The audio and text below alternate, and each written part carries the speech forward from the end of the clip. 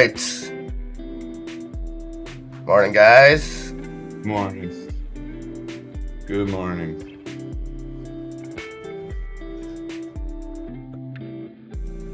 I lost the tempo.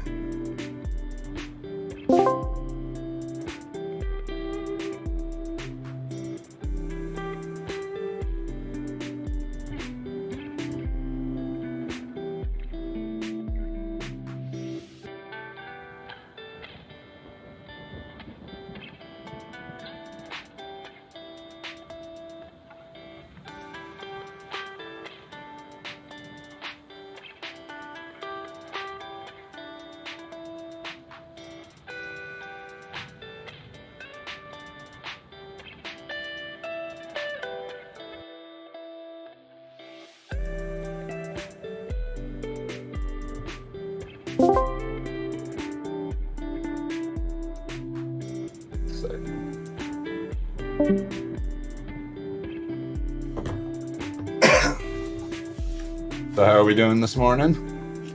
Fantastic. Ready for some football. Yeah. Got a lot of stuff going on in the world. Just trying to football world-wise. Check some of them tweets on the side there. They're all live this week coming through. Getting this Fantasy Live loaded up, guys. Sorry about that. Yeah, there's a lot of injuries to keep our eye on.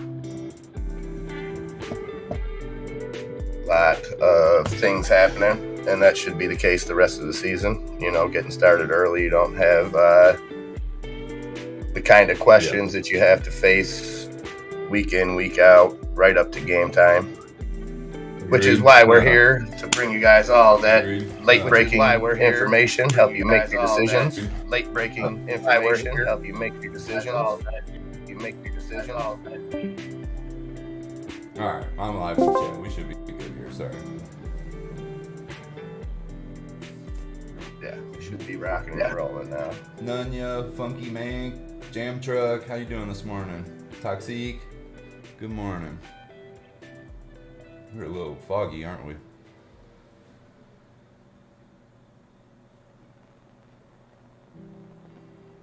All right. Seems to be okay now. It's clearing up for you in the screen?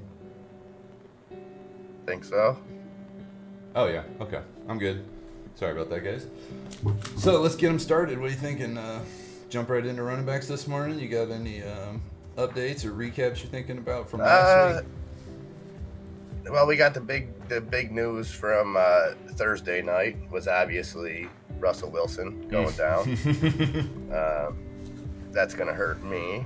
I am personally. I think that I'm seeing some reports that it might only be 4 weeks. Even 4 weeks. I mean, I think as far as, you know, maybe not just fantasy, but I think that puts Seattle in a very tough spot with that NFC West being as competitive as it is. Yeah. I think that all but takes them out of the running there.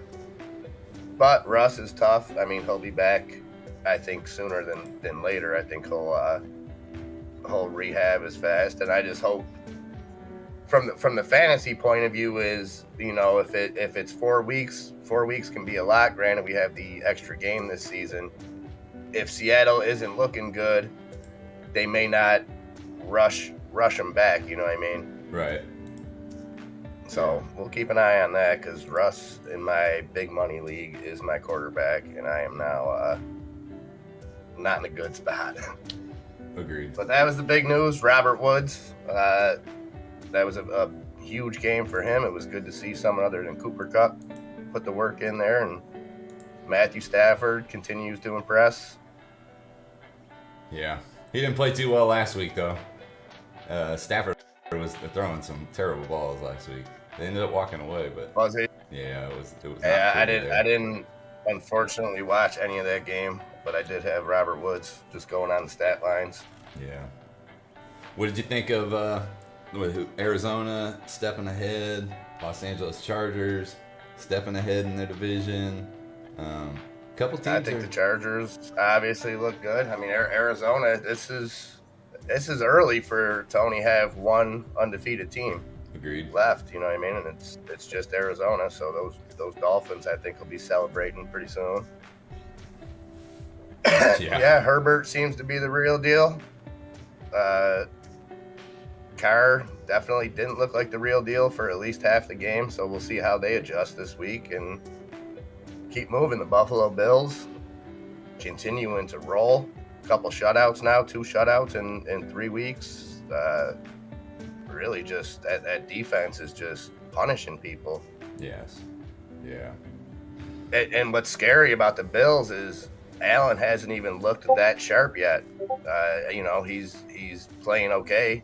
The scorer says he's playing great, but as far as the actual games, he doesn't look as good as he was last year. But that defense, man, that defense is something. And of course, the 5 touchdown game was really nice. He played, that was kind of just a crazy throw it together backyard game. Yeah. But he's able to do that. It wasn't quality throws though. It wasn't. And I'm kind of biased because I get forced. The people I watch football with are Buffalo fans, half Bills fans, half Raider fans. So we always have a Bills game on one of the big screens. So yeah. And I mean, you can't argue with results. You can't say he's playing bad and they're kicking butt. It's not that he's playing bad. He just he doesn't seem to be at that Josh Allen level, which, like I said, is scary because with that defense, if he does get going, it's they could be. And I think the matchup with your boys this week, I think that's got to be the game of the week. Oh, definitely in the AFC for sure. It's a playoff game. There's no doubt about that because this is what you're going to see in the playoffs. And yeah, this could very, very well be an AFC Championship preview Sunday night. So. Oh, definitely. Yeah. I'm looking for a shootout. I'm looking for 35-28, 30. But I could see the game going a different way too. I could see it getting slowed down and being a 17-13 game. Mm-hmm. Yep. Sorry, my screen's real bright there. Well, yeah, there's the Chiefs game, Buffalo. I just look at it being 45, 50 points total, probably 27, 28 somewhere on each team. There'll probably be interceptions on both sides. We're possibly going to catch some rain later in the day out here in Kansas City tomorrow, so that might make things a little bit interesting. But Buffalo seems to play fine in the weather. I'm not really thinking that'll affect either team too much. But yeah, this edition, and we'll kind of get right into it right off the bat. Let's Gordon. Get right into it. Josh Gordon is going to go this week. I'm seeing reports that he could be upwards of 20 to 30% of the offense from reporters out here in KC. So, man, if they bring him into the red zone with Kelsey in anywhere near the goal line, even if he's not doing long routes or anything, you just bring him in as a hands team. That's a weapon. That's a weapon right now, and that could put points in Pat Mahomes owners' pockets. You might still be able to find him in other leagues. I know in our Bulldog Trading Fantasy League, you ain't finding him, but you might be able to pick up Josh Gordon as a good value and get him now. Yeah, you might. Get him now and just put him on your bench. Don't start him this week, but just get him and watch his targets, see what he does. But also watch what it does to your Tyreek Hill owners' targets and Kelsey's targets if he becomes a big weapon, because he'll pull targets away from those guys. You always got to think of stuff like that if he's a big weapon. Absolutely. And in that same sense, though, if he comes out today and results aside, catches aside, if he just shows that he's that threat, it could be one of those situations where it's like, Hill's targets don't really affect Kelsey, because Hill's the plays that Hill doesn't get targeted are the ones that help Kelsey, because he's drawing the defense. So it could open stuff up even more for them. Yeah, I definitely get what you're saying. Now you're spreading the ball around. Now you got an extra guy, but at the same time, like that extra threat, I don't know who it helps more. If it helps Tyreek more, or if it helps Kelsey more. It might help the run game more. That's another good point. CAG owners, because he drags more defense away from the box, which loosens up Kelsey a little bit more over the middle, provides Mahomes with 2 to 3 more seconds if they're pulling more people away from the box, but in most cases that's just going to be a quick RPO then to Hilaire behind him. That's what I would think. But it would definitely help the running back the most because it would keep 4 guys back covering over the top all the time, no matter what. And what a strong psychological play going up into this game, with this being such a big game. That just throws a confusion in that Bills defense. It's something extra they have to prepare for. Yeah. Not that it's really going to change how they play, but hey, a psychological advantage throwing somebody that, everybody knows what's up with Josh Gordon. Obviously, the guy still has elite skills, or he wouldn't be in the NFL. If you throw Josh Gordon back with NFL, any young cornerback right now, even though he hasn't played in 3 years, I would guarantee you they're second guessing what they're going to do with Josh Gordon because they've never seen him before, but they know the numbers that he put up in that season and what he's capable of. Yeah.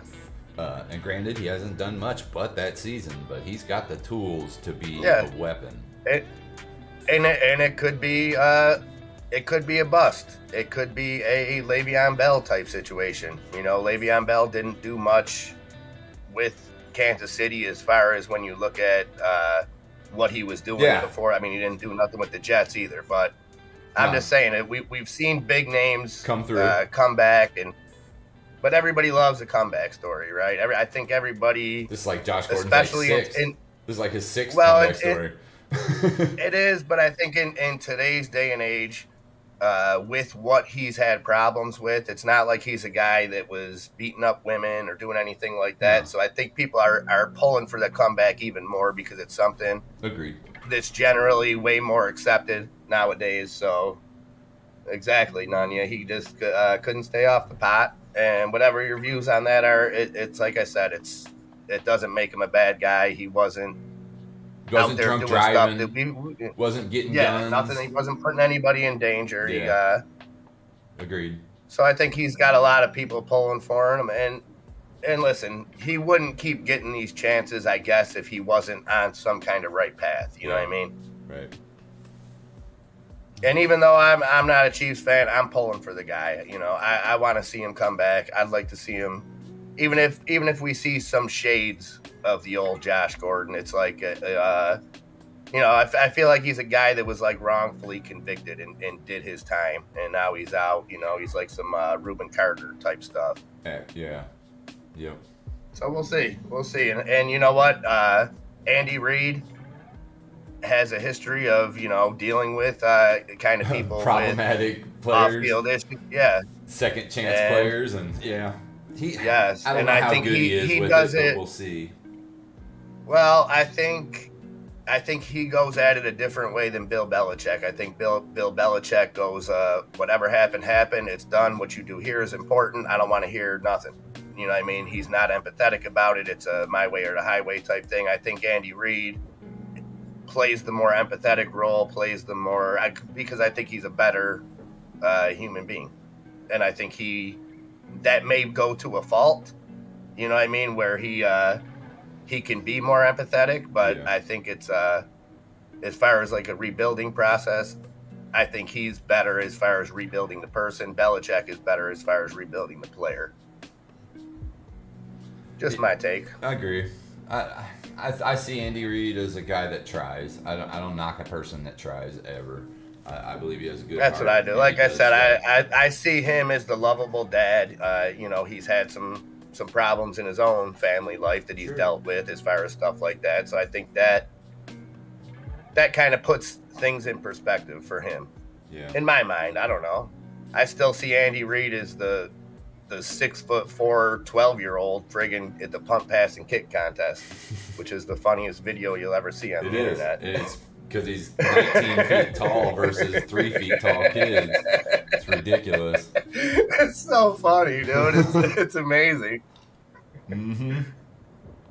All right. Well. So yeah, I think that's going to be a big deal, and I hope it is. I hope like I said, I hope it's not just Gordon makes a return, one catch for 2 yards. No, I want to see him at least come back and look good and What are you thinking about We'll see. Garoppolo out in San Francisco? They're getting basically the boot. I was calling it early in the preseason that when they draft.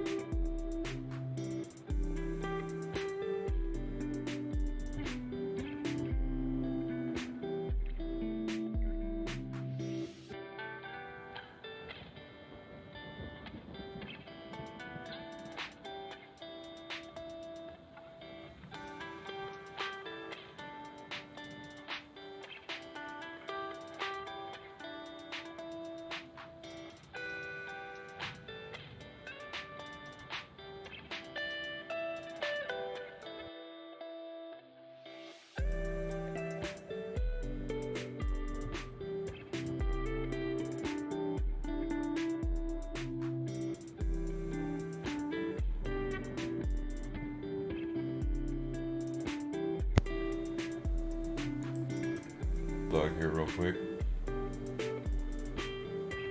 Okay.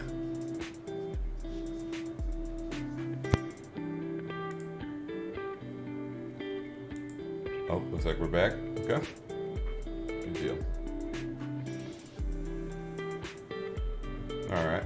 Well, good little break. I guess. Oh, we lost MIA's video here. That's my bad. There we go. Okay. Technical difficulties for running the show on a Sunday morning. Should be back there.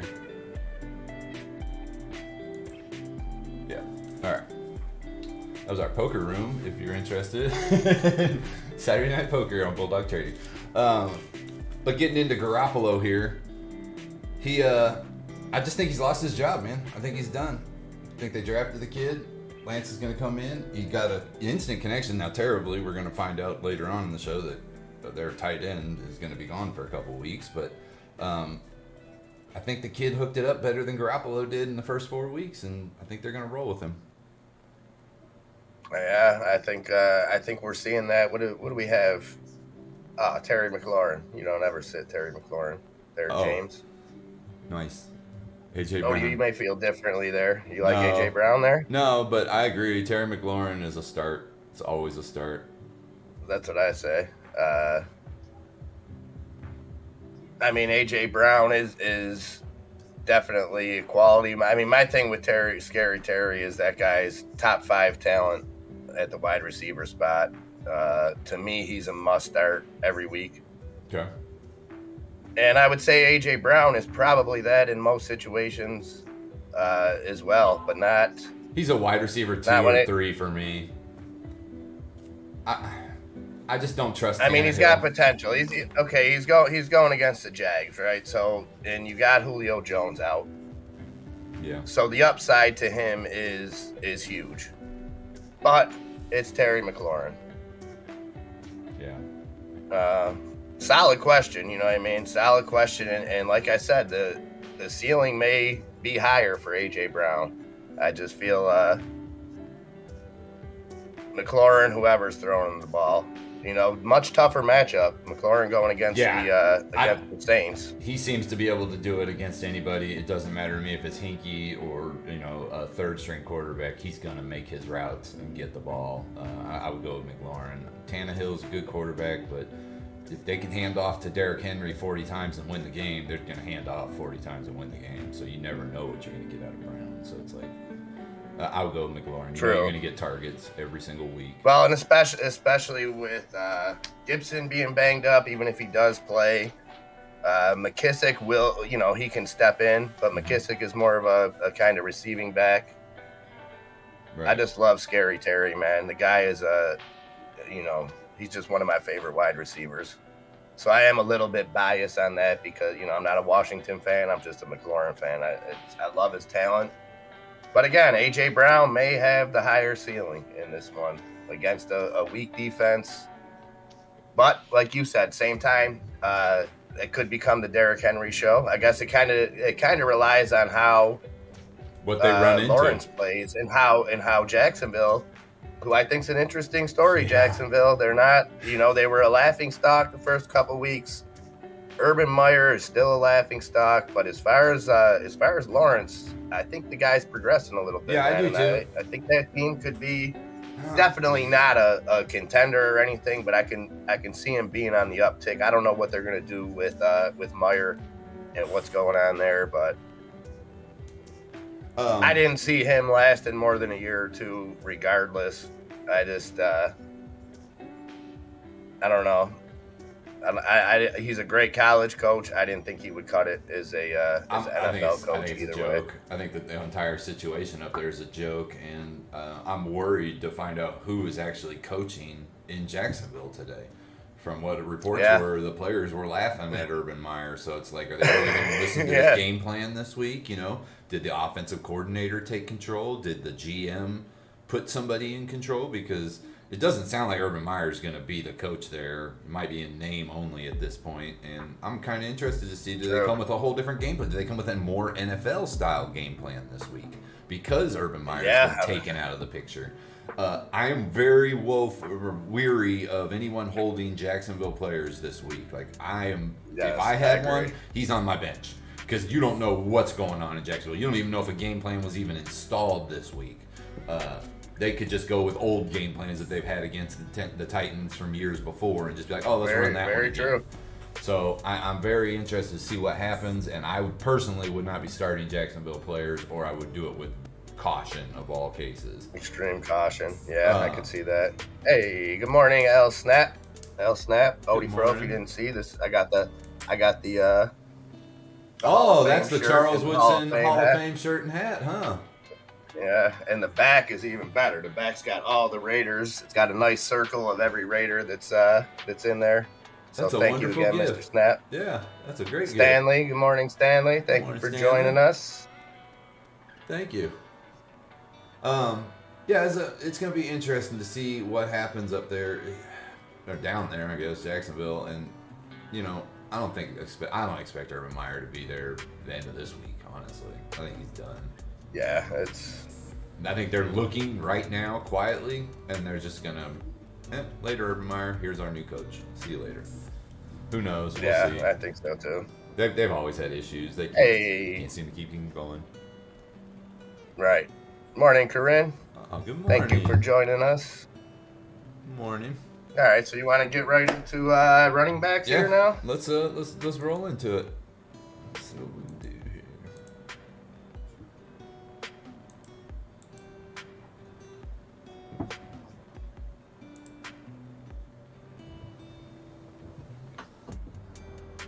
So, what are your thoughts on running backs? And pull up the recaps.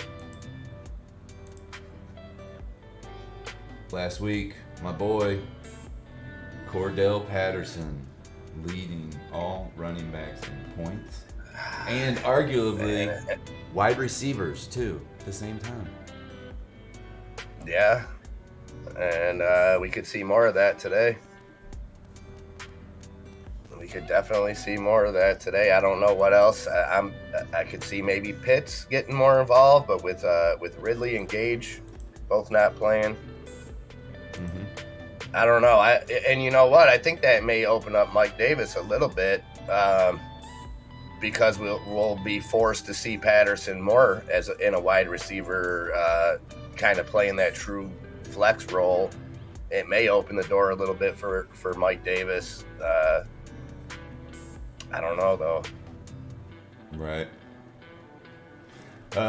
You got so many options with Patterson of where to play him. Like he's a true gem to have on your team right now. And he's a returner.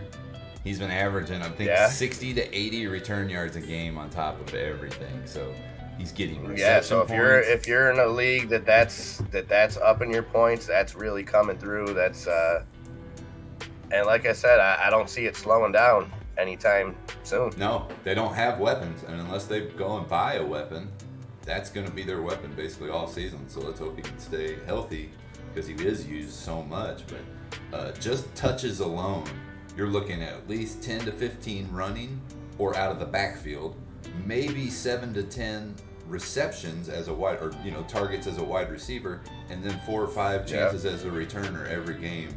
That's a pretty good amount of touches for a guy that's elite speed and good moves. So he can be a point maker every single game, especially if they're using him. I like Cordell Patterson throughout the rest of the season here. I was impressed last week very much. What'd you think about Austin Eckler's performance last week? Hated it. Your Raiders just came out sloppy in that first half and gave them an edge, gave them away, and they used it. And our defense got banged up a lot. But you know what? I'm still impressed with our defense. We gave up 21 points in the first half there. Went into halftime down 21-0. But it was more on our offense. We couldn't do nothing in the first half. We had maybe, I think, 38 yards, 45 yards, something of total offense in the first half. Yeah. Your defense is, can't do much with that. And then, like I said, we turned it around in the second half. But Eckler continues to look solid. Yeah, he's a Not small little guy, almost in the essence of a LaDainian. I mean, I don't want to compare him to him, but he's got that body build like a LaDainian. He seems to find the hole pretty well, and when he catches the ball out of the backfield, he can come and turn that corner. He's very good out of the backfield. Those two seem to be in sync as far as coming out of the backfield. Yeah. Which, which doesn't seem like a lot, but when you have the quarterback that can lay it out where you're not getting the back in the day. Yes, with when they had LaShawn McCoy before they had Allen, the Bills have always had good running backs and terrible quarterbacks, and just seeing that not being in sync on little dump offs can be a huge thing, and it can get your running back hurt. Herbert definitely, Herbert definitely seems to be in sync with them, and obviously I don't like the guys in the AFC West, but that team, they look good. And, that defense is good. Yeah. They get to the quarterback. Bosa. Quentin Jammer. I'm not a big Bosa fan. No, but as far as respect, like he is nice. Both those Bosa boys, they know how to play. Yeah. So it's tough. I would argue that the AFC West is the toughest division in the NFL right now. Right now, it sure looks like it. Definitely does. And Austin Eckler, just good performances. He's probably going to see, 20 touches every single game going forward. As long as they're in it, they're going to keep using him if he can stay healthy, because he's going to keep Justin Herbert clean in the pocket by drawing attention. Even if it's just little fake, play actions, then that's going to help keep Herbert healthy. They can move the ball down the field, and then they'll come back to the run. So Eckler's going to probably see 20, 25 touches. He's a good option. So a good week last week for him. Saquon Barkley, great week last week. With the New York Giants, and I know you're big on this, with the New York Giants receiving core being down right now, they're having to manufacture offense, and they're doing it with some of the passing to Barkley.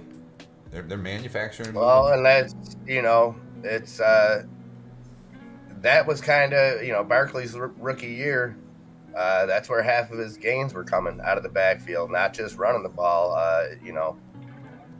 So it's not something new, but it's something that we haven't seen, since he got that initial injury. He's never really been back to getting involved too much out of the backfield. It's been, it's been kind of a slow pace. And now with their backs against the wall, with Slayton down, with Shepard down, you got to think that we're going to see a big game out of Barkley. Yeah. Divisional game, I think we're going to see. Yeah, they got a lean on him. 20 carries, another 7 to 10 at least looks out of the backfield. Especially this week, they're going to have to manufacture points because they're playing Dallas's offense, which I'm not a Dallas fan, but I can tell you Dallas has weapons. They have weapons, and they can put points up if they want. And New York going against Dallas, that's New York's going to have to put up some points, and I believe they're in Dallas too. I think they're there this week. Yeah, it's in Dallas. Yep.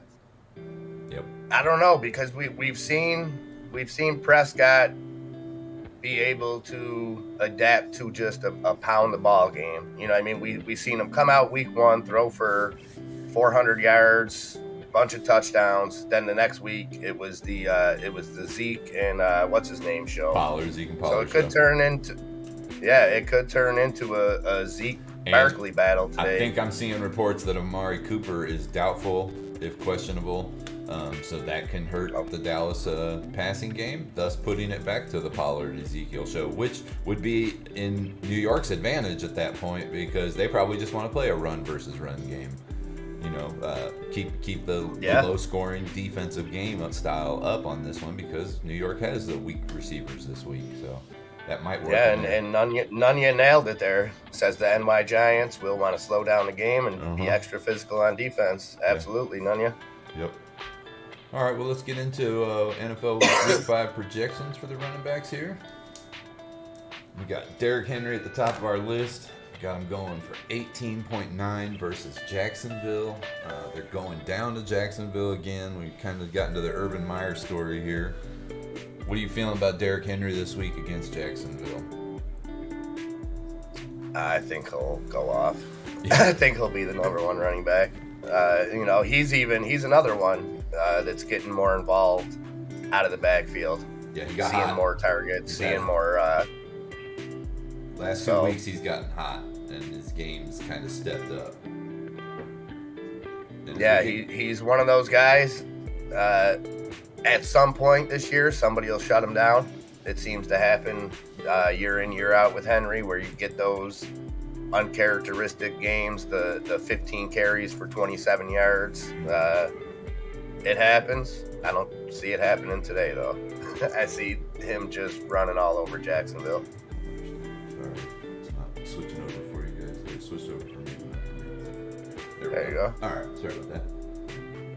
I feel Derrick Henry probably is going to just start getting warmer as the season goes. The colder weather, you start giving him more carries. He becomes a bruiser. He starts beating down on people. Maybe a little early to consider him that right now. It's usually they want to save him more for the playoffs, but yeah, they've been in some sticky he's a throwback, already. right? Yeah, he's a throwback workhorse running back. You know, you feel like you're watching a team from the early 90s when you watch him play because you don't see those kind of bruisers that just he seems to be lasting. You know, I mean, he's been healthy year in, year out. I don't know how.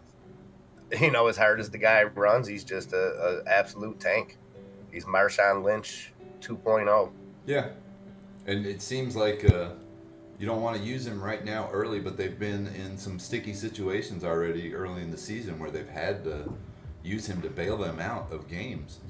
They had to use him late in that game to save them to get through that overtime game, you know. So he's getting extra carries early. That interests me. I don't want to see this guy picking up 35 carries or 35 touches early in the season. I want to save him for late in the season because otherwise he may not be around in week 14 and 15 of your playoffs. I agree. But I do think that you're going into a divisional game today where they know that team's the laughingstock of the NFL, and they got a chance to really step on the throat of Jacksonville right now in that division, basically. They're 0-5 if they walk out of this game with a loss, and that's done. Jacksonville's done at 0-5. Yeah. They might do it today. They might stomp on them. So I'm kind of thinking Henry's going to have a great day. Hopefully 20 carries to get great. Not 35, maybe 20 carries. Alvin Kamara heading towards the Washington football team up north, getting out of the dome. I think he's pretty healthy right now. They've had 2 weeks straight of playing, no injury listings or anything like that. So, what do you think? The only downside on Kamara for me is Taysom Hill. What's he got? Three touchdowns in the last 2 weeks. He has vultured. He's vultured some touchdowns. But Kamara is Kamara. He's a guy. If you have him on your team, you start him every single week. He suits up. Yeah. You know, it's a no-brainer. I think. You know, but if we're talking, daily fantasy stuff like that, you may be able to get better value than what you're getting out of there just because of the vultures, you know? True. Yeah. It always seems like Sean Payton's offense. red zone vultures. They load him up. Mm-hmm. They're like, here, we're going to let you think it's going to this guy. And no, here comes 5 other people you never even thought of. But with Kamara, too, the first time that you even think to that, he'll come out and have 5 touchdowns. Yeah, and right. show you in a why single he's game. Yeah, no doubt. So, yeah, he's, like I said, no-brainer. Aaron Jones going into Cincinnati with Green Bay. I'm kind of frightened by this one. I'm very frightened. Green Bay, they held Delvin Cook. They held a healthy David Montgomery. They held them both to under 70 yards. Cincinnati's defense yielding the 7th fewest rushing yards to enemy running backs right now. I actually expect most of Aaron Jones' points this week to come from receptions. I don't expect him to get much rushing, maybe 45 to 50 yards, but I expect maybe 8 to 9 targets, 6 or 7 catches with yards, Okay. He's better in the passing game against defenses that can stop the run than I think he is in a running game against defenses that can't stop the run. He's almost like Le'Veon Bell in the first couple years in Pittsburgh. Like he can do the screen passes so well. And he can do the outside wheels so well that he can just burn up field and make it look like he's just doing a little out, But I do expect him to have more passing yards than running yards, but I still expect him to be up here in the list this week. He's going to be their ultimate weapon. You did see an upscale. I'll bring this up and we can get into it more in receivers. Valdez Scantling going to IR and Randall Cobb coming to the number 2 receiver instead of the number 3. This puts a little more push on Jones's catches a little bit more. They're going to look at him a little bit. So I'm keeping an eye on that and we'll see Jones lined up on the outside. Mm-hmm. We'll see him used in straight running back or wide receiver situations. Same thing with Saquon Barkley. Yeah, it's not just coming out of the backfield with those kind of guys. And they, like you said, you made a great comparison to Le'Veon Bell, and that was kind of Bell's argument, right? With his first initial holdout was he was basically playing 2 positions. Yeah. And he kind of wasn't wrong in the sense of he wasn't saying he should get paid double. No. He was saying that he should be competing with top wide receiver money. Yeah. Against top running back money, and I don't like the way that he handled it. I don't think he handled it the right way, but I think he had a good point with that. Yeah, I think running backs get paid what they get paid. The NFL changes, I understand his holdout. I kind of think there is a difference when you line up 10 plays a game as a wide receiver. Versus behind a fullback just standing back there getting handoffs. Yeah, it's a big difference. Right. If you're an entire person, if you're 25% of a team's offense, you should get paid like 25% of a team's offense. If you're 60% of a team's offense, you should get paid like, that's just my opinion. But things happen. But the way to go about it isn't by making yourself 0% of the team's offense. Right. You know what I mean? Like he did. So number 4 here, I've been a big Pollard pusher, and it sounded like maybe Ezekiel Elliott heard the stream or something, because the last 2 weeks he's turned his game up. He hasn't let Pollard pinch on his heels as much. He's even caught some balls. A lot of the pundits or the sports dog guys are like, oh, Ezekiel Elliott is now looking like he did back in the day. So he does look good. You lit that fire a little bit with your optimism on Pollard. Maybe. He's played better the last 2 weeks. I'll have to admit that. I don't know if he's still the offensive choice for Dallas at this point, but I think in a game like today against the New York Giants, where you maybe want to get your receivers healthy, keep Dak healthy so you have bigger games ahead of you, run the heck out of Ezekiel Elliott. Let this horse just run, dude. So I see him being a workhorse. I think Pollard will still be a big factor. I think we'll see probably double-digit carries for Pollard as well. Probably 10 to 13 and probably 17 to 20 for Zeke. I could see this being a slow-paced, physical game. I think it's going to be 1-2 Ezekiel Elliott, first, second down, and then Pollard comes in on third, and they decide whether we're going to throw or we're just going to try to run for the first down. I think that's going to be it almost the whole game for Dallas, and then they'll take a couple play action swings to Lamb maybe is a little undersized receiver, but just going to be quick runs, I would believe, to try to keep Dak healthy and move on to a next game, because this game, in the long term, doesn't really mean that much. Even though it's divisional, does it really mean that much? Dallas is looking Super Bowl. They're not looking for a division win. They can care less how they get into the playoffs. It'd be a lot better to host a playoff game, but, Right. Well, division games always have that little something extra, though, too. I'm a bot says Raiders D or Steelers D this week. We're going to cover some defenses, but just right off the top of my head, I would almost say... I would go Raiders D there. Yeah, I would too. Rookie quarterback against Fields. It hurts my heart to say it, but yeah, I gotta go Raiders D versus the Steelers. We're playing a pretty decent defense or pretty decent offense. Kind of I want to stay away from Denver right now.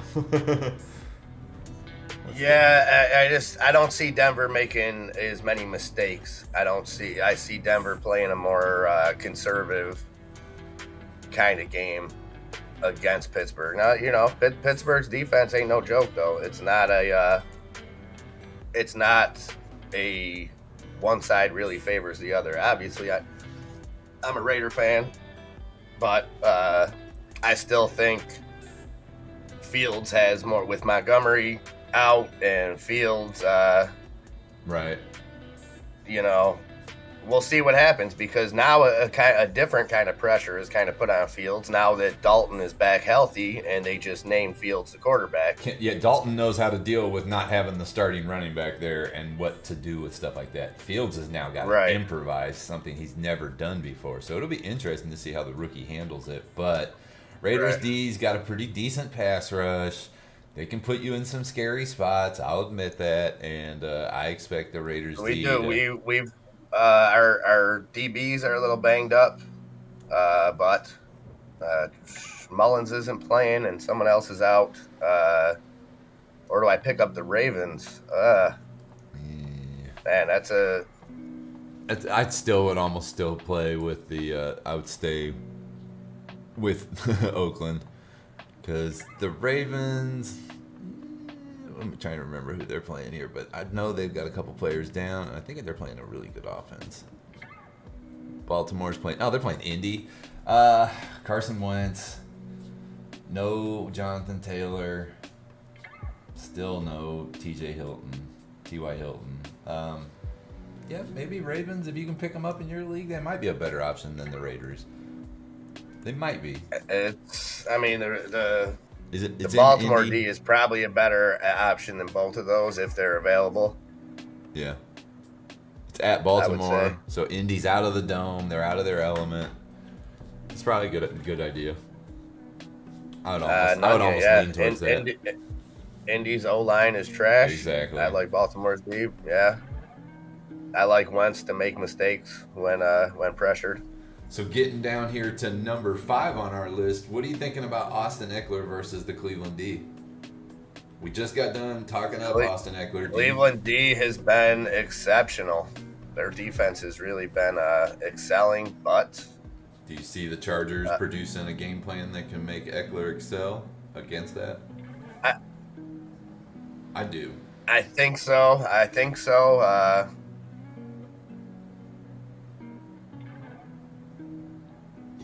I guess it depends on how their defense plays, and because I can see Eckler having a huge game in the sense of I can see the Chargers defense forcing what's his name? the Browns quarterback. Baker Mayfield. Baker I can see them forcing Mayfield into some mistakes. Chargers got a real good run defense. We'll see how they can handle Chubb and Hunt. Putting Eckler in good position to make points. Yeah, I can see Eckler used more in a traditional running back role today. Yeah. Just because I don't see Cleveland scoring a lot of points. I don't either today. I think they're still having problems getting OBJ worked into the offense. I don't trust the connection between Mayfield and Hooper. It doesn't seem to be there.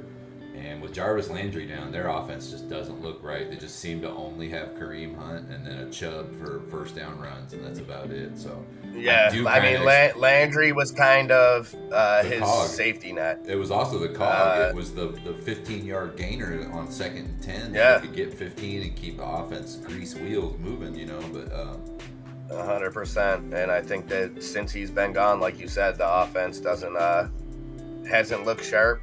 And because of that, much less pressure on Justin Herbert to put up 35 to 40 points, which means more easy plays designed for Eckler to try to get his talent on the field. So I would kind of think Eckler, we've got him on the lowest on the list, but I've got him probably about 20 to 25 touches today, trying to make sure that the Chargers receivers are healthy, and they're trying to make a playoff run.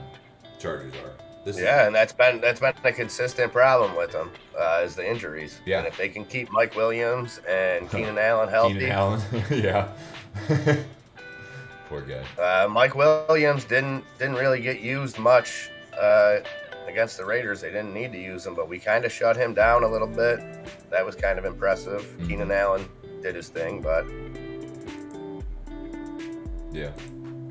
So moving into buy or sell here.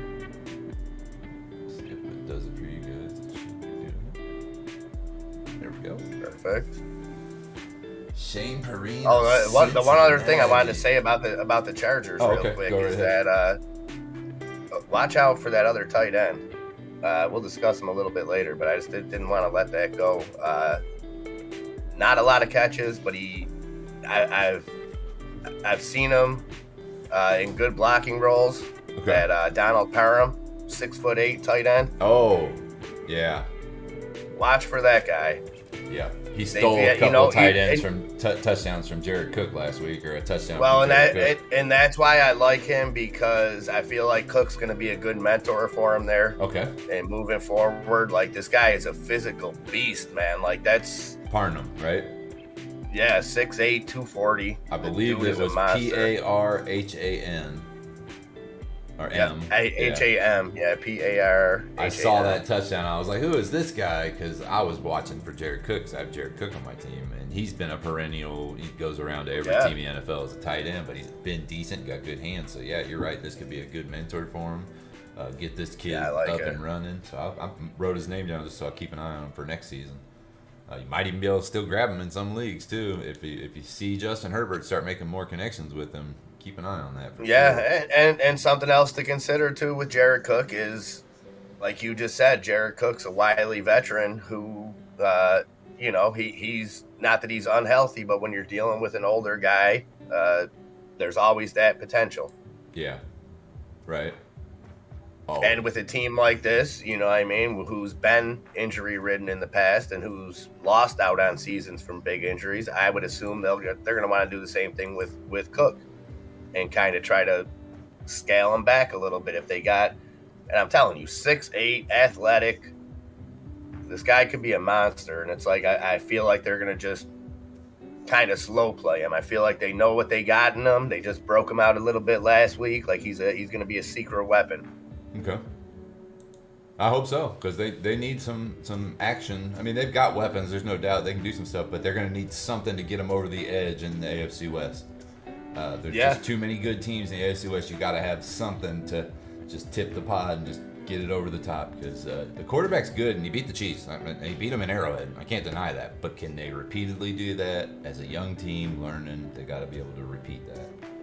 Well, yeah, and any team in the AFC West is gonna, we've learned firsthand what a dominant tight end could do to you. Kelsey's been crushing us for years. Mm-hmm. So I think that played into why the Raiders did what they did with Waller and signed a guy off a practice squad just because of his physical ability that they thought could be Kelsey 2.0, because you're getting beat down by the best tight end in football week in, week out.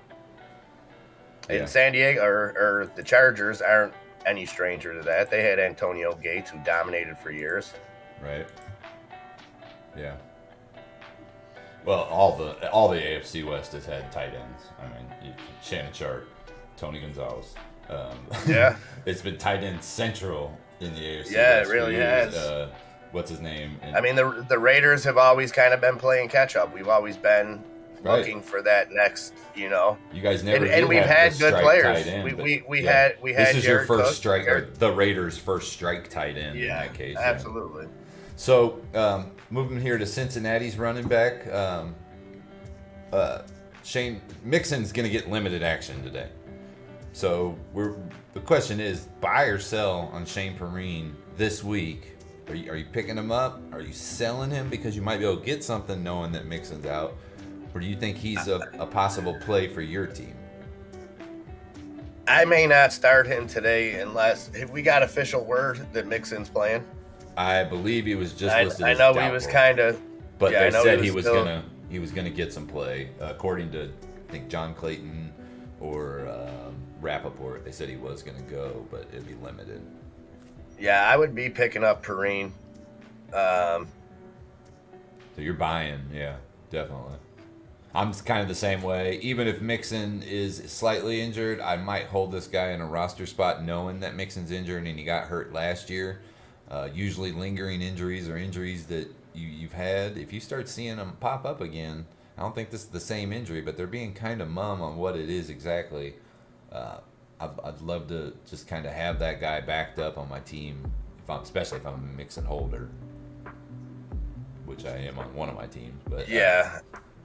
Right. And with that way that Cincinnati's defense has been playing, I could see the running game being a big thing, and especially cold weather. It might, you're talking about Ohio coming up here in the next couple months. It's going to be snowy. It's going to be rainy. You got to be able to have somebody who can hold the ball, but you got to have somebody that's healthy. I agree. I like Perrine there. I like him. Maybe even in daily, you may be able to get him on the super cheap and get a big workload out of kind of a second tier running back. I would like to see them be cautious with the Joe Mixon injury. I would think in the situation Cincinnati's in, looking good, looking like a real team, they're not going to want to do something stupid and land Mixon on the IR because you pushed them. So I could see Perrine being a bigger factor today. Yeah. I'm again, Mixon to me, he's a great starting running back, and if he goes down, I want this guy as a handcuff. I don't think I'm starting Perrine at all, but I'm definitely buying him and putting him on my roster. Just as a backup. I agree. James Conner, I think there's a tweet going across our screen at one point that talks about Edmonds maybe going today. I'm gonna pull it up, see if I remember where it's at. But I think Chase Edmonds is gonna get a little game time today, even though he was doubtful. But I would definitely play Conner. I think Conner's gonna get the most of the snaps. Yeah, I could see Conner getting the workhorse role today. I like him there. I don't think they're going to end up running much against San Francisco at all, because they're going to be in a shootout probably, or at least using their shooting offense, because San Francisco's got good run D. So yeah, I don't see the run game being very much. Kyler Murray probably going to be doing a lot of rollouts, doing his own running out of the quarterback spot. So running backs are kind of not necessary in this game, in my opinion, for Arizona. So I don't see them doing great. But if anything, James Conner's going to be the guy that's going to be getting some catches out of the backfield and does get the limited runs that they do today. I agree. I don't see anyone getting too many carries there, like you said. I think he'll take Edmonds. Even if Edmonds does play, I think we'll still see Conner end up with more touches. Kyler Murray owners have to be quite happy that he's getting like 60 and 70 yards rushing every single game. So the same with Arizona coaches. They're getting their running game out of Kyler Murray. So it's kind of absolutely. Damian Harris here, buy or sell? What are you thinking? I would buy him here. I mean, he's kind of been MIA the last 2 weeks. He hasn't, but he's getting involved in the passing game more with James White down. Yeah, right. Houston is arguably the worst team in football right now. So Easy I like money, him there. Easy points. Young quarterback still needs something to lean on a little bit. If he can Yeah. get some kind of connection now that his running backs aren't being swapped as much, his value It's could definitely it's go that up. frustration though, man. I've had it. I've dealt with it for years with New England running backs. You know, it's you never know what you're getting. You never know what Belichick's going to do coming into the week. You know, you just don't know what the usage is going to be. You never do. He's him and Sean Payton, king of the vulture offenses. It's actually more, what's his name, Josh McDaniels, but they get you to the line on the 5-yard line, 6-yard line, and we're just going to go with something completely opposite here of what everybody in the whole world thinks is going to happen. King of the vultures, definitely. You never know. Yep. Harris could get him 80 yards rushing and be perfectly healthy, and they'll be like, okay, go sit down. Like you don't need to get this touchdown. Fantasy points don't matter. But yeah, that was I'm looking at the running backs this week and just thinking, there's a lot of good value you can find on the free agent market list right now if you just go and find backups of players who are slightly injured, because there's a lot of injured players. And there's a lot of good value out there. All right. Yeah, and even if you have to think longer term, if you're not looking at somebody starting today, some of these guys that are backups behind some banged up guys that could turn into maybe a starting role next week or the next couple of weeks, that's something always to look at. Sure. Yep. Any of these guys definitely would be somebody you want to put on your offense, and two of them I think on that list, between Harris and Perrine, if they have some kind of a show today, you could sell for some good trades. You could get out of them. Yeah. You'd have some good value. Maybe pick up a wide receiver 3 or a second tight end that's going to get you through the bye weeks, which is going to be starting here pretty soon. So hopefully, we'll see some of that pretty soon, where you're going to see players starting to get dropped or get traded because of bye weeks. Yep. Yeah. I think that starts next week. The buys. Yeah, good call. That's definitely something to keep an eye on. Mm-hmm. Hey, Mr. Duncan. Morning, Mr. Duncan. Always coming in with a joke. How's it going, Mr. Duncan? Zach Duncan from Asheville, not Nashville? Not Nashville. All right, so let's roll into the defense here. Thinking. All right. Had some decent defensive outputs last week. Nothing big to talk about or anything. Who you think is the top defense in the NFL right now? Ooh, I gotta say Buffalo. Buffalo? Really? Yeah. I'm like, wow. I'm almost now, especially with Stephon Gilmore, I might have to say Carolina. Carolina's right up there, 100%.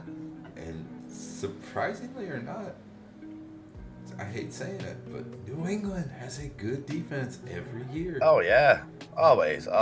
Really good. Bucks got a good one.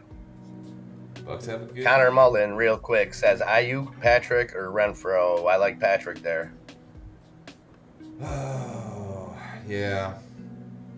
Yeah, I'm probably going that too. Renfro, I think everybody expected him to have a big game last week. He did have it, but this week they're going to go away from him because everybody's going to expect it. So I think they go back to Waller. I love Renfro. His ceiling isn't as high. He's got a lot more to spread the ball around. I think Patrick's going to be probably the number one target over there today. Yeah. And Ayuk is another one. Ayuk I wouldn't go with just with the new quarterback coming in. I like to give, and I do have Ayuk on one of my teams, and I didn't start him because I want to see how that chemistry is. I want to give him a week to see how this plays out. And Arizona is right up there with with the best of the best as far as their defense. So, yeah, for me, I'm going Patrick there. Christine saying Carolina best D in the NFL. I kind of agree with you there. I can 100% get on board with that. Like I said, this Bills D, I'm probably a little biased because I've really watched it more. I've watched every Bills game front to back. Mm-hmm. So Yeah. I think they have their first real test this week in Oh yeah. Slow down Ty in Hill Kansas and City. Josh Gordon, and then Yeah, stop so Kelsey you from know. getting 140 yards underneath. And to be honest, the Bills have played. They lost to Pittsburgh, then they knocked Tua out the game. Then they went in and played Heineken, the dude from Washington, and then they played the guy from Texas last week, the guy from Houston. So they haven't played any starting quarterbacks, let alone elite quarterbacks. Here's a trivia question maybe the chat might be able to find out. Has Josh Allen beaten Pat Mahomes yet? Let's see if anybody can figure that one out. Good question. Because I don't think so. Off the top of my head, I don't think he's beat Kansas City yet. I think they've played 3 times. Twice in the playoffs, or once in the playoffs, twice in as first place teams in their division having to play each other. Well done, Mr. Duncan. What do you do? Oh wow, very nice. Getting them comic tendies. Mm-hmm. Always working a hustle. Good for you, man. I'm a hustler, baby. So let's take a look at team defense projections this week. I think we have New England as our top team moving forward. Perfect setup for them. Right. This Houston game. Yeah. Need we say any more? It's Houston. Hi, I'm going to Houston. They're probably going to eat up and just eat up and then just eat up. It's pretty easy. They probably get 2 or 3 picks, maybe a couple sacks. I do look for them to and they don't under. let up. The Patriots defense doesn't let up. What do you think over under is on New England's letting Houston's offense yards? You think over under 300? Under. Yeah. Under. Way under. I'd be surprised if they cross 200. I see 140 passing and 60 rushing, maybe. Mm-hmm. Because, like I said, that's that Belichick defense. They don't go into the prevent and let teams stack up yards in garbage time. Right. Yeah. They. I don't see them getting over 300 yards. I just don't see any way Houston has any kind of an offense. Brandon Cooks cannot be your entire offense. Like, I believe that's their entire receiving core right now. It's painful. Oh, Chris Dean likes Houston to pull that upset, huh? Oh. Yikes. I don't know about that, Chris Dean. Wow. The Giants I like. I can see the 49ers pulling an upset. Houston, though, that's tough. Yeah, I don't know about that. I guess it all depends. You still got, a young quarterback there coming off a straight whooping. I do see his comment about Mahomes and Kelsey going off, and I agree with that. We'll talk about that when we get into time. Oh, so do I. So do I. Like I said, I think Buffalo's defense on paper to me is the best right now. But they haven't faced anybody. They have their first challenge really today. Well, I'll get into situational football, but I think Kelsey has a real big reason of why he's the only reason the Chiefs move the ball today. But we can talk about that. Yeah. Can't wait for that analysis. That's right. But yeah, let's get through these defenses. And okay. So we talked about New England. They're heading to Houston. Are they hosting Houston? I can't remember. I know they're playing Houston. That is in Houston. It doesn't really matter. That just makes it easier for New England. It's inside. It's warm. It doesn't matter. Now, onto what Chris Dean says, mm-hmm. I can see maybe Houston's defense stepping up. If there was to be an upset there, I don't think it would be on New England's defense not coming through. I think Houston's D might be able to make a rookie quarterback. That's what I mean. I think it would have to come in the form of Houston's defense doing something, making some plays, either scoring some points, putting them in position for some points, but not out of the realm of possibilities by any means. Right. I can see it. It's possible. I'm not gonna. I just don't see that coming down to their defense. I think the Patriots' defense will still probably be the number one scoring defense this week. I have no faith in Houston, but their punter right now. I think that's all they got. The Raiders also have a great punter. Yeah, they do. They use I'm them impressed. a lot. Well, you know what? As a Raider fan for too many years, Odie, our best players were our kicker and our punter. That's right.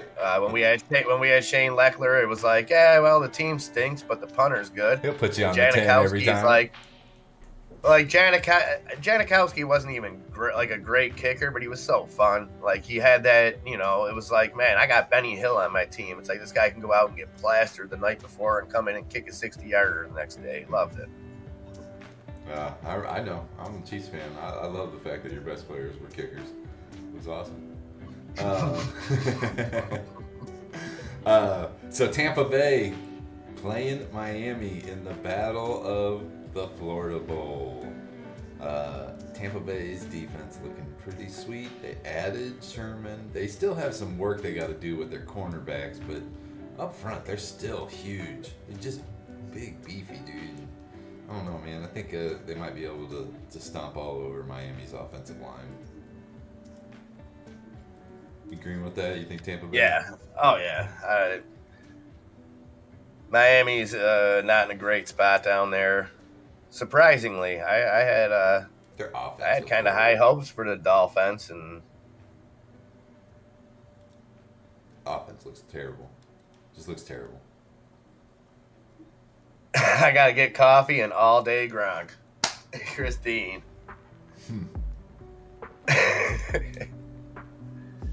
What's it say here? Yeah, I think Funky Tampa's man. defense defense is gonna eat. I think I don't know. I don't know what to make of the Dolphins down there.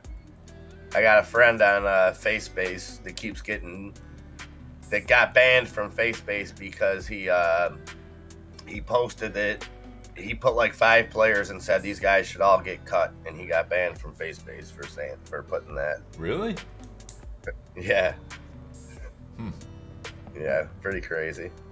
So Dallas with New York Giants, I think we've kind of already covered that a little bit, but are you thinking Dallas has 4, 5, 6 interceptions today, or do they get more than 3 fumbles from Daniel Jones? I would say Jones fumbles at least 3 times. And probably only gives one of those up. I'll predict the same thing for Josh Allen.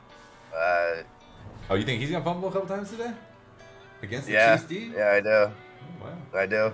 Save that for. I do. He still worries me. The way he handles the ball sometimes when he's running, he holds it like a loaf of bread. Daniel Jones does the same thing. I'm interested in hearing some more Josh Allen. El Snappy 10's making a astute observation there. I see the Blackhawks winning the Divisional World Series by pulling a last-minute field goal in the 3rd period at the 3-point line. Excellent. Well played, Mr. Snap. You should put a parlay down on that. I would. I love sports. Snappy. Yeah, I see. I don't see Allen throwing any interceptions. I see Allen fumbling 2 to 3 times. Yeah. And that's where I see shades of Allen from his rookie year, where when he got in a position, you know, he's not taking those chances and getting it in, which is a good thing because he's not going to throw interceptions, but he's overthrowing Diggs a lot. He's I don't know, he's just not looking sharp. And I know a lot of people are going to say I'm wrong just looking at his numbers, but trust me, the numbers are there, but and hopefully he gets better. He keeps improving. The offensive line has been playing pretty good, giving him the protection. He's just a little bit off, little bit off with Diggs, a little bit off with Beasley, but he hasn't had the pressure of having to perform since week 1, really. Yeah. Man, I'm just not seeing these things scroll across the screen. That's my bad, guys. Our update on that week 5 was just coming through. So I thought you guys were seeing that this whole time. Anyways, so Dallas's defense, I think, is going to destroy New York Giants. They got problems. I think we're looking pretty good on Tampa Bay in the Miami game, and then New England over Houston. Do you want to get rolling into tight ends here? Yeah. Do you mind if I take just a quick 2 minutes real quick before we get into that? Do what you're doing. I may pull up the weather just for a second, and we may take a look at weather. Awesome. I'll be right back. Pull that through.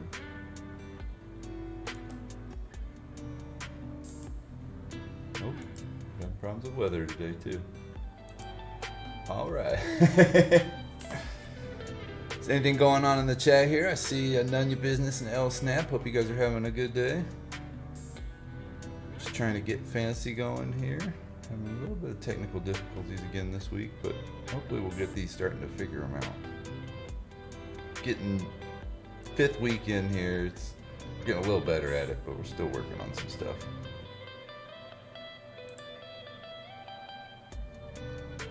Let's see. Christine, I like how Andy is.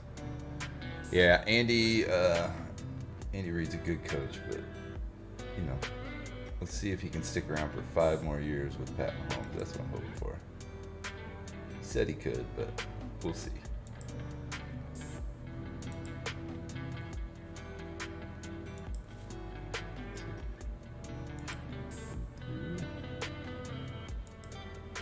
All right. Thank you, Nunya. I appreciate that. Just trying to put together a little show here, fam.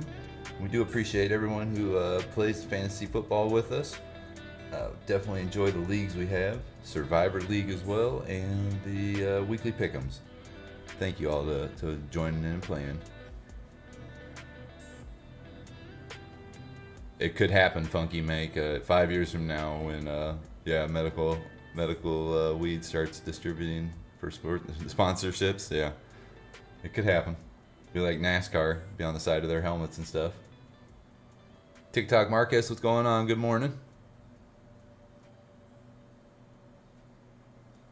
Got some updates, trying to check on here to see if there's any new updates.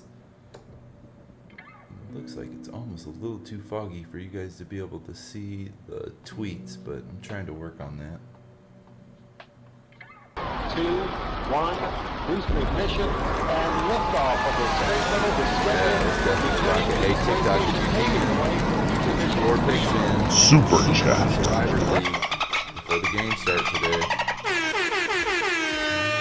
Zach Ote, start Waddle or Crowder in standard? I'm starting Waddle. Ignition and liftoff of the Space Shuttle Discovery, returning to the space station paving the way.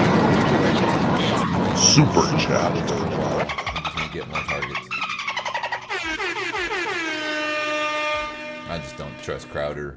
I don't trust New England or New York Jets offense to put targets on any single receiver, so I would definitely go with Waddle.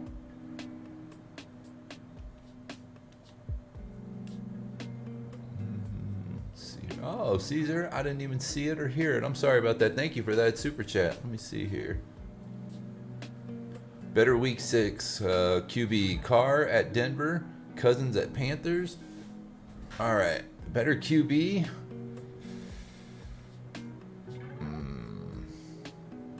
That's next week. So I kind of like that Carr at Denver, but you got Von Miller at home. That scares me. But Cousins at Panthers. Baker versus Arizona. Darnold versus Vikings. Daniel Jones versus Rams. Big Ben versus the Seahawks, or Wentz versus Houston. Holy moly, that's a list. Right off the top of my head, I'm probably going Big Ben versus the Seahawks. Yeah, or Wentz versus Houston. Just off the top of my head, Big Ben or Wentz.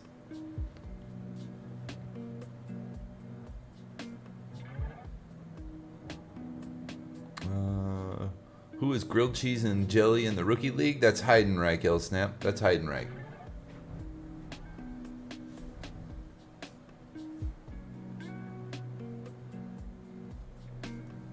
Yeah, that's what I think, MIA. I think Seattle will be demoralized, or their game plan will change, forcing Pittsburgh to do whatever they want. But that's also next week, so we'll have to see what injuries happen to players, what situational football comes out of it.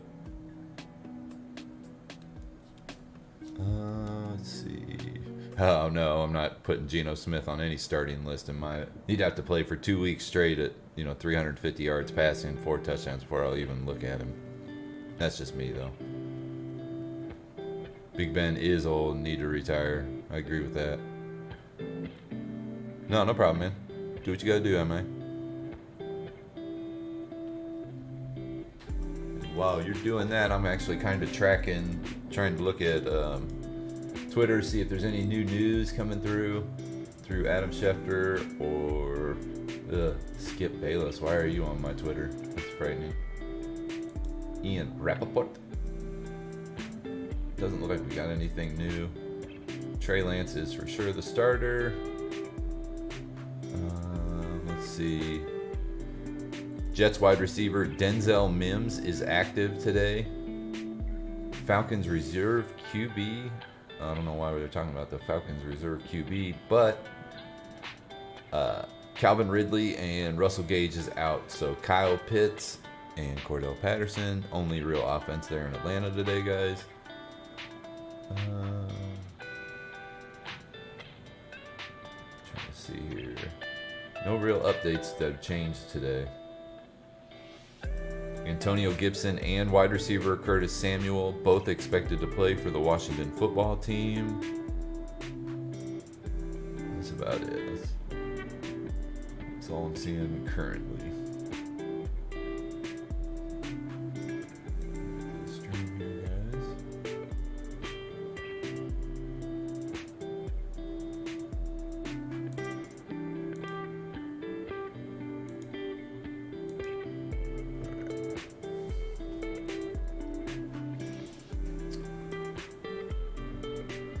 Let's see here. Oh, a lot of your players were questionable, Marcus. Like 5, and you got 2 on IR. Oh, that hurts. That's not good. Good morning, D-Grade. Hope you're having a good morning. Driving along. I know you said you had to get out and about today early. Little giant chow hound, Augie Doggy says for his dog food.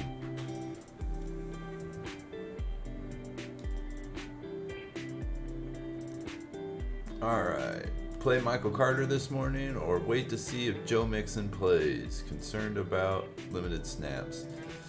Yeah, I would tell you probably play Michael Carter. Joe Mixon's probably going to play, but yeah, he's going to definitely see limited action, and the action he gets, how do you know what it's really used for? Maybe it's just a decoy play. You can't guarantee his actual targets this week at all. None of your business says misery loves company. Lost my QB, running back, and have Ridley too. Great work.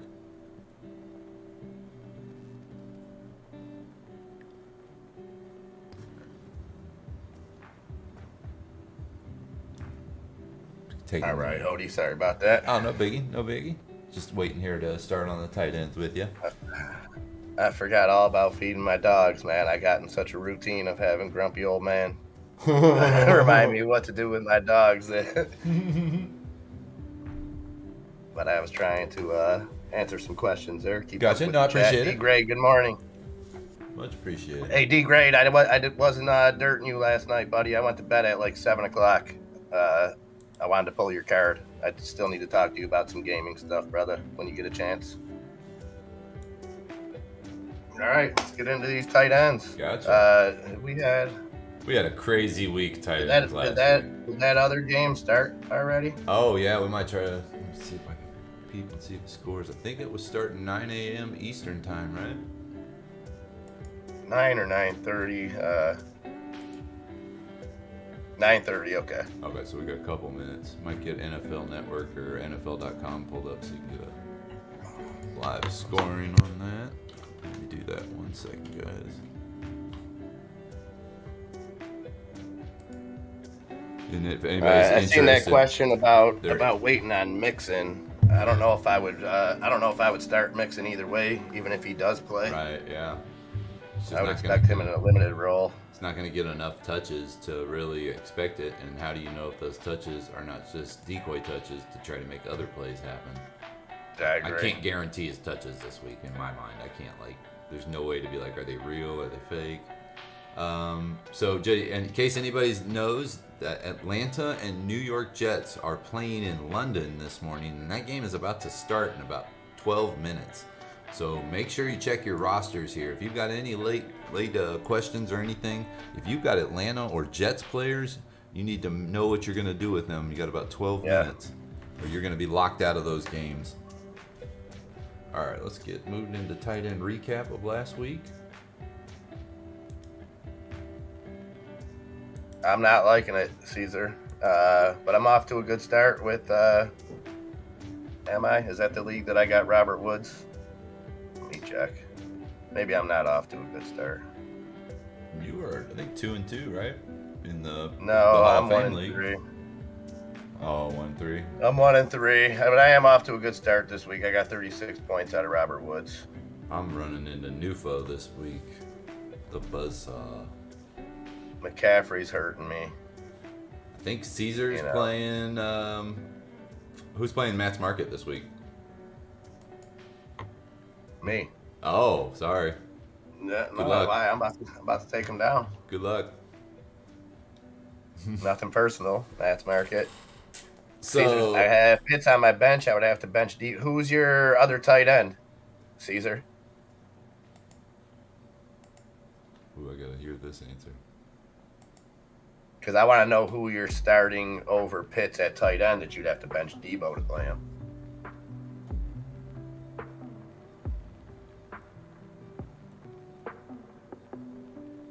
What's he giving you? What's the answer? I'm reading something else right at the moment. I haven't seen yet. Tyler. Oh, you are. So you already played your tight end. You played him on Thursday. Yeah. Okay. That's right. That's acceptable. Caesar, I probably would have went with Pitts this week, just because with no Ridley, no Gage. Right. Who's getting we the can see targets? him.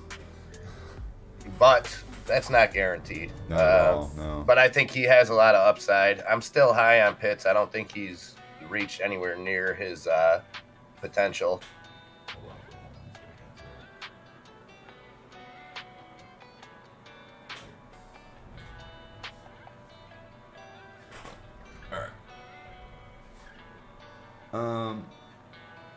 So we got our tight ends up, and we have some names up there that you normally don't see on the top of our list here. Uzomah had a great game last week. Bengals, they just continue to impress. It just seems like I still don't know what to say for that division and who's gonna walk out. I thought Cleveland was the front runner. You think Baltimore is the front runner? You thought Pittsburgh would be able to win? Yeah, I think. And I think was it you or Westside? One of you guys called that out at the beginning of the season. Yeah. And what's really impressed, that offense. I like Burrow. I think he's gonna. We were kind of had to see how he came back from that injury. I think he's.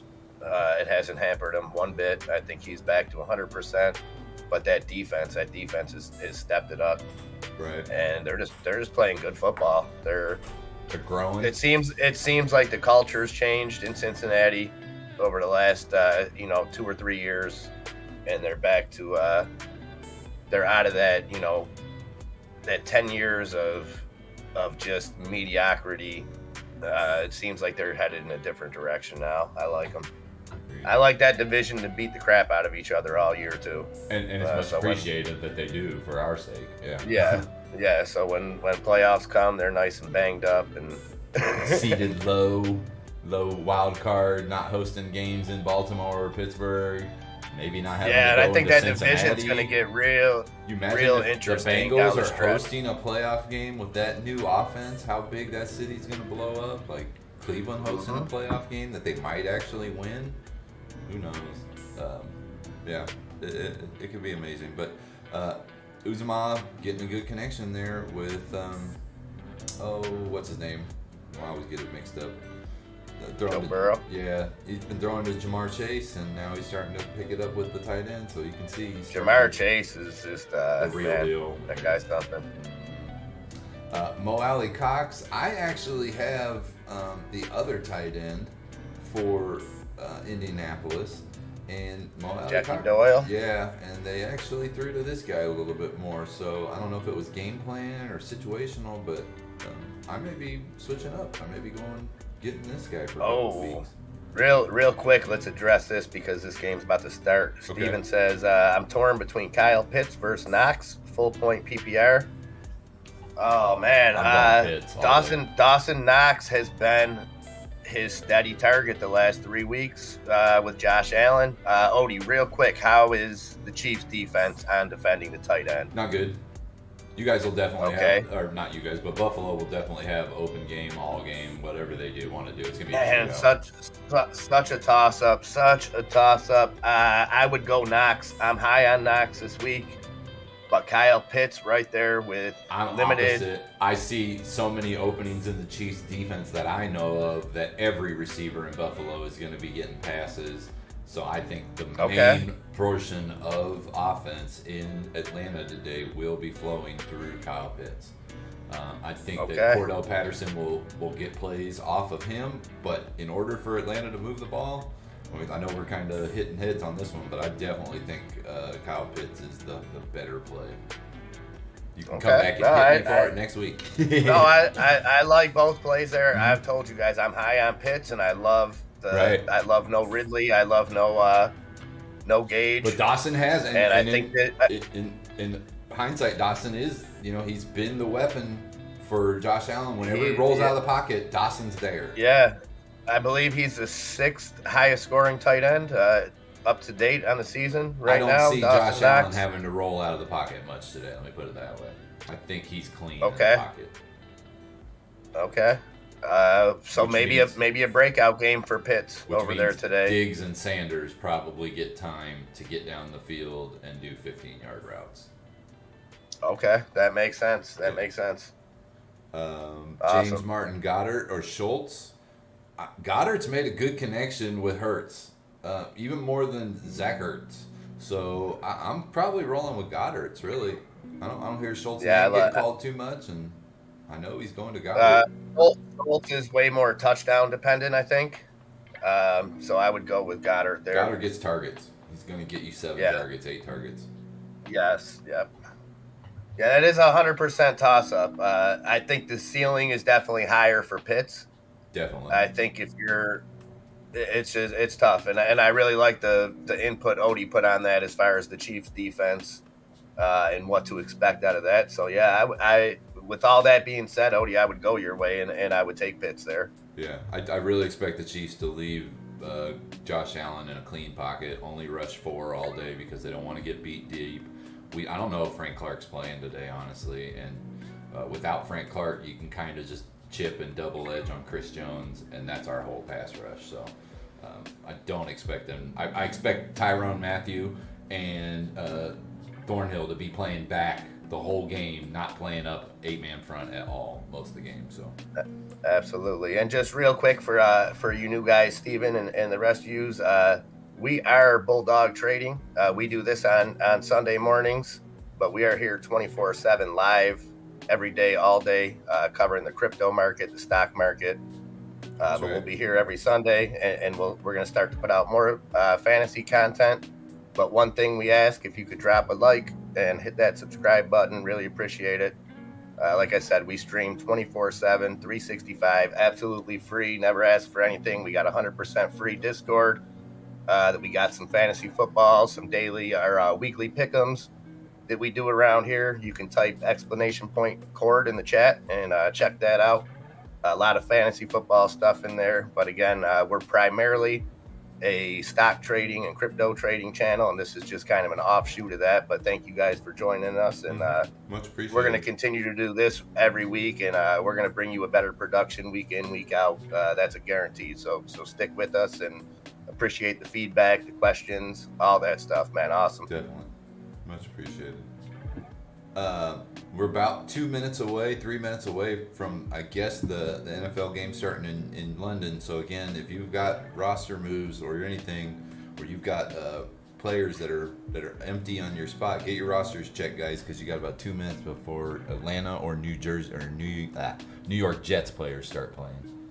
We kind of got into Dawson Knox, so we really don't need to discuss his recap last week. We all know what it was. He's the wheel man for Josh Allen when he's in trouble. He gets Josh Allen out of trouble. So, yeah, and I think we're going to talk more about Mo Alley Cox and the buy sell. Yeah. So okay, we can get into that if you want to get into the projections. Gotcha. Top 5 here. Get in.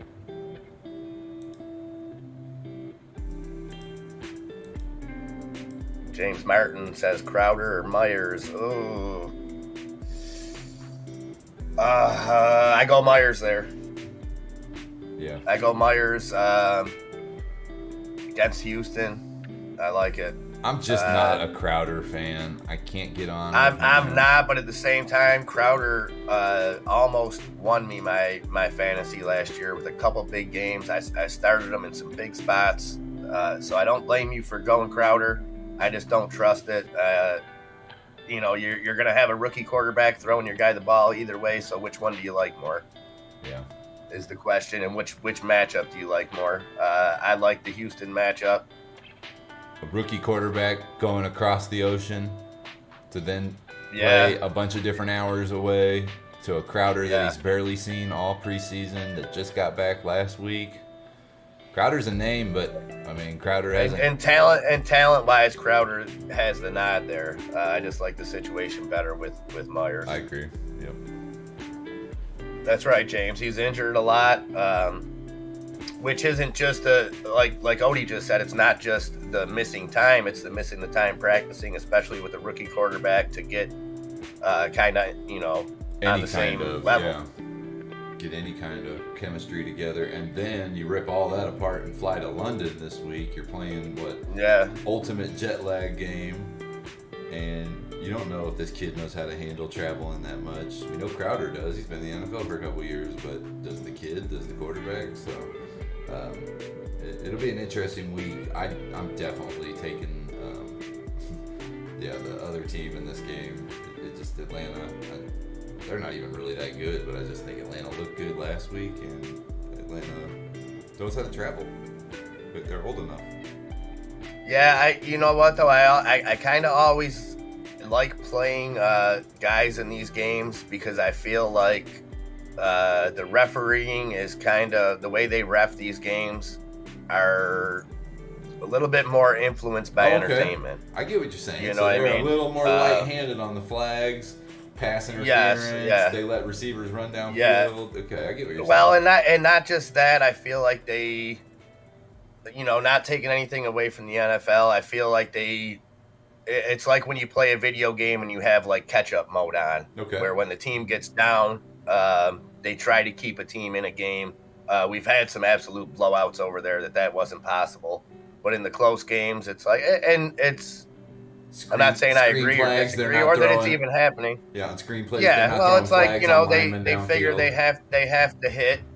They put a lot of time, effort. If you look at like the time lapse video of them transforming that stadium into an NFL stadium, it's a lot of work that goes in, and I understand they want to give the fans, something that nobody wants to see a blowout. No one wants to see a 31-0 at halftime. So I feel like they try their best to keep games a little bit closer. That's all. Yeah, agree.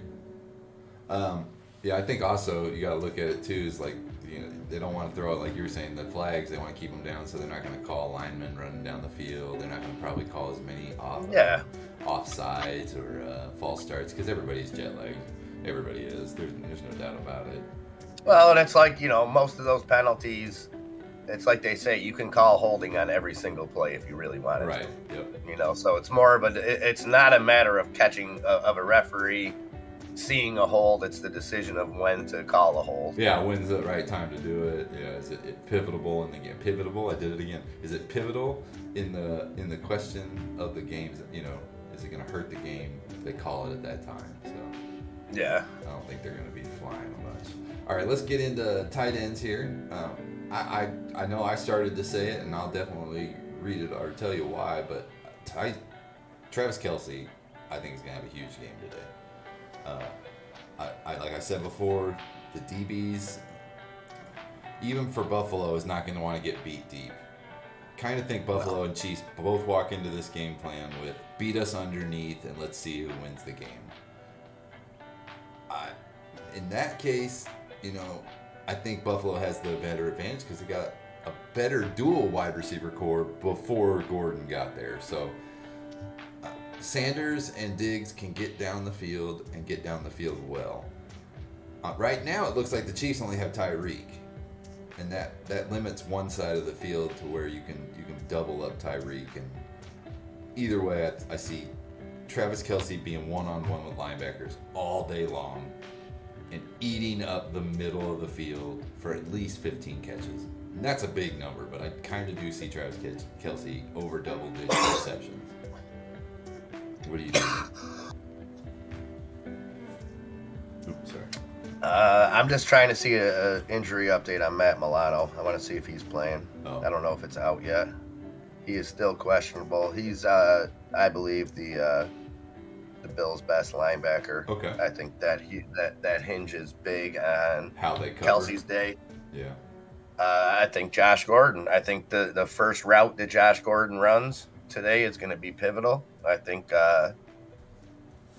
we talked about earlier, he's Josh Gordon. He's not a guy that you can take lightly. He's not a guy that you have to, you have to account for him. And it just, if he's on the field, I feel like if he comes out in like the creativity of Mahomes and that whole Chiefs offense, we see it week in, week out. And if you don't think they have something really up their sleeves, I'm excited for it. And I'm not a Chiefs fan, obviously. Right. Just to see good football. Yeah.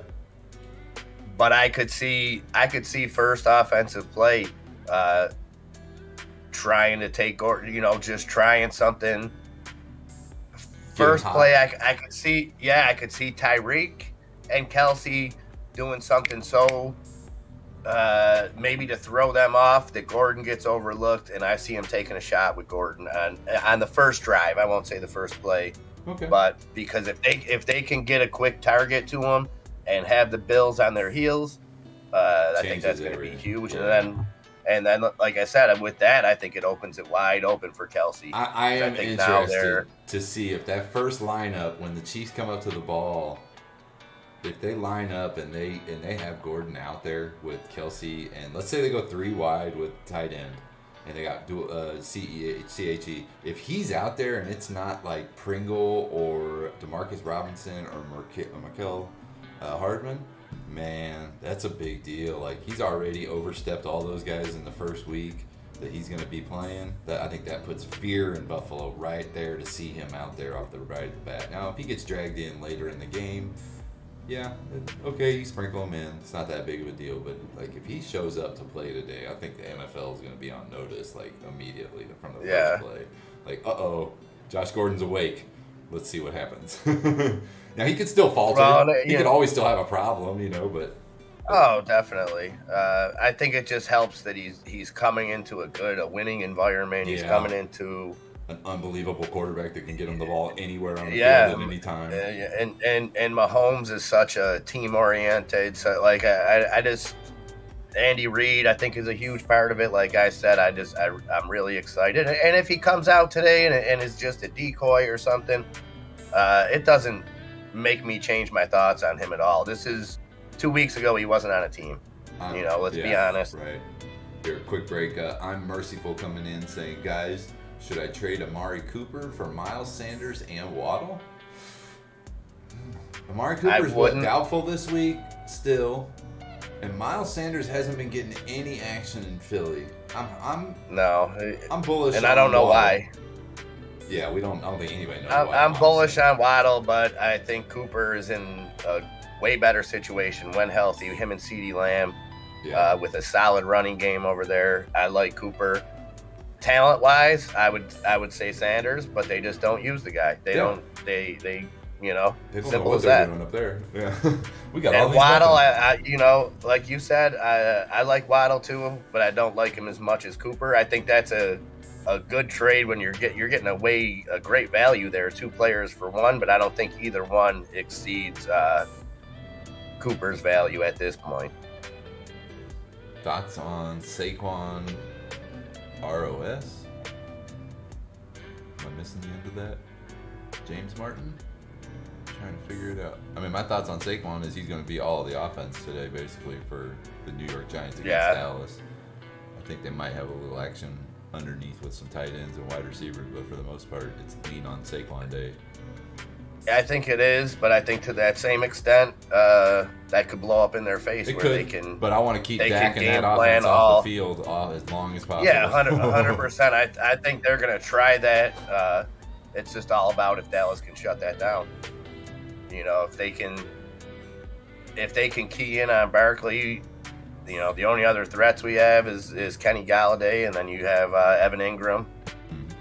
So we'll see how that works out. So moving forward past the Chiefs, what are you seeing here for Mr. Waller today against the Chicago defense? I think he'll explode. I do too. I think it's a get back to healthy game for the Raiders. I think so too. Go back to what was working in week 1 and week 2, and that was getting 15 targets to this dude and letting the offense flow off of him. Kind of like the Chiefs. Chicago has a good defense against tight ends. Yeah, you got great linebacking core. But I don't see that being a problem. This is that situation here. You got great linebacking core, but then you got 3 wide receivers that can get down the field on you. So most of those linebackers are dropping way into coverage. So Waller and Renfro really have a chance to feast underneath. But I think you got Edwards and Ruggs who can both take the top off. Then you got Zay Jones. Mm-hmm. Zay Jones is, you know, fantasy wise irrelevant and probably will be all season. Right. But as far as but he's scaring a third DB, scaring the nickelback corner from burning down the field. It's a big deal. And those linebackers have to have their heads on a swivel, which means that Waller probably today. Well, and third and Renfro has become such a tagline, and that teams are going to overplay that third and Renfro, and that's when you see maybe Edwards catch him, off guard going deep on a 3rd and 4. Right. See. Or Carr ain't scared. That's the one thing I love about him this slides to Renfro on 3rd downs, leaving Waller for a 5-yard or 10-yard button hook, which then he can get yacked on because he's such a runner.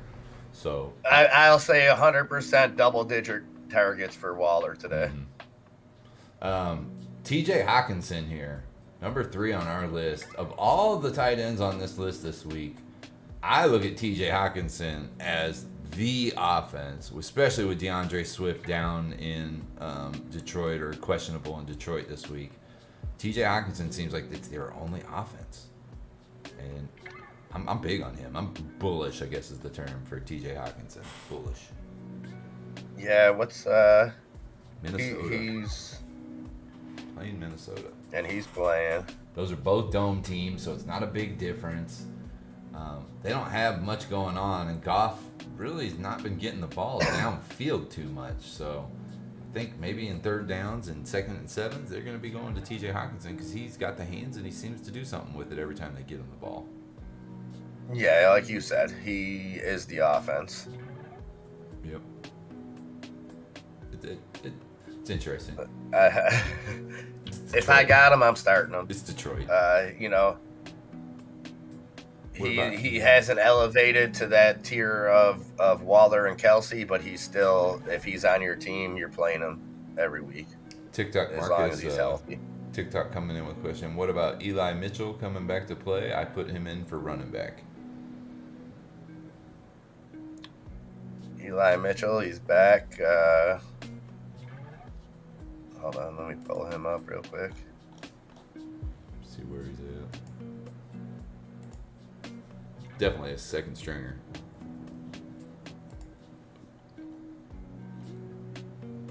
Yeah. I'd be careful with Mitchell, even if he's back. Yeah, I know he's back, but Trey Sermon. Right. And with them going into a bye week, week 6, San Francisco, they may not push Mitchell too much. Coming back, having that extra week of rest. Not to mention they're playing Arizona. They're more than likely going to be in a lot of passing situations. Yeah, I don't know. I'd probably stay away from him in my book. I definitely probably stay away. Well, and especially with the new quarterback, with Trey Lance, more mobile quarterback. He'll be getting a lot of the running yards. Yeah, so it's tough to see how they're just reading right here, and I'm not too familiar with Trey Sermon's whole game, but I'm just reading that people are saying Trey Sermon's game kind of fits Trey Lance's style a little bit better. Yeah. So just be careful there, TikTok. I don't know how big of a workload he's going to see today. I don't know what your other options are. There may be better options out on the free agents. Yeah. You might take a look around. So Mark Andrews in Baltimore. Thoughts on him? Number 4 on our list for tight ends projections this week. It's it all hinges on how they choose to kind of play Lamar, I guess. It's true. Or if Lamar's in trouble from an Indy pass rush that really has not been there this year. Indy hasn't really produced much of a defense. It's been Carson Wentz running for his life on bad situations. They're not a bad team, but they're not a great team. In this game alone, I do kind of see that the Baltimore will just control the game time, just control the play clock. So I think Mark Andrews is a big play here, but I also think that they've got other weapons coming through for them. Yeah, and he doesn't have a touchdown yet this year. And tight ends tend to be outside of maybe Kelsey and Waller. Tight ends tend to be touchdown reliant. So we haven't seen that out of them, but that could change. That could very easily change.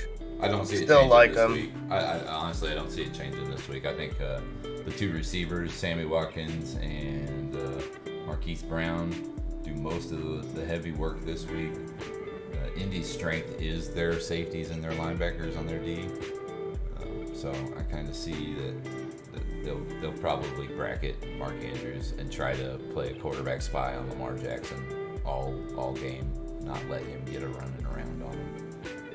Kyle Pitts, we got him scoring in the 5th, but we've got these scores before we found out about the second wide receiver going away in Atlanta. So I will admit that he should be, just in knowing that the 2 starting wide receivers are out, he should automatically be up in like major bullish category up, because he's going to see action today for sure. Hopefully Matt Ryan's built some chemistry with the guy over the last couple of weeks. It doesn't seem like it. It hasn't seemed like he's throwing him the ball too crazy. Yeah, it doesn't. I'm hoping. Hey, good morning, Sabrina. Good morning. We had Thank you fun for watching being here. the fights last night. What about Jamal Williams? Should I put him in? I think he got injured. Keep an eye on that TikTok. You might go research a little bit more. I'll see if I can find some info. But Jamal Williams might be getting some more playtime today if DeAndre Swift is out. Swift being hurt. Or hurt, yeah. Kind of both of them are banged up. So it might be time to look into a 3rd string value on Detroit's 3rd string running back. I know that's the most painful thing I've ever said before, but it kind of is. But you may be right. Could be some value in him. At least if you're hurting really bad for a starting running back. But yeah, I think Kyle Pitts is just he's going to get some exceptional game time today. Maybe 10 to 15 targets. I do expect Cordell Patterson to get the other side of that because they have no offense in Atlanta besides those 2.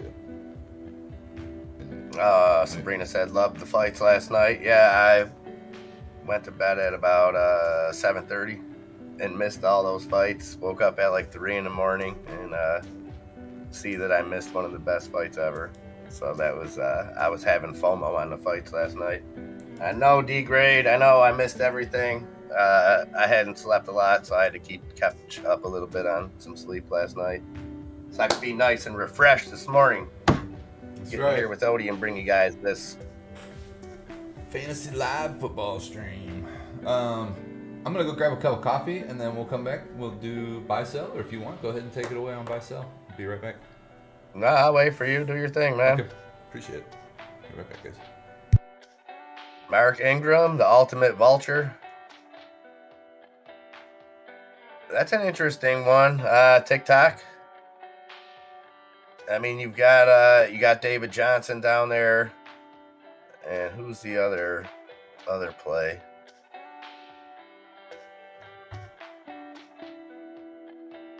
That could be interesting. I would out of those TikTok, I would probably roll with Mitchell. You know what I mean? Even given what I said, having that competition with Trey Sermon, at least with Mitchell, you're getting somebody healthy. Even though he's coming back, they're going to want to see where he is.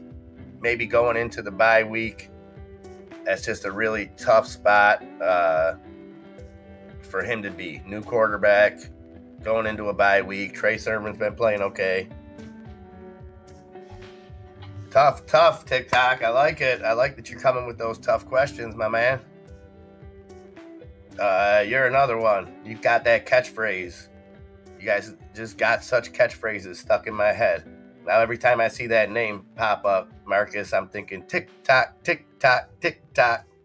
And just like Nunya. Doge, doge, doge, doge, doge, doge. I love it, man. You guys are awesome.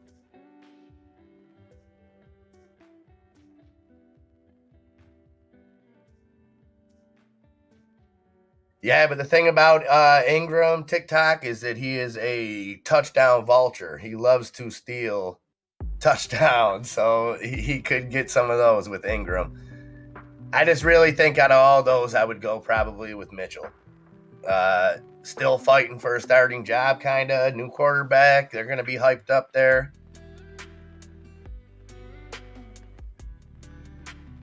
Yeah, unless Marcus, that we get word that maybe Swift isn't playing or something, and Williams kind of gets upgraded. So we'll keep an eye on that for you. 10 minutes before 10 now. Let me see what we got going on in that game that already started. 3-0 Falcons. Excuse me.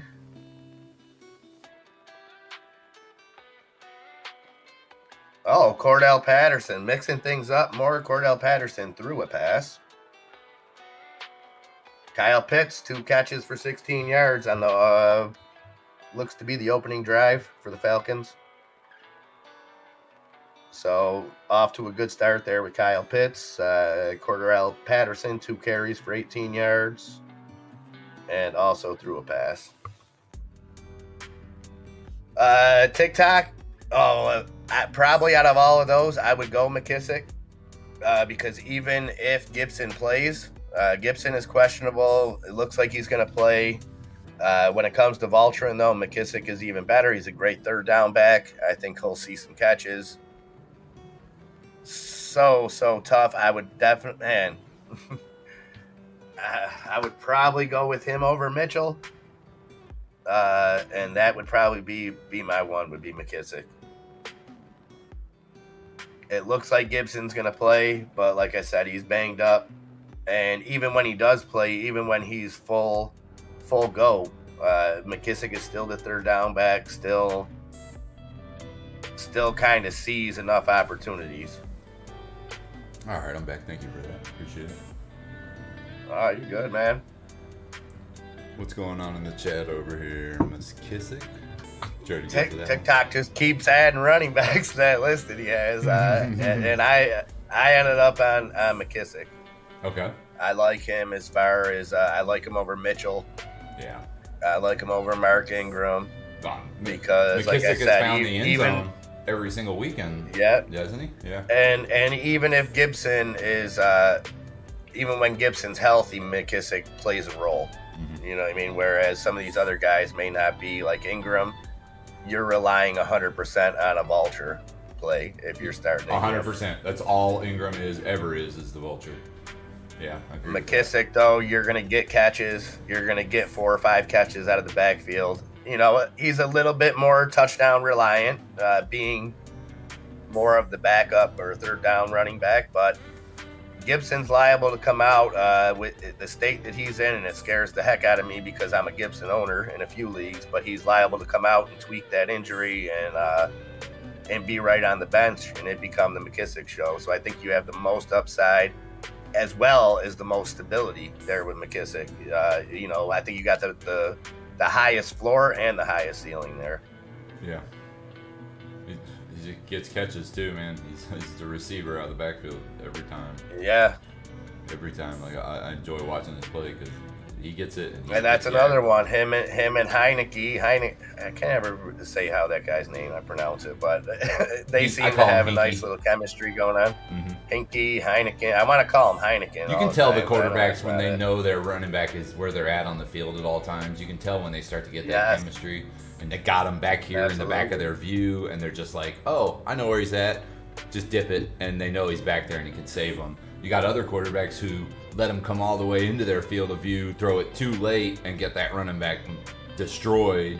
But Hinkie and McKissick seem to have that worked out, and it looks good every time they do it, where McKissick is safe, catches the ball, and then has time to react and make moves, and that's what I like seeing that. So it's a good move with McKissick, I think. Buy or sell? D Knox here. We talked about him a little bit. Again, I do believe that I still gotta buy him. See, I'm at the point where I'm like, sell him in this game. I would sell him and try to get something out of him because he has been hot the last 3 weeks, and you could get something for him for a team that needs a tight end. Yeah, he might be at his ceiling right now. I agree. I mean, he'll be around all season, no doubt. If you keep him on your team, you're going to get points out of him. But if you are needing something else to make your team over the top, this is probably his ceiling because he's blown up these last 3 weeks. And if you look at the rest of the Buffalo schedule, it's going to get a little bit easier passing down the field for them, at least in my opinion, where they'll start going to Sanders and Diggs more. Well, yeah, and that's the team they want to be. I don't think anyone's... No. I don't think they're looking for Dawson Knox to be the centerpiece receiver, of it. They want to be vertical. I agree. Diggs wants to catch 30-yard passes easily. Yeah. So either way, I'm high on Dawson Knox either way. But I would say if you are in a position that you're like, hey, you need a second running back, or RB2, you might be able to pull a trade in your league for an RB2 at this point. I agree. Yeah. Evan Ingram, he's going to Dallas today. And that's my bad. I didn't put the star on that for that. That's my bad. I didn't do that on the two bottom ones. That was me, Odie. Sorry. But he's going Dallas. to Dallas. Dallas is the home team there. Again, New York Giants receivers hurting. Saquon and Ingram kind of in that same position as a couple other teams we've talked about. Running back tight end heavy today because their receivers are done. Atlanta. Yeah. So, yeah, I'm almost looking at Ingram as a buy for me this week.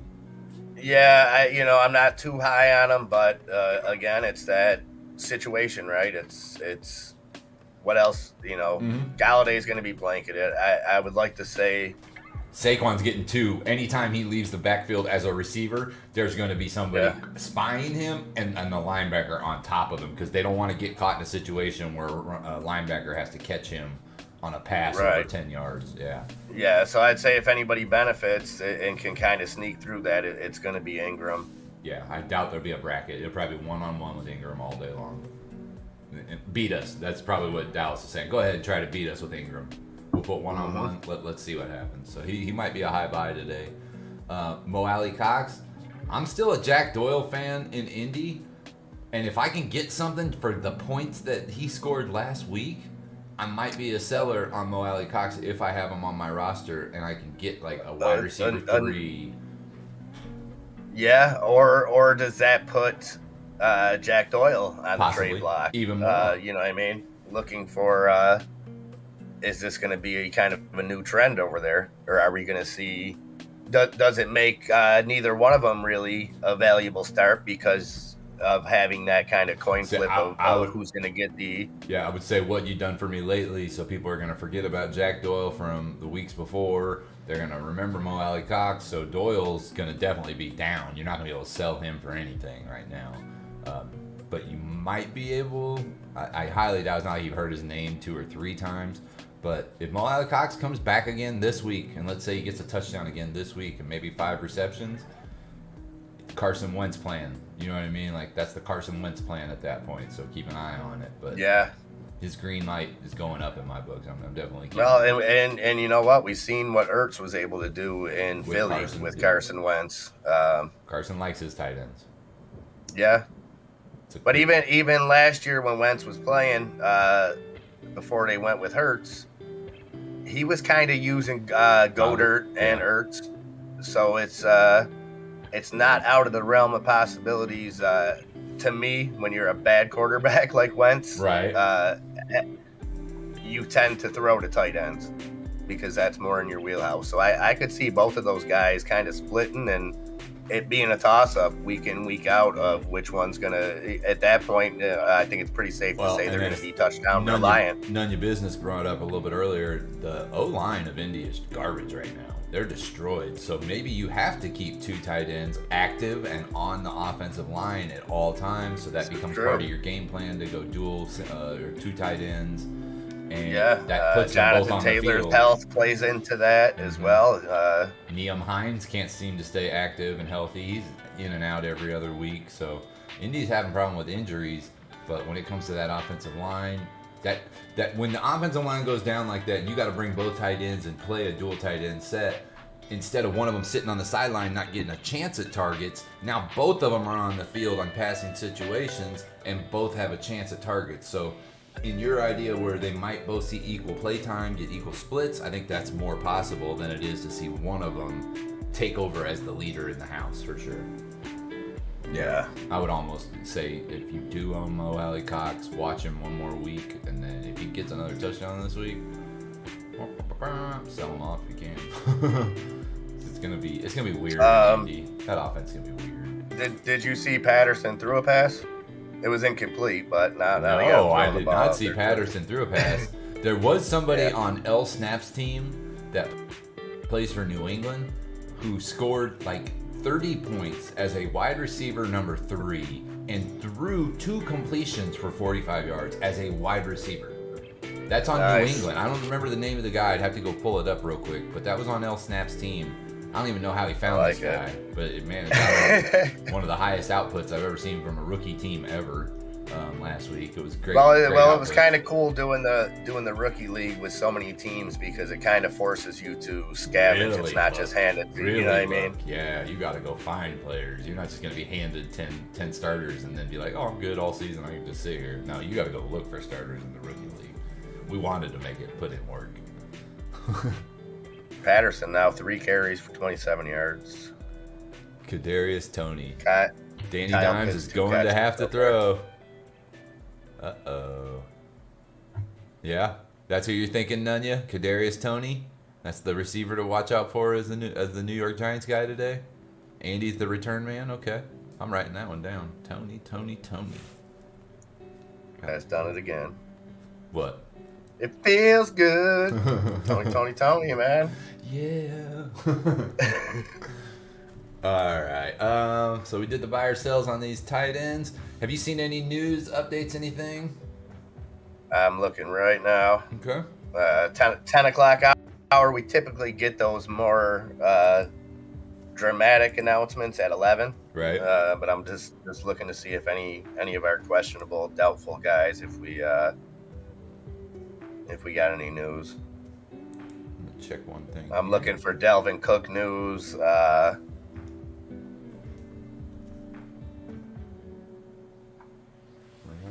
All right, so weather, I went ahead and pulled that up on the screen. It's looking, everything's looking great. There's no, I don't see any bad weather. It looks like cloudy in most cities. If they're domed, of course they're domed. And even the Sunday night game here in Kansas City, it looks like they've ruled out any chance of rain that we were supposedly going to get today. So football looks great across the nation today. No field issues that you're messing with teams or anything. So we're good on that. What time would you say the tailgating starts in Kansas City on a day like this? Oh, they were there at 6 o'clock this morning. Nice. I can literally, if I step outside my back door, and I guarantee you today the B-2 bomber is probably going to fly over the stadium. If I get a little time after, I might record it going right over my house. I can smell the stadium in my backyard.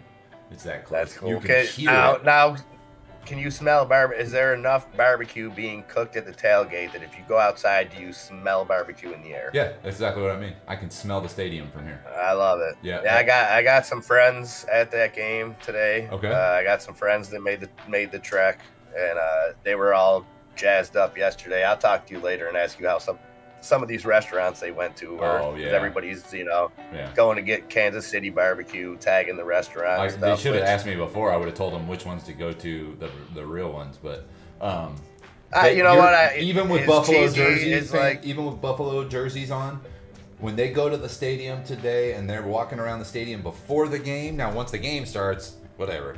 But before the game, story. You can walk around, not bring any food or beer into that parking lot, and just walk around tailgate to tailgate, and every single person there will welcome you in, offer you a beer, and offer you any of their food. That's how good tailgating is here in Kansas City. It is our pastime. And it's our passion. In Buffalo, if you have a Bills jersey on, you can do that. If you literally have any other team on, though, right.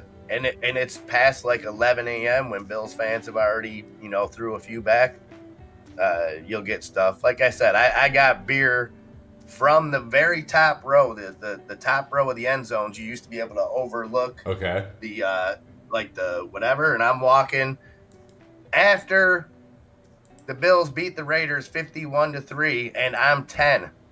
And these dudes dumped like 4 full beers on me. As a 10-year-old, and I was with my 16-year-old cousin who was a scrawny 140. Like, there was nothing we could do. Was it my fault because I had Raiders Zubaz on and a Tim Brown jersey and everything else? Maybe, but like, you guys won 51-3, crushed my Super Bowl dreams. This is an AFC championship too. This ain't just like a random game. Yep. I was kind of scarred for life, but yeah, that's what you're getting with Bills fans. D-Grade says he's driving through Kansas City today. It's a beautiful day here, man. Hopefully you stay away from I-70 435 interchange, though. That's going to be a problem for you. Stay away from there. Try to go around it. Go I-35 somewhere else. Well, and here, luckily, the Bills don't really play in Buffalo. They play in Orchard Park. Yeah. Which is like Kansas City technically plays in what is considered, I believe, Independence. I think it might be Kansas City, Missouri, but it could possibly be Independence. It's right on the edge of the Kansas City and Independence, Missouri border. But it's kind of like any other one. Our stadiums are a little ways away from downtown Kansas City, that way parking and stuff, but it's like Chicago Stadium was weird. When I went and seen the Raiders play at Soldier Field, and that's like in the heart of the city. Right. I've never been to a situation where you like literally ride a trolley to the front gate and just walk into the stadium.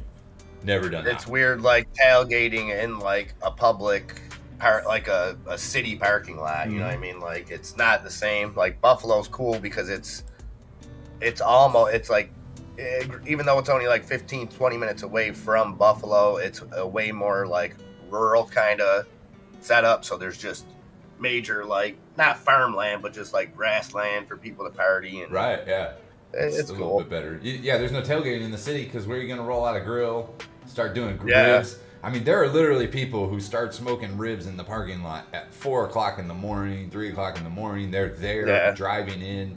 There's live feed cams that you can see on our news stations every time there's a home Chiefs game where it's like, people are pulling into the stadium. It's 2 a.m., Jim, It's like, touchdown, Kyle Pitts. Kyle Pitts, touchdown already. Okay. You know what? I need to pull those stats up on that game so I can keep an eye on my boy, Cordell Patterson. Patterson right now has 5 carries for 30 yards, 1 catch for 16 yards. Okay, so he's got points. Pitts has 4 catches, 36 yards, and a touchdown. I like it. Speaking of wide receivers. Great call there, by the way, Odie. Great call on those questions earlier. Dawson Knox or Kyle Pitts. Mm-hmm. Hopefully those guys maybe made that decision and went with Pitts. I could say hopefully they made that. This isn't the stock market. We can give fantasy football advice. Oh yeah, we can, and not feel bad. I'm so used to making the disclaimer of this isn't it. No, this is advice. In my opinion. Like, the way that I would see it is if I tuned in and I seen a dude that's dressed up in Raiders clothes talking anything good about like a Chief or a Bronco or something like that, like, okay, that's the real deal. I'm taking that. Yep, he's being truthful. Being real true. Does he have any return yards yet? No. All right, good job, Cordell Patterson. Good job. He did So attempt to 10-0 pass. Falcons. Holy Real moly, quick, he if did anyone, attempt to pass. All right, yeah. so let's look at the recap of last week's wide receivers, and y'all know who was sitting at the top of number 1, Mr. T. Hill, Tyreek Hill. Doesn't even have to run a route. And he Odie, can you go over the recap real quick once again? I'm sorry, I don't have sure. grumpy old man here this morning. Yep. Now I have to go let my dogs out real quick. Okay, yeah, no problem. I fed them the last time. Should have did it earlier. No, you're but good. yeah, let me just do that real right quick. ahead. If you want to get into the recap, go right ahead. If Okay. not, I'll just be right back. Thanks, brother. Yep. Like saying, Tyreek Hill had a big game last week. He doesn't even have to run routes. He just has to go down the field and wait for Patrick Mahomes to finally launch the pass, and then they'll get it. It's ridiculous how many points they got last week. Any of you Tyreek Hill owners, good for you. Any of you Pat Mahomes owners who continue to collect 40-yard bombs, that is awesome. Good for you, because this guy, Tyreek Hill, is a once-in-a-lifetime special. D-grade, 29 to 70. You should stay clear of the stadium, yeah. 435 and 470 on the Missouri side is going to be a nightmare probably from about, I would say, noon all the way through till the end of the evening tonight. JJ James, what's going on, my buddy? How you doing? Just doing some fantasy football here. When MIA gets back, we'll get into these wide receivers a little bit more. But if anybody has any questions out there, go ahead and hit them up. I'll try to give you a good answer, or at least what the answer I'm going with. Nunya says, the same exact stadium and parking lot New York Giants tailgate will share and be welcoming. New York Giants tailgate will spit and throw beer. The Jets will spit and throw beers on you. Opposition gear. That's crazy. That's nuts. Just that the people change that much just by who's at the game. JJ James rooting for the Cowboys here. Love it. I'm not a Cowboys fan, but I'm all for it. Galladay or Lavesca? I'm staying away from anybody on Andrew. I'm staying away from anybody who's on Jacksonville. That whole thing with Urban Meyer, they don't know I don't even know who's the coach today, honestly. I don't know who wrote up the offensive game plan. I don't have a clue. If maybe they just pulled an old Tennessee game plan out and like, oh, this worked 2 years ago. Let's try using that. Who's been coaching this whole week? So I'm definitely going Galladay, especially in a New York Giants team that's wide receivers are down. Roll with Galladay. Let's see. Just looking to see if there's any new news over on the old Twit machine with Mr. Ian Rappaport. See if he's got anything new for us. Oh, that was the first TD of Kyle Pitt's career, by the way. Very nice.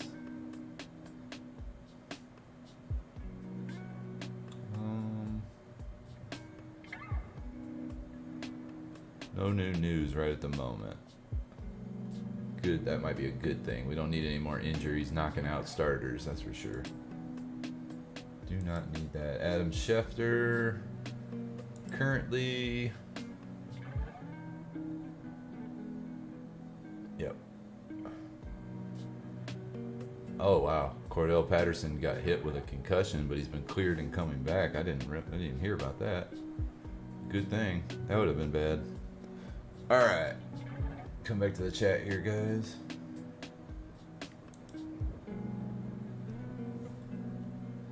So Deebo Samuel had a big week last week as well, with the new quarterback coming in. I don't even believe that was any of Garoppolo's points, so I am interested to see how Trey Lance, not Trevor Lance. Trey Lance, I think I said Trevor earlier, but Trey Lance definitely already made some connections with Deebo Samuel and then Kittle's down for the week. Might be out for 3 weeks. They put him on IR, I believe, for George Kittle's over there in San Francisco, but that could make Deebo Samuel's targets go up and make his worth go up.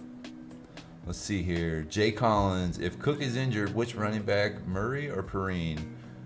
I think we had said Perrine was a good buy right now. Latavius Murray's going to be fighting for some action against Le'Veon Bell up there this week, so you might go with Perrine. He's still in a situation where he's going to be fighting with some action, but we don't see that Mixon's going to get full running today, so I would probably lean on Perrine a little more. Keenan Allen or Chris Godwin. I have that same problem there, Jay Collins. I'm leaning on Keenan Allen today because Antonio Brown is back, and I think he's going to get more of the passes from Tom Brady today than Chris Godwin. I think it'd be Evans and Antonio Brown this week. So I would lean on Keenan Allen for sure. Zach Moss over Cook. Conlon O'Driscoll. Man. Yeah. Yeah, I'd almost say Zach Moss for sure. Chiefs defense, not great against speedy little scat backs. Zach Moss seemed to fit that level, so I'd almost say I go Zach Moss.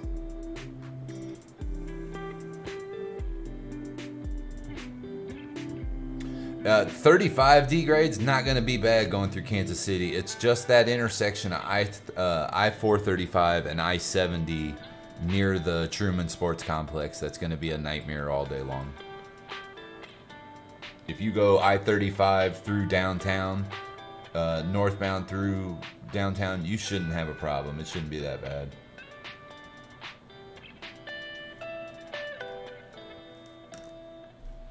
Let's see here. And then we've got into T. McLaurin a little bit. I think MIA agrees with me. He is a starter at all costs. This kid is a stud. It doesn't matter what quarterback is throwing to him. He can get the routes. He can grab the ball and bring it down to himself. And he's got the body build to be a number one receiver any team on the league. So I'm definitely real bullish on Terry McLaurin. And he had a great week last week. I'd love to see him produce it again. I believe, who's the Washington Redskins? Or sorry, the Washington football team going up against this week, I think. Let me check real quick.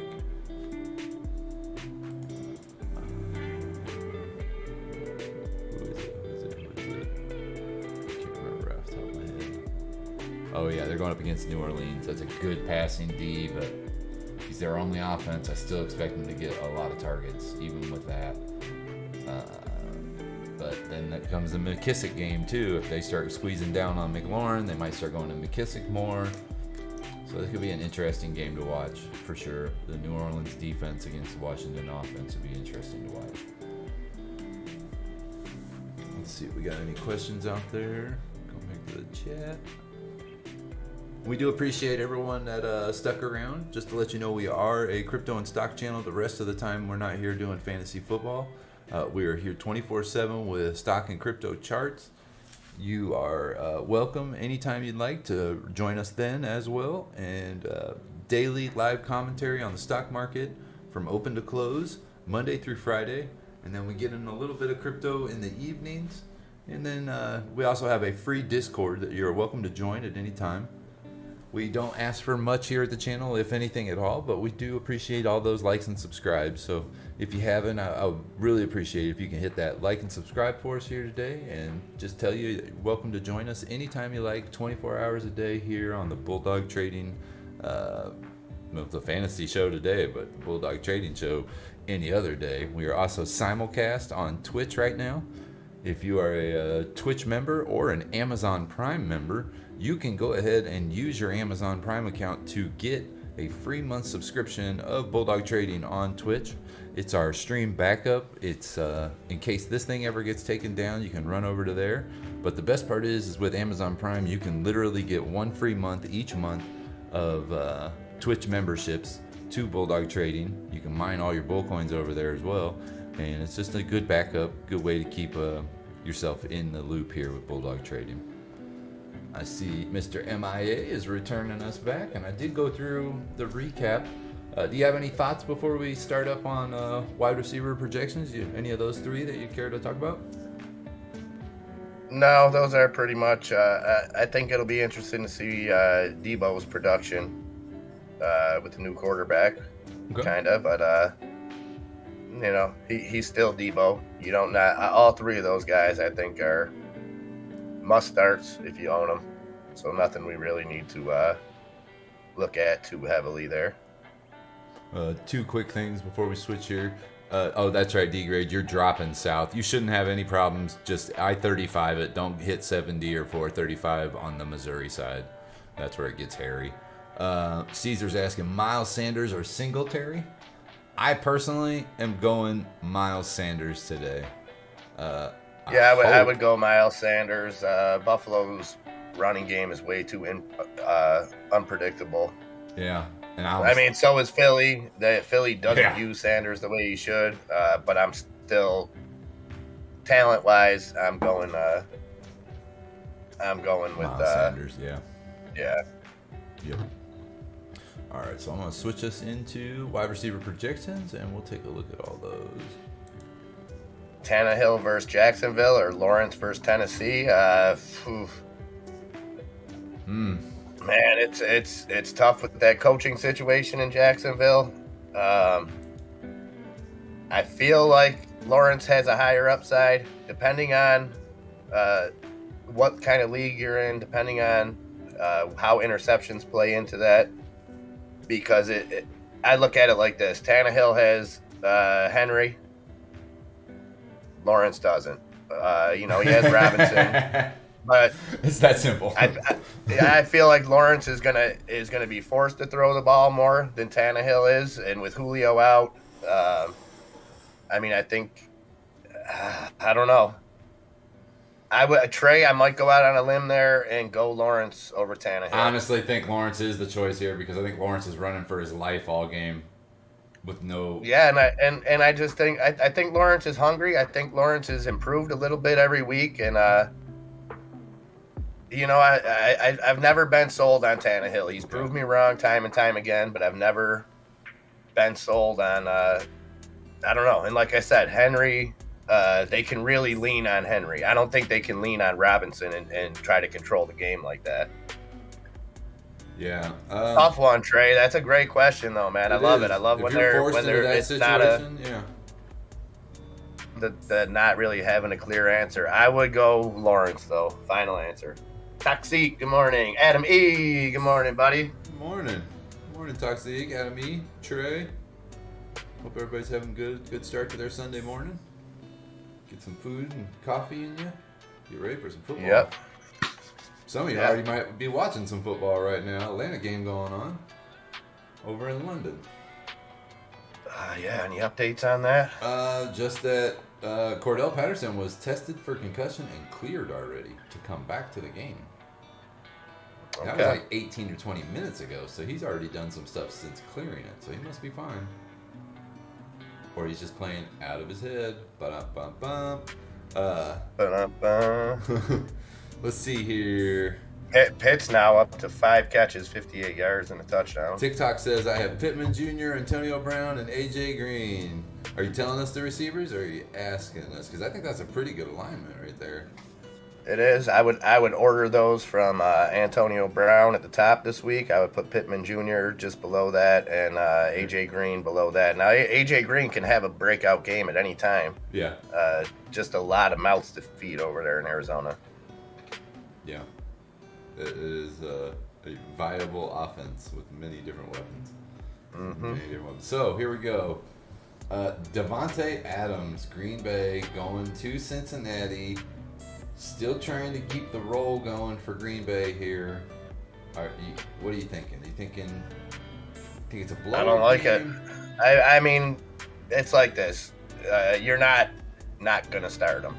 Right. If you're talking daily fantasy, I would look elsewhere for the price on Adams.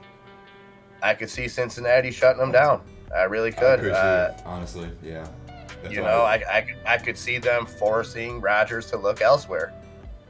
Projected and with Scantling out, I don't know how it's going to go. Projected, he is the top receiver, projected-wise. But situational-wise, Randall Cobb coming in now playing number 2 because Scantling is on IR. I don't know who the 3rd and 4th is. I really have to dig deep to know who there is. I know they like that 4th guy from last week, but I don't remember his name at all. And their running back situation, and they got 2 decent tight ends. So I'm kind of just like they shut Devontae Adams down, they always seem to find other weapons, no matter what. But in this game alone, I think Cincinnati knows there's one guy to stop. There's one way to stop Aaron Rodgers. Stop Devontae and make him throw to someone else. And I think that's where you're going to see deep bracket coverage on Devontae Adams. Yeah. He's And gonna you might see a good game out of a guy like Lazard, Alan Lazard. Yeah, You might see. That's the name. Okay, there you go. I think they'll shut. I think they'll try to make him one dimensional either way. I think it depends on what kind of game plan Green Bay comes out with, and they either not leave Adams open or anything like that, but they may key in on Aaron Jones and try to shut down that aspect. Right. I think one way or another they're going to try to make them one dimensional and force them to force Aaron Rodgers to be uncomfortable in the pocket, one way or another. Yeah. Now, if that's possible, I don't know. I think it is. I saw Cincinnati do it to 3 teams that I thought they wouldn't be able to do it to already this year. So I'm hopeful Cincinnati can do it to an NFC team that they don't play very often. We'll see. But I'm bullish on Adams, but I think most of Adams is a lot of targets today that he's not going to be able to keep his hands on. I almost think that the cornerbacks are going to light him up, but we'll see. Tyreek Hill, Buffalo. Is that money for you? Would you play it? Oh, always. Every time, yeah. I was saying during the recap, Tyreek doesn't even have to run routes. He just has to go downfield and wait for Pat to go, okay, move over there, I'm going to throw it over there. Basically. Yeah, and like, again, looking at these top ones in the sense of you're never going to sit them if you have them in a weekly or a yearly fantasy league. But there is always the dailies that we have to look at. And I know some, people are always playing the FanDuel and the DraftKings. So it's like that, depending on the value, could Buffalo shut Tyreek down? Absolutely not. I don't see that. I see some big plays. Okay, so there. I would put Tyreek's in Atlanta already. Yeah. Wow. Sorry, I didn't mean to cut you off there, but 17. No. Matt Ryan 2 touchdowns already. 1 to Hayden Hurst. That's a good name for a tight end, by the way. Hurst. And then Kyle Pitts. So he's gone to 2 different tight ends here for touchdowns in this game because their wide receivers are gone. And just to let you know, Mike Davis, 1 catch, 2 negative yards, 5 carries, 16 yards. Cordell Patterson. Okay, so 7 carries, 34 yards. Yeah. But okay, well let's look at the rest of this game. Cordell Patterson with obviously they put him back in the game. Mm-hmm. But if there's even the slightest thing, if this game gets out of control, do we see heavy doses of Mike Davis the rest of the game? Very possible. Why not try to save Cordell Patterson? He's their offense. Yeah. Absolutely. Yeah, I agree with that. Which it's tough, and that's a good lesson for anybody that's new out there in fantasy. Of a guy like this with and how a game can get out of control real quick, and you got a guy like that, Patterson.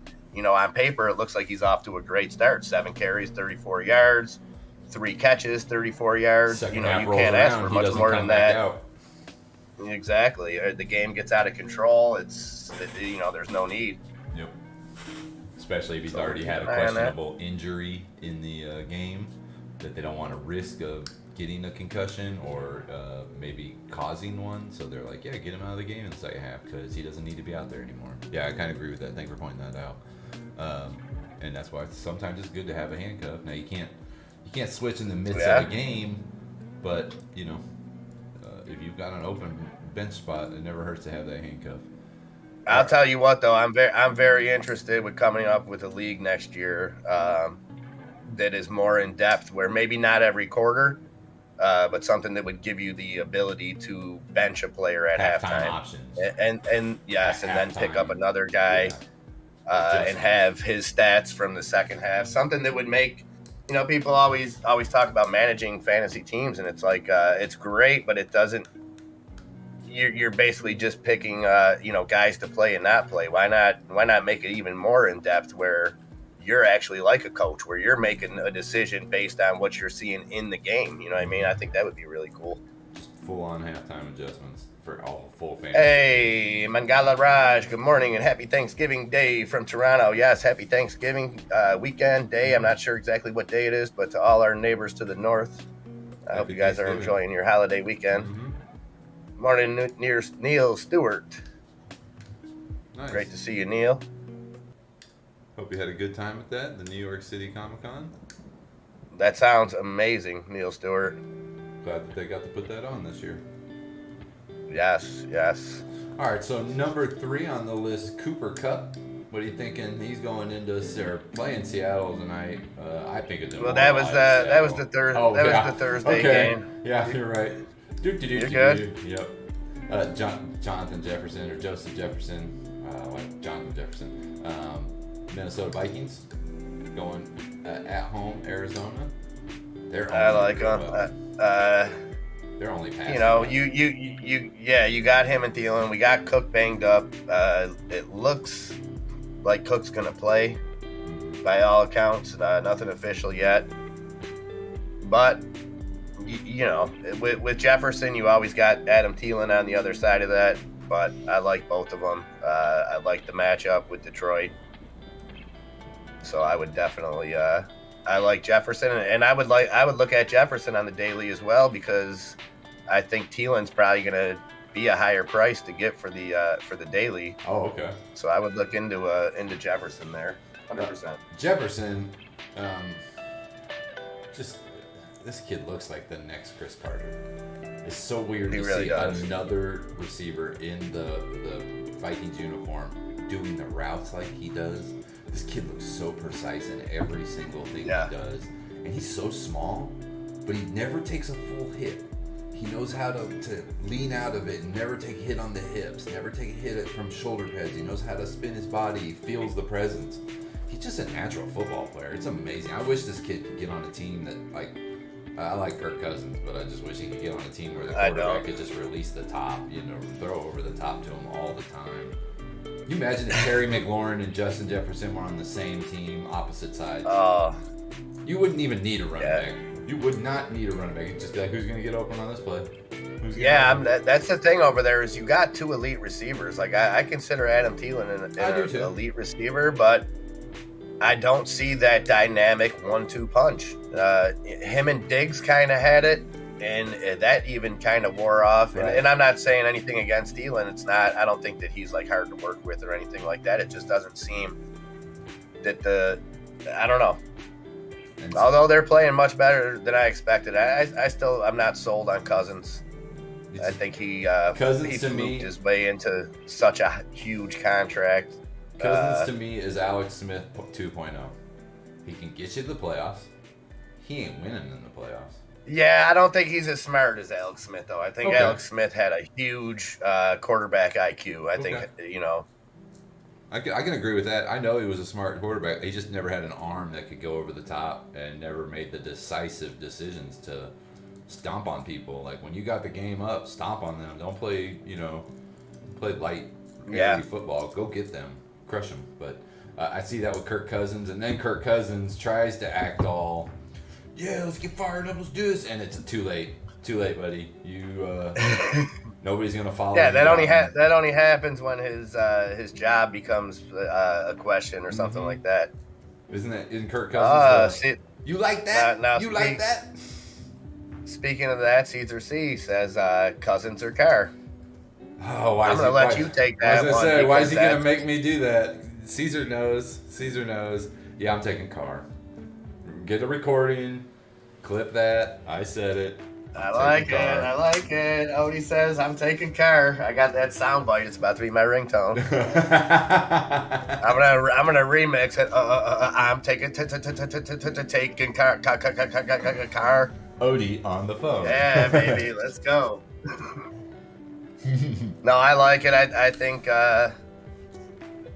although with Cook not healthy, I think that's a strong play for Cousins.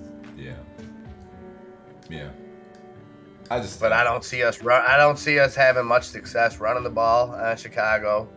I see it being a more, like you said, a get right game. Yeah. Not that I'm overlooking Chicago, but I think our defense should be able to tee off on Fields. If the Raiders don't give up 25 points, they win the game. If the defense doesn't give up 25 points, they win the game because the Raiders' offense is going to score 30. Yeah, I think I agree. That's my that's the way I look at that game because the Raiders' offense is going to be good for 30 every week. They got the weapons to put up 30. If they don't put up 30, there's something wrong. There's something. Well, all really it wrong. takes that's the thing is when you're that reliant is it takes a quarter or two of sputtering can cost you the game like it did last week. Our There's offense 4 or stalled 5 and- teams in the AFC that you can look at their offensive weapons and go, if And you say don't score 30 40. points, there's Yeah, something you're not wrong. beating them. Right. Right. Buffalo, Chiefs, Raiders, maybe Baltimore.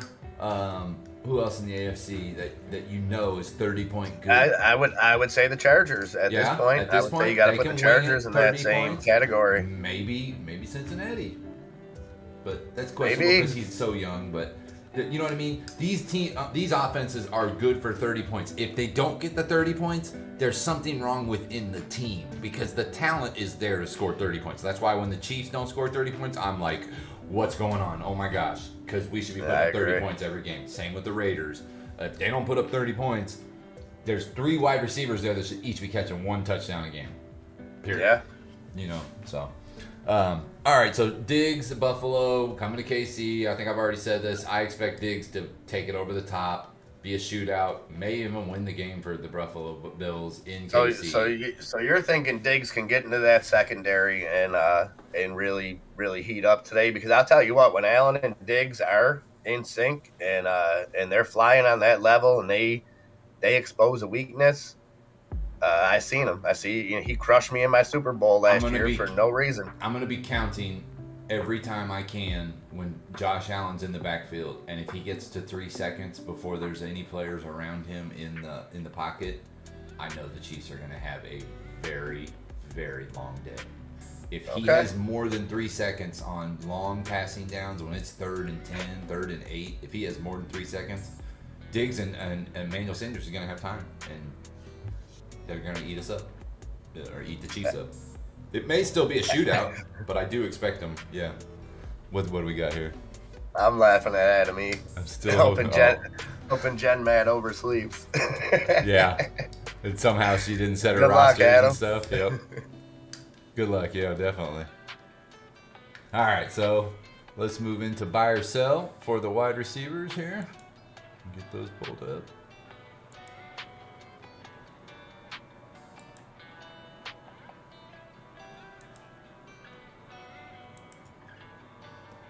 And this is kind of a funny one because we already are seeing some action today from Mr. Cordell Patterson, somebody that I know my name, or I have been name dropping here since week 1. You've been all over him. Yeah. Miller time. Which Brown you talking about? Antonio? Either way, I'd go Diggs. Yeah. Diggs and then Antonio Brown. The only one I would really put over Diggs this week would be probably Tyreek Hill. Just because of the breakaway. I see Diggs getting more targets. I see Diggs but I see Diggs also not having that 70-yard touchdown. Yeah. It's true. Very true. So what are you doing? I don't know. If you have Cordell Patterson on your team, and I do have him on 3 or 4 of my fantasy teams, what are you doing if you have him on your team right now? Holding him? Selling him? I might see what I could get for him right now. I think this is the highest value. And listen, we've seen he had a 43-point game. Yeah. We've seen him be productive in previous years, and we've seen it be kind of gimmicky and not last. Now, I'm not saying that's going to happen this year. I'm not saying that at all. Do it for a whole season, then it's not gimmicky. I keep him for the simple fact of it gives you a different kind of flexibility that no other player is giving you right now. You know what I mean? When you have a guy, we've seen this kind of before with guys that maybe were classified as a tight end or a wide receiver, where you can do both of that. We've seen the Taysom Hill last year, where you got to fluke off a couple couple games where he was listed as a tight end, Yeah. but played quarterback, and you got ridiculous things. I think Nunya says too, sell high. The Falcons are not the best. Yep. So I think there's that aspect of it, of maybe getting something good out of him, but at the same time, it gives you that flexibility with, you got a running back on a bye, you can start him there, you can plug him in. You got a wide receiver on a bye, you can plug him in there. And at least depending on who else you have on your bench and your bye situations, I think that's huge, is how your bye situations are playing out if you want to keep Patterson on your team. Because like I said, nobody else is going to give you that flexibility to cover 3 positions: running back, wide receiver, slot, or flex. In some leagues, returner. Yeah. Patterson's an all-around guy. I know I've repeated his name a bunch. At this point, it just depends on what my league's looking like. If I'm not winning, but I've got him on my team, I might be looking to sell him at this point and rebuild or get a stronger team. On the other hand, I've got some teams where he is my only point scorer, leading point scorer, unbelievably, and I might just be hodling him. I don't think there's any league out there right now you can buy him in. I really don't. If it is, I doubt it. Smart people. This guy has been lighting it up for the last 4 weeks. Every week he's been a point scorer, and then last week he had 3 receiving touchdowns, which should have been on everybody's radar. So, best case Sanchez and right now. I think people, yeah. I think people had him on their radar as far as a weapon, but nobody could have predicted what he's doing. Well, you did. But as far as like Gage being out, I didn't Ridley, predict him being the entire offense. I didn't predict him doing 3 touchdown games. But I did look at the team overall, knowing that Julio Jones was gone and that Mike Davis wasn't a really good running back, where it was like, this is their only piece of weaponry besides Calvin Ridley. And I wasn't even a big guy on Kyle Pitts at that point either. So it was like, I saw this guy as their only like underneath Wes Welker style offensive guy, but he also had running backs capability. And I was like, this is going to be a point getter. Dante Hall style, Dexter McCluster. As a Chiefs fan, I see all these little gadget play guys all the time. So I saw that as a gadget play guy. Again, I didn't think he'd blow up to be the starting running back essentially in Atlanta. Like I said, if I've got him on teams and there's situations where I need to make my team better, I'm selling him high. I'm trying to get a running back 1 or a wide receiver 1, because he can fill a position at any moment on any buy. This guy is a buy lightning rod right now. He can be used in positions when your buy team is flippity all over the place for the next couple of weeks. And as we see, we kind of got a leg up on him because the game's already going on, but we see he's continuing to be that same threat. One of my real quick, Pollard or Fournette, Miller Time says. Man, tough, because you got vultures on both ends of that. Obviously, you got Zeke seeing the primary amount of carries, but I think Pollard will see some. Fournette the same way. Fournette has the ultimate touchdown vulture with Giovanni Bernard over there, and then you got Ronald Jones as well. I normally ring the Pollard bell, but today I'm ringing the Zeke bell. I don't think they're going to go to him that much. I think they're going to lean on Zeke and try to keep their offensive hollow. Yeah, so I would almost say lean on Fournette, because they need a tougher guy in their backfield right now that can blow up blocks because Gronk is gone. So I see Giovanni Bernard not getting play seeing good action. Yeah, Fournette seeing good action out of the backfield too, catching some passes. So yeah, I would go Fournette there. I think Pollard definitely showed that trajectory.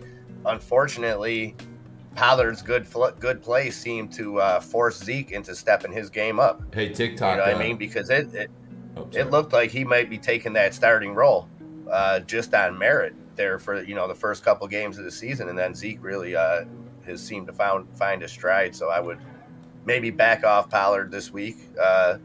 But again, with the Giants, it could turn into a blowout, and we could see that become see him get those carries late in the market. Agreed. TikTok, Cassie's sassy in the fantasy. Just to let you know there, TikTok. You're playing Cassie. Gerald Armstrong coming in with a super chat here. He says, I'm screwed. I had David Montgomery, but he's out. I've got Herbert and Perrine. and the running backs market in my league is bare. Okay. Trying to think what you could possibly do here that would pick you up somebody. 2, 1. I mean, Kareem could be a potentially good play in the next coming weeks. I don't know how, but it all depends on what makes it. Look for Zach Moss. See if you can find a Zach Moss. Super chat. Kansas City. You're trying to get a running back that might get touches today.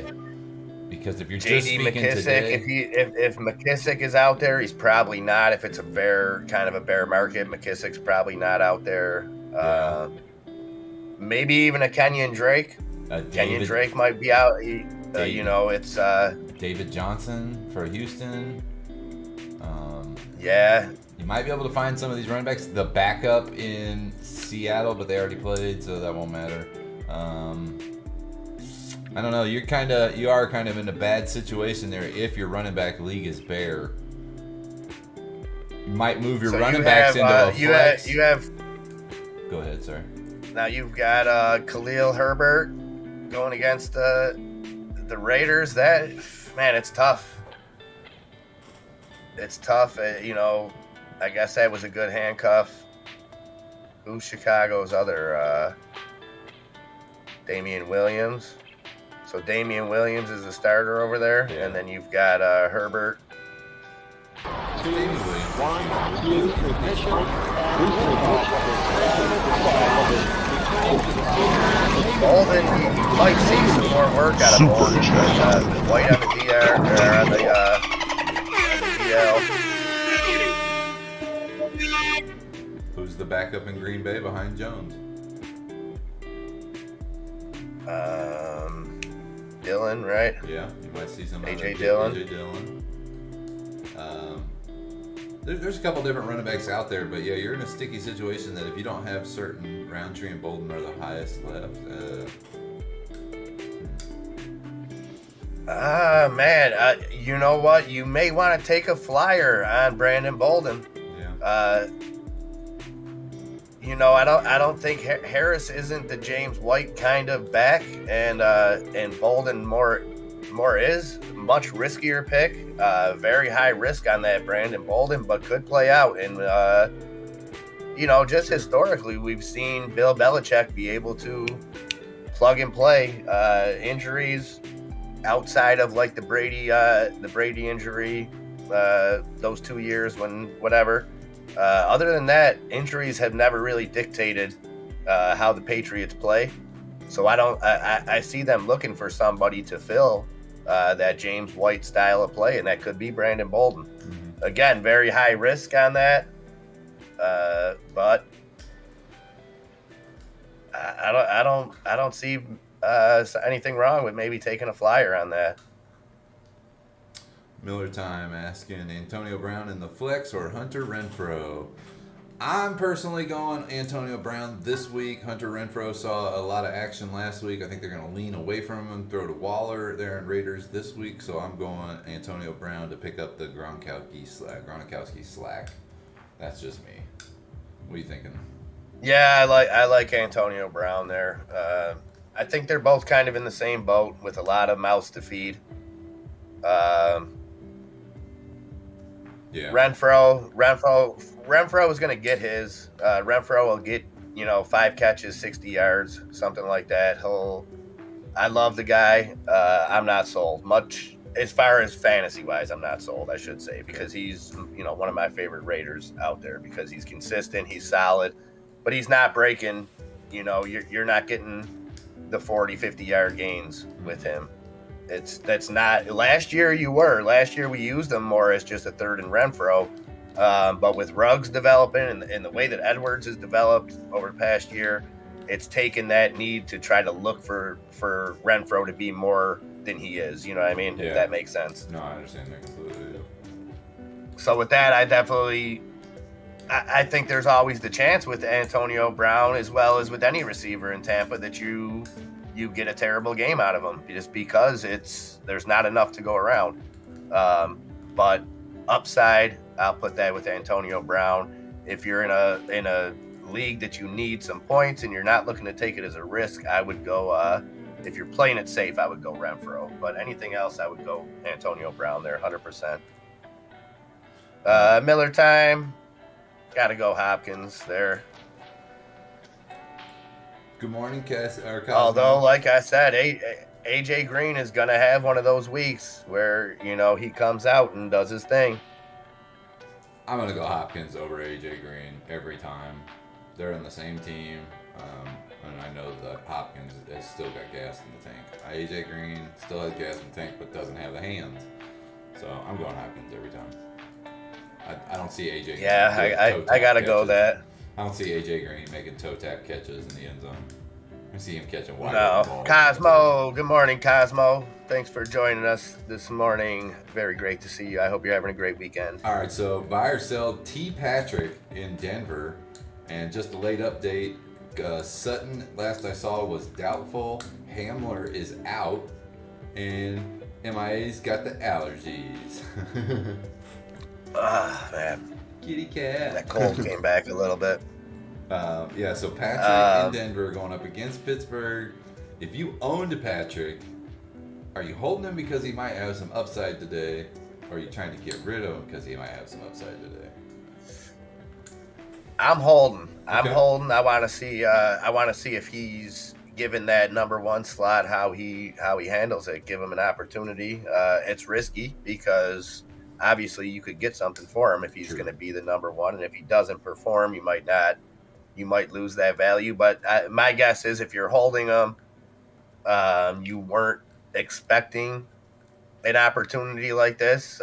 You probably just had him on your bench. So my thing is, I love John Fogerty, and when there's a chance to say, put me in, coach, I'm ready to play. Right. I say, let's go. Yeah, I'm high on Patrick right now. I definitely want to hold him, especially if Cortland Sutton, because it's like the third injury this season already with Cortland Sutton. And Patrick seems to be the only one that shows up each and every week. Hamler was there with him for the first 3 weeks, but now he's injured. And, of course, Jerry Jeudy, whatever's going wrong with him. So, yeah, I'm big on Patrick. I'm not selling him at this point. You would have to offer me quite a bit to get me to come off of Patrick. It would have to be another number one wide receiver, basically, even though I'm already a Sutton holder, because this is basically my handcuff at this point for Sutton. So that's where I'm at on Patrick. We got Kenny Golladay in New York. New York Giants wide receiver crew is down. Daniel Jones doesn't seem to be the quarterback of the future yet, or maybe isn't. Where are you going with Golladay on a one-day deal if you got him in your offense? 1 day deal. I don't know. I would maybe take a chance on him. I don't think you're getting anything for him. I think if you're holding him, you're not gonna get the any kind of value even with him kind of as the number one there right now. You know, he's not really lived up to expectations over the last 2 years. Can't stay healthy. I don't know. I'm a big Golladay seller. I mean, if I have him right now and I have an opportunity to get anything for him, with him having the kind of number one role today, I'm taking it every time and getting rid of him. Maybe get your bye week quarterback. Maybe get your wide running back 3 for the bye week. Maybe get a tight end. He had a nice week last week against the Saints. And I just don't see it today. I see in Dallas. Dallas looked great last week against Carolina. I think Dallas shuts them down. It's tough though because I have a feeling there's gonna be some garbage time, and you can see Golladay pick up some serious garbage time yards. So we'll see. But like I said, if I can get anything for him, I'm getting rid of him right now. And get what you can. Yeah, I get that. Yeah. All right. I'm gonna check Twitter real quick before we roll over. Just see if we've got any kind of new news coming in. We've got about almost 2 hours till game time. I think Adam Schefter's pretty clean right now. Pro Football Focus is pretty clean right now. You seen anything on your end? Not anything new. Hoping within the next 10 minutes here, we should have some updates coming out. That was the Kyle Pitts' first touchdown of his career, by the way. I like it. It's, been a somewhat breakout game. The Jets are on the board with a field goal. Okay, this is interesting. This is just coming through. Devontae Parker has been ruled out with a hamstring injury. A bummer for Dolphins who plan to feed Parker the rock early, often today versus the Bucks. MIA wide receiver crew suddenly light without Parker. Will Fuller on IR, Jakeem Grant, trade, and the opportunity for Preston Williams. Know that name? Anybody scrambling for a wide receiver today? Preston Williams will be stepping up in Miami alongside Waddle. Oh. All right. So Preston Williams in Miami today. Who's the quarterback down there right now? Is it? It's not Tyrod. Brissett. Yeah, that's right. Jacoby Brissett. There's just a little late breaking info, and we should be seeing a little bit more here in the upcoming minutes as we roll into. I think that ups the value of Tampa's defense as well there. Yeah. One less weapon for Miami on a Tampa defense that we were already pretty high on.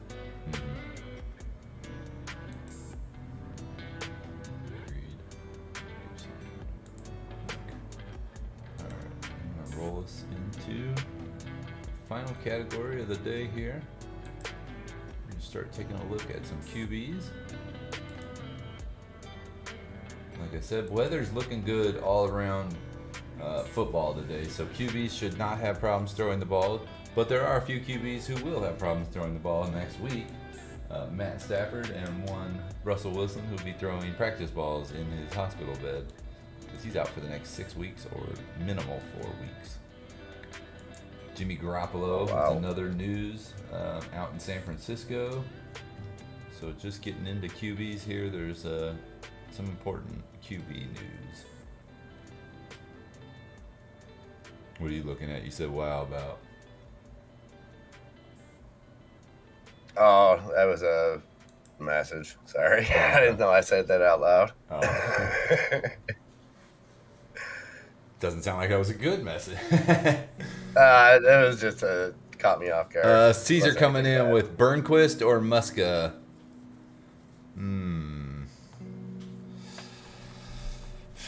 That's a hard one. Let me look some names up here. You're asking me some deep third stringer questions here. I thought that was a skateboarding or a BMX question. Bob Burnquist for the win. Oh yeah, is he playing Tony Hawk Pro Skater 2? He just got it. I think he is. I think that is a question because I don't know any Muska NFL players. I'm gonna say Burnquist. I go Burnquist for the win. He's messing with us. Yes. Caesar C. Well played. The only thing I thought it might have been was some kickers that I never heard of. Like, hey, there's always a kicker. You don't know who he is. Mm-hmm. So I'm looking at it. Right. That's a slight. That's a well played troll move. Right get there. your stats ready here. I got something to break your mind with. The Jets have got 3 points on the board. Yeah. Sorry. Just having fun with that one. So QBs, let's do a little recap of last week's magical QB play. We had some decent play last week. Decent QB play. Looks like Atlanta might be setting up to try to kick a field goal here. 2 seconds left in the first half. Fourth down on the Jets 34. You're a gambler. Kyle Pitts. Right. Oof, man, Right. continuing 6 for 64 and a touchdown now. Right. Mm-hmm. Let's see, just so we see what we called out here earlier, we were talking about Jamison Crowder. So far today, Jamison Crowder 1 catch, 13 yards.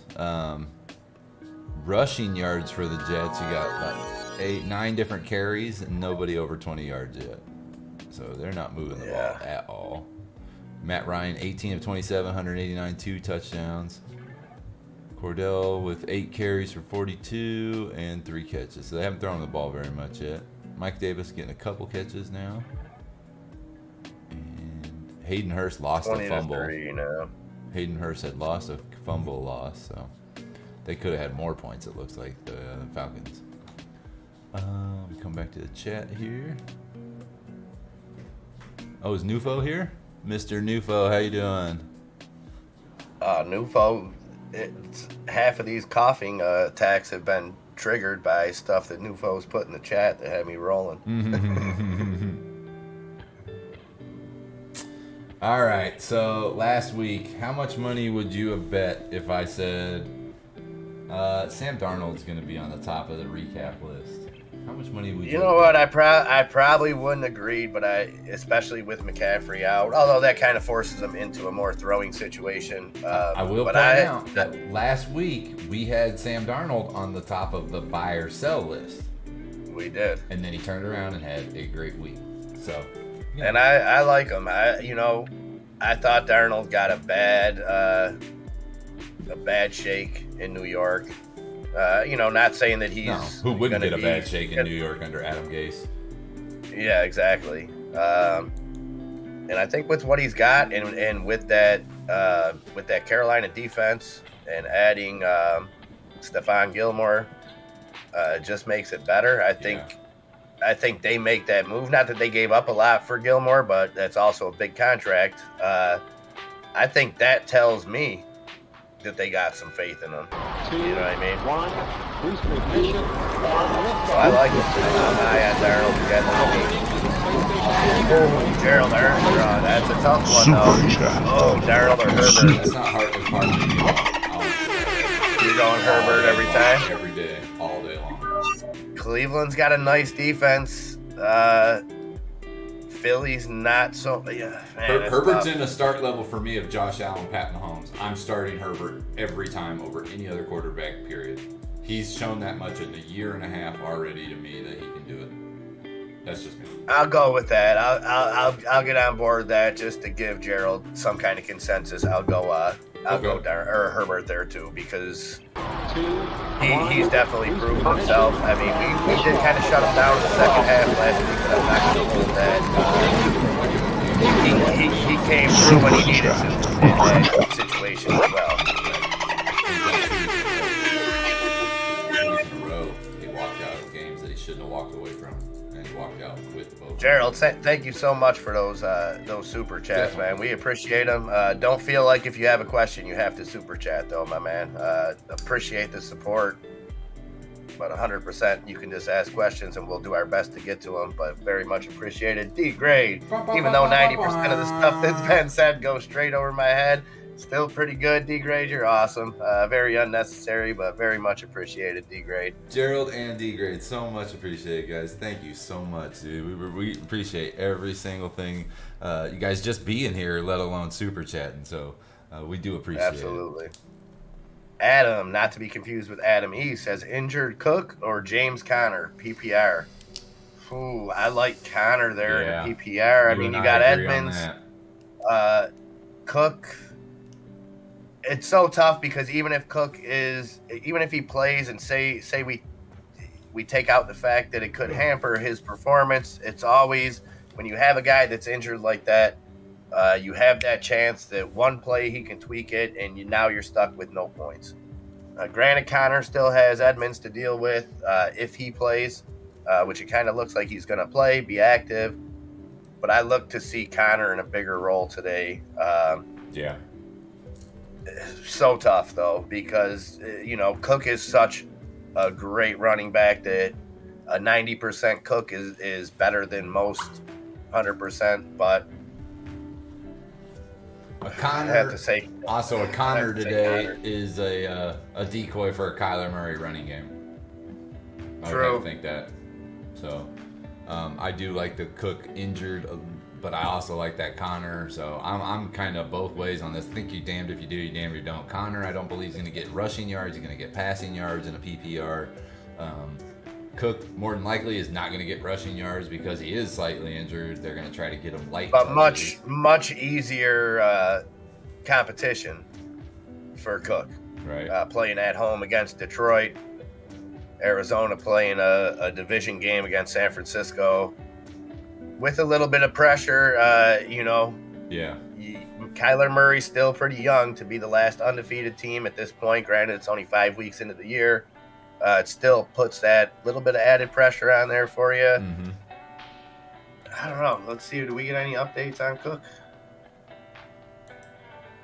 I was looking. I did not find any new stuff at all.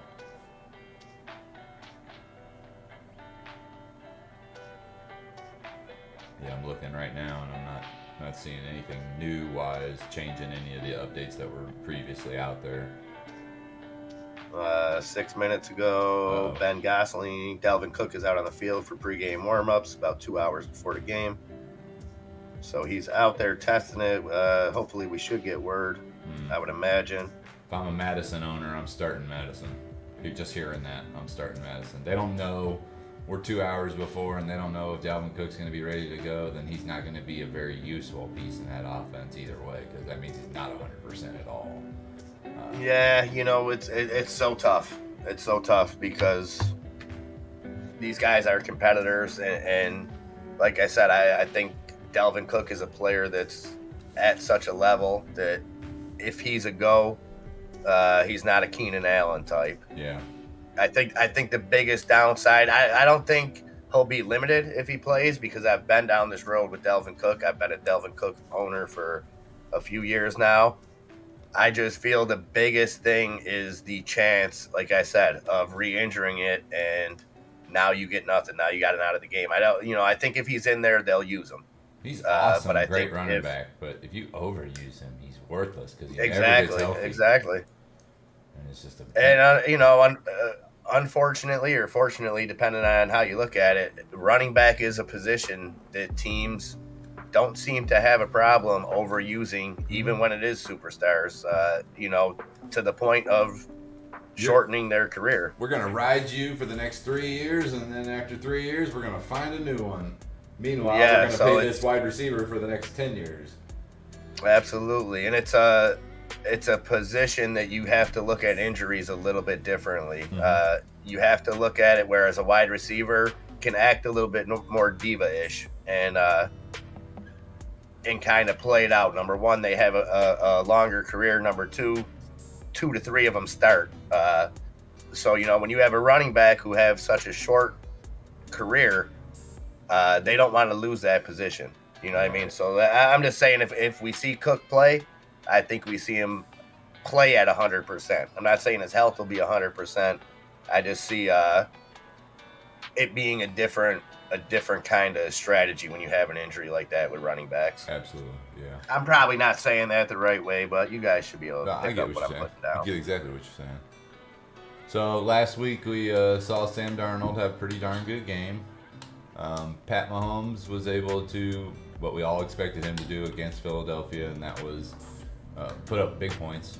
I mean, there really wasn't much more to that game. And then Matt Ryan, unexpectedly, after having 3 garbage weeks, kind of turned it on last week a little bit and started to look a little bit more like Matt Ryan. It looks to carry over this week. Granted, it's a Jets team that hasn't shown us too much this year. But I'm not saying go get Matt Ryan, go buy him, but I would say keep him on your list for bye-week potential quarterbacks. Yeah, and I would say if Ryan is able to continue kind of this today with the 1 and 2 receiver not playing, and I see potentially some more upside, like you said, as a bye-week candidate. Yeah, just to have or just down the line. Well, and we've seen Matt Ryan play some of his best football at the end of seasons when they're already out of it. Right. He had good years, obviously, when they went to the Super Bowl, things like that. But statistically, some of his best years came when he's had that pressure off and not playing 6 for and nothing. 10. And we can see that come sooner than later this year with with Tampa in that division, with Carolina looking the way it is. Then you got the Saints. You already got them at the bottom of the division, and I don't see them coming up from that basement anytime soon. This is but week 5. I still see they added a week in the season, but I always make this thing: if you start out 0-5, you are done. There's only been one team that's ever made it back to even make it to 8-8 after starting 0-5. That was Marty Schottenheimer and the Redskins or the Chargers, one of the two. But and I don't see Atlanta making any kind of move to move towards the future, no matter what the records are. You know, I see Matt Ryan, barring an injury, playing all season, and you know could be a viable asset down the road. Yeah, it's gonna be an interesting to see what they do with their future, because they let Julio walk and they didn't start evaluating quarterback, and it was like Matt Ryan was there longer than Julio, so maybe you should think about moving Matt Ryan first before you move Julio. But that's just their weird offense, I guess. And I'll tell you what, that's Scott Pioli there too. He's a weird individual. We had him here in Kansas City. Let's move into QB projections. I think, let me see here. Yeah, QB projections.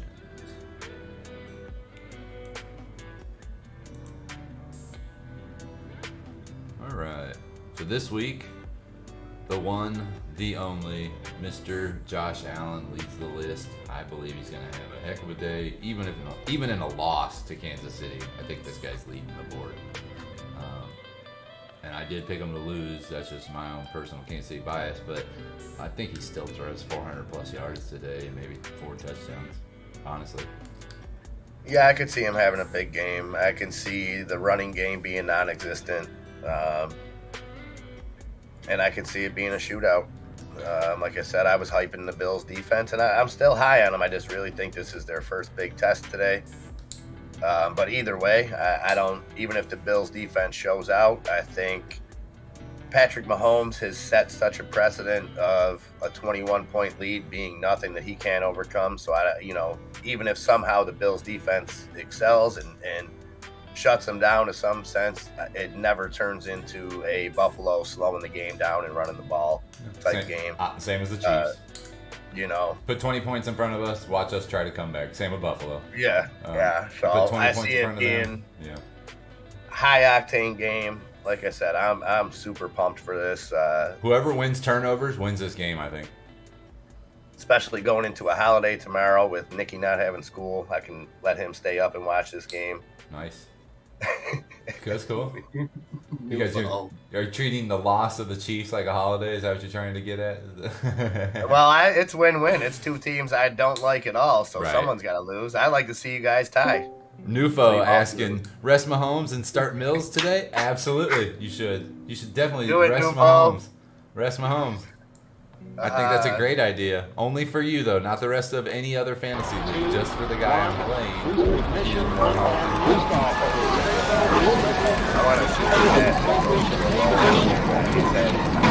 Super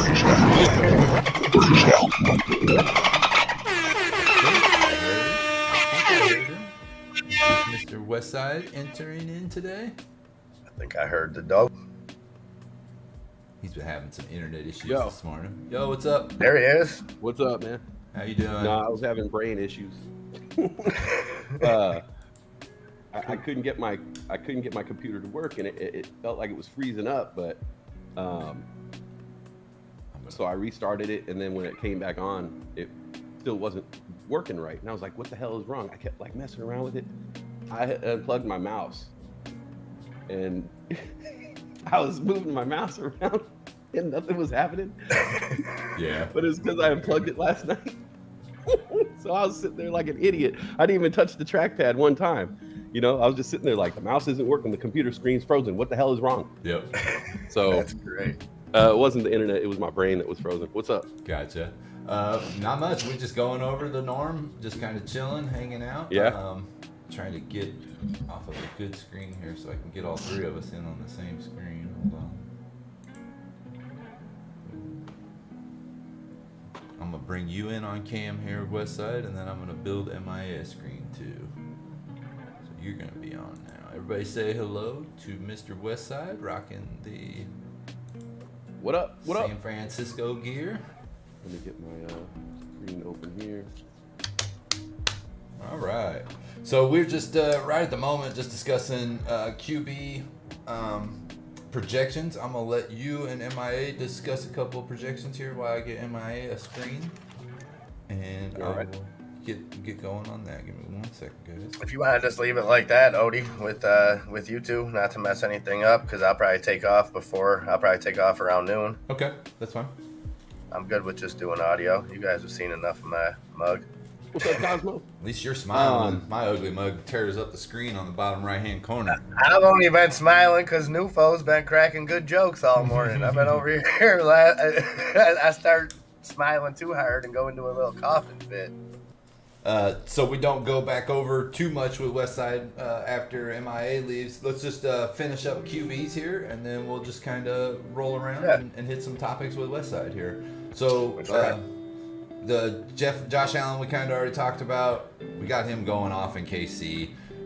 Kyler Murray going into Arizona. Since you're a San Francisco guy, what are you seeing Kyler Murray doing? Westside coming in, or San Francisco's actually going to Arizona, but what do you think? I mean, you know, I'm a believer in the Niner defense. Okay.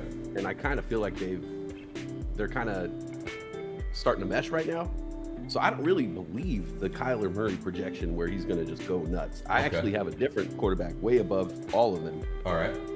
Dak Prescott. You think he's the hot one? I think Dak Prescott has my vote right now. I think they're full force, full strength right now. I think Dak Prescott, they're going to put up big numbers. That's my number one quarterback for the week. Dak, Mahomes, Josh Allen, Brady, and then I don't have Lamar Jackson on the list. I got a crazy one to round out my list. Danny Dimes. You think New York Giants quarterback Danny Dimes is going to have a big day today?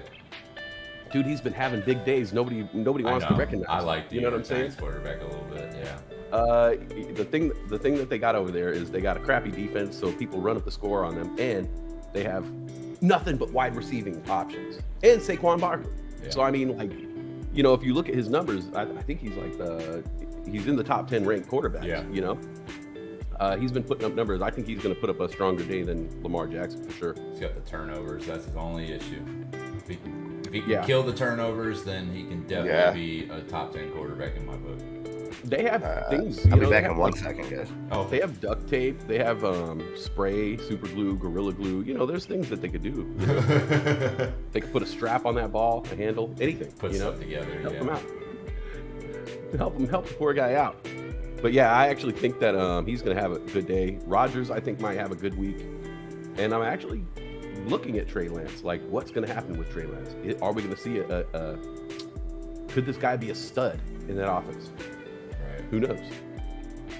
Yeah. That offense needs something. I think that issue, Trey Lance definitely relies on Kyler Murray relies on what Trey Lance is able to do today. If San Francisco plays away from trying to throw the ball or do crazy stuff, then Kyler Murray doesn't have to open up and be crazy today. Right. But that game can go either one of ways. It could be just like this defensive running battle where, you know, quarterbacks are just filling each other out the whole entire time, or they could just be throwing bombs. I think Kyler Murray's style makes it where he'll be the running back of the game versus the other running back, James Conner, there, and only really throw when he has to in situations, and it'll probably be just to Hopkins all day. But I do like him for upward points today, just because San Francisco seems reeling right now. They don't have an answer for anything. When they do have something go wrong, they just seem to have it snowballs.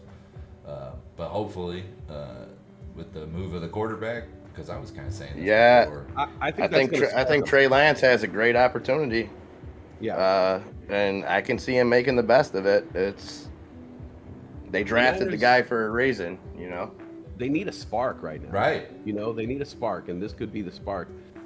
You could have the most talented defense, offense, everything on earth, but if there's not something there that's like motivating the guys, they're just not going to play extra hard. They're not going to want to win the West. You know, that's what they got to ask them. And they're going to look at now, what I want to see. Yeah. With Russell Wilson, is I want to see strike. No, go ahead, Wes. My bad. Oh no, that was it. Like now with Russell Wilson out, this is the time in the NFC for these teams to strike. You know. Yeah, and I want to see Trey Lance.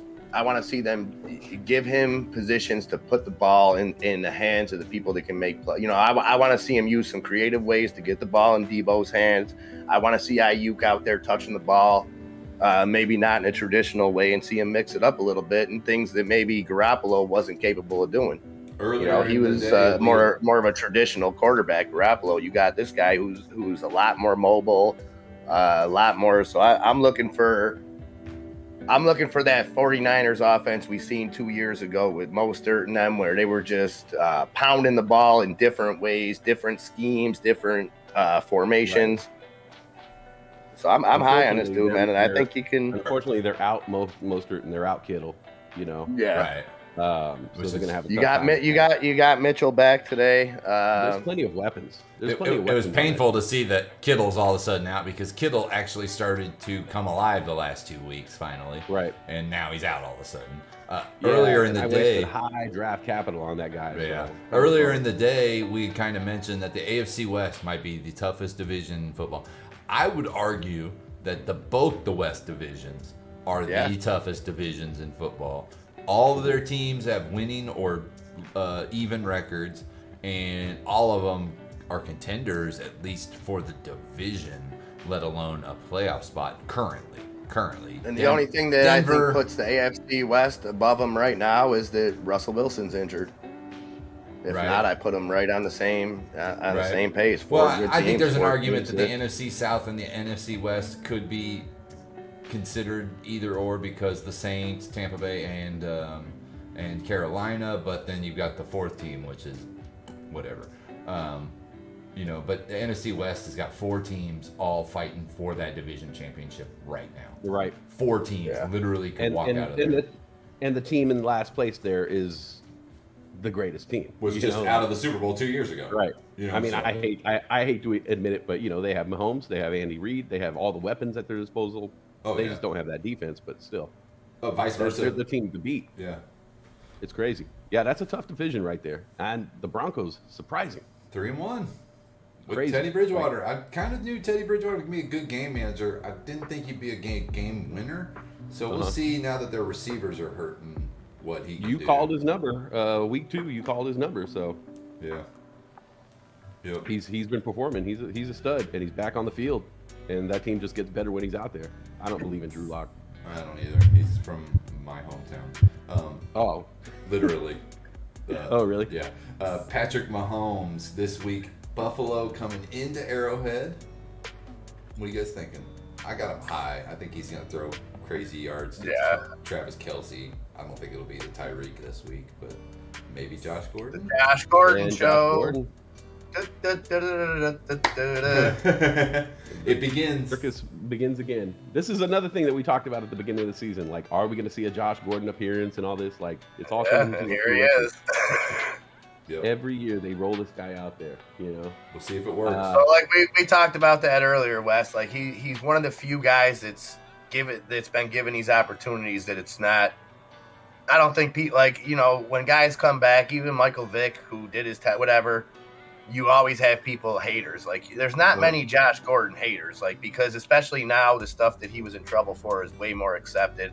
So it's like I feel like this dude has a lot more people in his corner than the traditional. He never hurt anybody but himself. Comeback, yeah.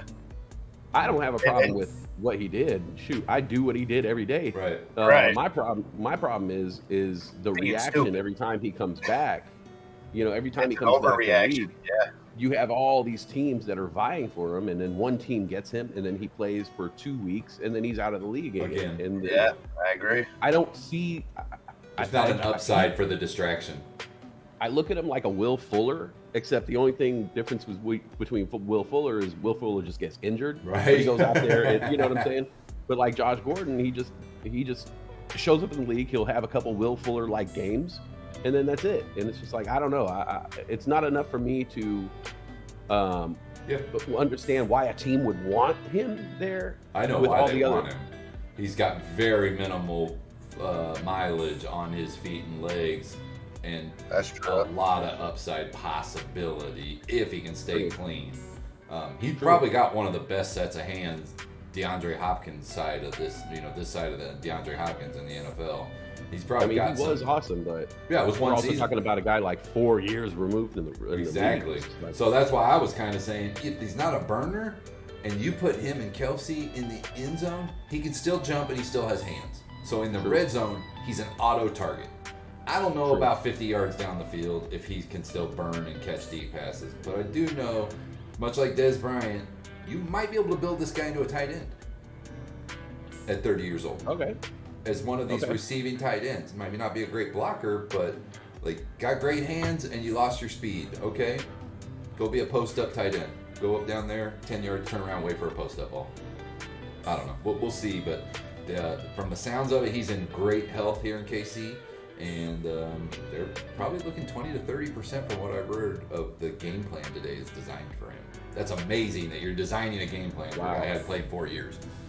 So It'll be fun. I mean, they're working them out. They know they're seeing what we don't see. So It's Pat Mahomes' call, and Pat Mahomes has put him on the field. okay. When it comes I mean, down to it, honestly, it's Pat Mahomes' call. I'm down It's with not it. like he signed with, the Houston Texans or an irrelevant team. You know what I mean? So for the Chiefs to take a chance on him and for Andy Reid to take a chance, that tells me that they're at least seeing something. You know what I mean? And for him to be on the field this quick it tells me he's in peak physical shape, and maybe he discovered, I don't know, something that's not THC that helps him. I don't know. Right. D-Grade says he's just now driving through KC. I'm going to guess about 25 minutes for you to get through where you're going. Nufo, Chiefs versus Bill high scoring game? I think so. I think 56 to 62 total score, if not higher. Maybe 70. Might be 35-35 when this thing's done. It might be. Like I said, that Bills defense, I'm high on them, but again, they've faced pretty much 3 backup quarterbacks the last 3 weeks. Even though they lost to Pittsburgh. Can any of you look up the Roethlisberger didn't really torch them. Look at the playoff score from last year. Yeah. Look up, Look up the playoff score from last year. Look up. I think we played them week 4 last year as well. I think we played Buffalo twice last year, or it was the year before we played them twice. What's the score? I don't know. That's why I'm asking if you guys can look it up. I believe it was in the 30s. Think they were high scoring, and neither team will. There's no, like we said earlier, neither team will commit to the run. You're not going to see heavy doses of the run game, and B, even if it's lopsided, both these teams know that the other team has the ability. Allen hasn't had to show it or shown it as much as Mahomes. But okay, so the Chiefs Mahomes played Cleveland, the Chargers, Baltimore, and now Buffalo, and all of these teams are vying for first place in the AFC playoffs. The Chiefs cannot afford to lose this game if they want to have home field advantage throughout the playoffs, because they've already lost to Baltimore. They did beat Cleveland, but they lost to Chargers within their own division. So Kansas City, this game is a playoff game for Kansas City when it comes to, does the road to the Super Bowl go back through AFC again, or through Arrowhead? This is a big game for Buffalo too, because Buffalo loses this game, they're 1 game behind KFC. They're behind one. Got some food on the mind. They're 1 game behind KC, and they're already 1 game behind Baltimore because Baltimore beat KC. So this is a huge game to stay up in the top for Buffalo, to stay in possible Super Bowl contendership right now, and I think that's a big thing for Buffalo. Big thing. Yeah. So you see Mahomes, Kelsey. What do you think about Hill in this matchup? Hill, I think he's decoy. He's gonna get his 80 yards and 7 touches, but I don't think he's gonna get no 150. Now, granted, he's done it 3 weeks in a row. I think 100 and something. Yeah. I think he will. I think the Bills will make A mistake. They don't make consistent mistakes at defense, but they make big mistakes. Yeah, that hurt him. So I see Hill getting loose. I see Hill, maybe not a huge game, but I see him having at least 1 to 2 40-plus yard gainers. Okay. Who's the top running back in that game? Clyde Hilaire. Okay. Yeah. The Fresh Prince. I think I was talking about this earlier. Buffalo's not going to allow Chiefs to beat them downfield with Gordon, McCole, or Tyreek. They're going to play way far back. They're going to say beat us with Kelsey and Clyde Hilaire up front. I think Clyde Hilaire gets 80 to 100 yards again. But yeah, Bills going Mahomes. Like MI said, neither of these teams are going to really feature the running game. I think that's more screen passes from both teams, really. I'm gonna go and say Mahomes is gonna be top rusher. Oh wow! Okay. Interesting. I could see that or Allen. I could see either one of them easily being You the top saying rusher in this Mahomes' game. design run or Mahomes running for his life? Maybe a little bit of both. Okay. No, that's But a I serious think, question. I Mahomes think- been running for his life all season, so. I think he's going to have to. I mean, he needs these wins, you know. And Mahomes is the type of dude just put the team on his back, and none of the flashy stuff, you know, like the no look passes and stuff. Like he needs Just to go go out back and to his win. kind of fundamentals, which is using his legs. He's really good at it, you know. On the run, he's one of the best quarterbacks throwing. Yeah. Him and I mean, he invented this new breed of quarterback, pretty much, you know. And now everybody wants a Mahomes on their team. Look at my team. yeah. He's the Steph Curry of football. Broke next the game. Evolution. For Yeah. sure. Steph Curry broke NBA for like 3 years, and Mahomes did the same thing. So Lamar Jackson this week going into Indy. I think this is a big game for them, or having Indy in their house. Sorry, I think it's a big game for Baltimore. They need a get-right game. They need a game that they can just beat up on an AFC opponent. I think this is the one. Yeah, I mean, I think so too. The Colts are not a threat. At this point, no. Yeah. I kind of agree with you. Until Ty can come back, and they don't have an Right. offensive line even when Ty comes back. I like their defense, solid defense, and they have good wide receivers. But you know, I'm not a believer. I'm not believing in Carson. I'm not a Wentz. Carson Wentz believer. Right. Yeah. I've never been, and I'm a firm believer that if you don't have a run game, if you can't threaten a team with your run, Yeah. you're not going to go very far. You better have the greatest quarterback. Yeah. Right. But even they can threaten with a run. You know, Mhm. they have weapons. They've got Neem Hines. He can't stay healthy, and then Jonathan Taylor's gone. They've got some decent tight ends, but I was a fan of Marlon Mack, but they went away from shuffled him. off. Yeah. Yeah. I don't know what happened there. So Dak Prescott, I know you said Westside, a big game for him. MIA, where are you standing on Dak Prescott today in New York? I think he's going to have a huge game. Are you talking to me? Am I? I think he Oh, will, that's but fine. do you think Westside? Do you think the Giants stay in that game enough to not see Prescott just put it into the hands of Zeke and kind of churn away at Because it? I think we're going to see like the Cowboys do that thing where they come out like ferocious, you know, and they score like 2 touchdowns in the first quarter, you know, because they'll probably get a turnover. They'll score like 2 touchdowns in the first quarter. New York has to abandon the run game, and then they'll just throw it. And they're going to eventually, it's just going to be one of those back and forth battles where Danny Dimes is just doing crazy things, throwing, you know, touchdowns, and he has enough weapons to hit touchdowns. Get close enough, you got Saquon Barkley, and just drive. You know, they have nothing to lose. And Danny Dimes, it's not like Danny Dimes, or I keep calling him Danny Dimes. I hate that name. Yeah, I like it. Daniel Jones. He has nothing to lose at this point in his career. It's not like he's Right. protecting his stat line. It's not like he's like, Right. oh, if I throw another pick, I'm not going to be amongst the greatest of all time. No, the only thing he could do at this point Yeah. is score and win. I agree with You that, know, and I so- think divisional games, man. I think Yeah, they're always these weird. games, it doesn't matter how good a team is, especially this early in the season when you have a divisional game. They're good games. These teams They know know each other. They have a history. There's something about them too. The NFC Yes. East, when they play each other, Hatred. there's something They different. play up or down to the level of each other. You know what I mean? Right. It's like it always seems like it's an even keel game, even if one of the Exactly. teams is substantially better. Even last year, I think the Cowboys didn't get to the playoffs last year. I think it was the Eagles or something, right? I think they were beat at the last Yeah, game. minus And it 8 sh- record, negative And they record. shouldn't have. Yeah. They shouldn't have. But like the Eagles somehow mustered that NFC East Yeah. mojo Potion, and yeah. fought back.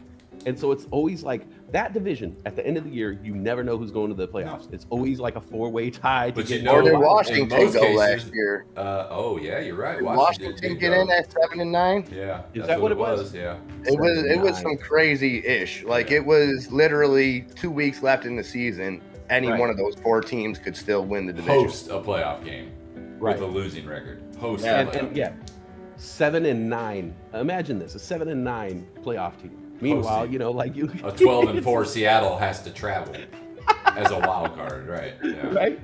So yeah, I think those guys, whenever you put an NFC East team on field with another NFC East team, crazy things happen. Or it could be a 7-0 clunker. We never know. But I really think that the way the Cowboys are, this is it for the Cowboys, I feel. Like if they can't do it this year, they have to do a whole teardown. You know what I'm saying? Real quick Like- here. Sorry. El Snap Yep. coming in. I have Allen. Just wondering who they thought would have a better game. And then Woody the Badger coming in with Thalen or Chase at a flex PPR. We kind of already answered the Allen I'm Mahomes question. What do you think about that flex PPR, Thalen or Chase? Oh, Thalen. Thalen all day. I'm not feeling Chase until they get their head on straight over there. Plus, he's coming off an injury. And I just don't know. I have Chase Claypool on my bench. I'm not starting him. But I am starting Aaron Thalen. Thank you for the question, Woody the Badger. MIA, where are you at on that? Thalen or Chase? Chase Claypool. I'm assuming that's Chase wide receiver out of Lamar Chase out of Bengals, but it could be Chase Claypool. Oh. Okay, if you're talking Chase Claypool, I'm 100% with Westside on that. Yeah, Thalen over Chase Claypool all day. Agreed. If it's Chase from the Bengals, I think I'm going with him over Thielen just because with Mixon banged up, whether he plays in a limited role, whatever it is, I see Chase being a big-time player. Okay. And I just see Jefferson having more upside with Minnesota, but Thielen is steady Eddie. Thielen, you're going to get 8-9 catches, 90 to 100 yards. You know that. The only thing I don't like about Thielen right now is Justin Jefferson is on an absolute monster run tear. And I think he's in his second or third year as a wide receiver. And this is the time that a wide receiver breaks out. So he, and if you think back, like Adam Thielen, he's had these great runs in his second and third year. Like he's already kind of had his breakout years. The ball is just always going to Justin Jefferson. He's having monster games. That's taken a lot of Thielen's stats. Thielen will get his touchdown, but after they run up all these touchdowns, If you then know it's your just receiver Dalvin can get Cook show. right, if you know your receiver can get wide open every single time versus If it is a guy Jamar that Chase. yeah, it is Jamar Chase. Versus I'm a there. guy I'm with that. Jamar I'm with Chase, Jamar Chase. right. Yeah, because the Packers have a crappy defense and they're going to run up the score too. So it's just going to be back and forth. That's Yeah. going to be a high scoring game. Yeah, I agree. Antonio Gibson, active. Good. Cortland Sutton, active. Cool. Cortland Sutton is active. Yes. Dalvin Cook, inactive. Ooh. No Cook. Joe Mixon is active. So that might change that a little bit. That might up Thielen's. That Cortland Sutton messes up that Patrick move too. I mean, you're still going to see Sutton play. It might be a decoy. Tim Patrick's still going to get his targets, but it may just not be as many targets. So be wary if you're a Tim Patrick holder. It's not going to be as beautiful as you thought it was today if Sutton plays. Yeah, I might have to check my lineups on that because I think I might be starting him somewhere because I thought Sutton Yeah, was Sutton going was to going be to be out. out. Yeah, so did I. So I official pulled Sutton out of actives. both mine. Some official actives: Joe Mixon, Cortland Sutton, Teddy Bridgewater, we know that, Melvin Gordon, Antonio Gibson, Curtis Samuel, and TJ Hawkinson. Officially active. Okay. Okay, cool. That's Thank good you. to know because I think I had Antonio Gibson. I think I left him on the bench. All right, so we've rolled through the quarterbacks here on the projections. Let's do a little QB buy or sell. We'll just have some fun the rest of the day here. So I had a question. Uh-huh. See, I always, whenever I play fantasy football, and I don't know about you guys, Okay. but like, especially recently with like the vid and things like that, I feel like the first few games of the regular season are kind of treated almost like a preseason now. Yeah. You know, I look at the first four games as a tester. right. Whereas before there used to be so much emphasis on the training camps and preseason that by the time you got to the actual NFL season, they were pretty much like starting to roll. I think they're going away from the preseason. I think they kind of want to. Yeah. I feel like they want to shorten the preseasons, so players are not carrying and coaches are carrying less. It's more about coaches and looking at formations. So the first four games of the NFL season, I'm always like, it's just kind of like more preseason. It's like the extended preseason. But now we're in the season. You know what I'm saying? So we can kind of look at the landscape of everything. What do you guys think about the leagues that you're in? Oh, okay. The Hall of Fame League is hot. There's a lot of competition in that one. the pro league is ridiculous too, and then I'm watching the rookie league, and the rookie league, like, I'm just happy with everybody really on all sides. I know that not everybody's gonna win, but I see competitive players and people posting teams every week, and people having fun. But in most part, Matt's market running away there in our league with 2-3-1 or 3-3-1 teams in the Hall of Fame. 2 4-0 teams in the pro league. Yeah, Ron D and Jan Matt in the pro league. I got to play Ron D this week in pro league. I'm about to get blown out by him. He's about to go 5-0, by the way, just to let y'all know. Damn. Right. Oh man, who's Jen against? Oh, Adam E. Adam E, you're our only hope. Yeah. Save us, Adam E. Save us. I've never really seen a league that like the competition is so tight because there's 6 2-2 teams, 4 1-3 teams. Yeah. But then there's these 2 4-0 teams that just ran away with everything. But everybody else is just in this little Right on. cluster, And the points, you know? if you look at the point totals, they're all right there stacked up. Like, they're all stacked at the same little level, and then there's like. And I'm coming for Matt's market this week. He's I hope lucky. you He's do. got Kyle Pitts though playing right now. Yeah. Nufo, go ahead and sit Patrick Mahomes, by the way. Feel free to sit Patrick Mahomes. If you want to start Drew Luck, that'd be awesome. Drew Luck, whatever. Adam says now that Cook is out and Mixon is in, should I start Mixon or Connor? Ooh. Oh man. I would still assume Mixon is injured, and that he's not going to be 100%. Connor is going to be playing for Edmonds. Is Edmonds in? Edmonds We was might not- doubtful. never saw things. We might not know. That's a 4:00 game, I think. So that's probably not going to get a official. Man, I hate to say it because it's my Niners, and I'm actually not starting Connor, but man, I think I would probably go Connor over Mixon in that position. Yeah. Just because I feel like the Bengals game is going to be a real passing game too. Yeah, it's going to be. But yep. Mixon can catch passes too, so. But that's tough, if man. he's injured, you're not going to throw at him as much. You're not going to put him over the middle and let him take a hit to where he gets hit and loses the ball or something. You know. True. Personally, I think I would go Connor. Yeah. Yeah, I probably That's close, would. though. That's very close, man. That's we were talking earlier, West, and I was saying these running backs, because they have such a short window to play, when we do see them come back, whether they take some shots, whatever, we see them play at 100%, even when they're not 100%. You know what I mean? If they're in the game where it's like Delvin Cook, obviously couldn't give it that. That's why he's not playing. So I kind of look at it like Mixon, even though he's hurt, they may limit him 100%, depending on how much faith they have in Samaje Perine. But like I said, these guys still are playing for paychecks and know what a short window they have. Whereas a wide receiver has an opportunity to be a diva because their lifetime span is about 3-4 years longer than a running back. Right. So this guy comes back, he's going to want the ball. He's going to at least do everything, like I said, whether it's a cortisone shot. Now we see that backfire with Christian McCaffrey every year. You know what I mean? Where the guy plays hurt, gets hurt more, and is now hurt most. Yeah. It happens. It's true. You can only use running backs for so long. Wide receivers you can get 7 to 10 out of. Running backs you can get. And you have that chance of them tweaking the injury a lot more, where a wide receiver can kind of baby their injury and kind of dictate what kind of hits they're going to take and things like that if they're really smart. I'm only doing 15-yard outs today. That's it. I'm never going over the middle. Yeah. And you can't really use a running back as a decoy too much. You know what I mean?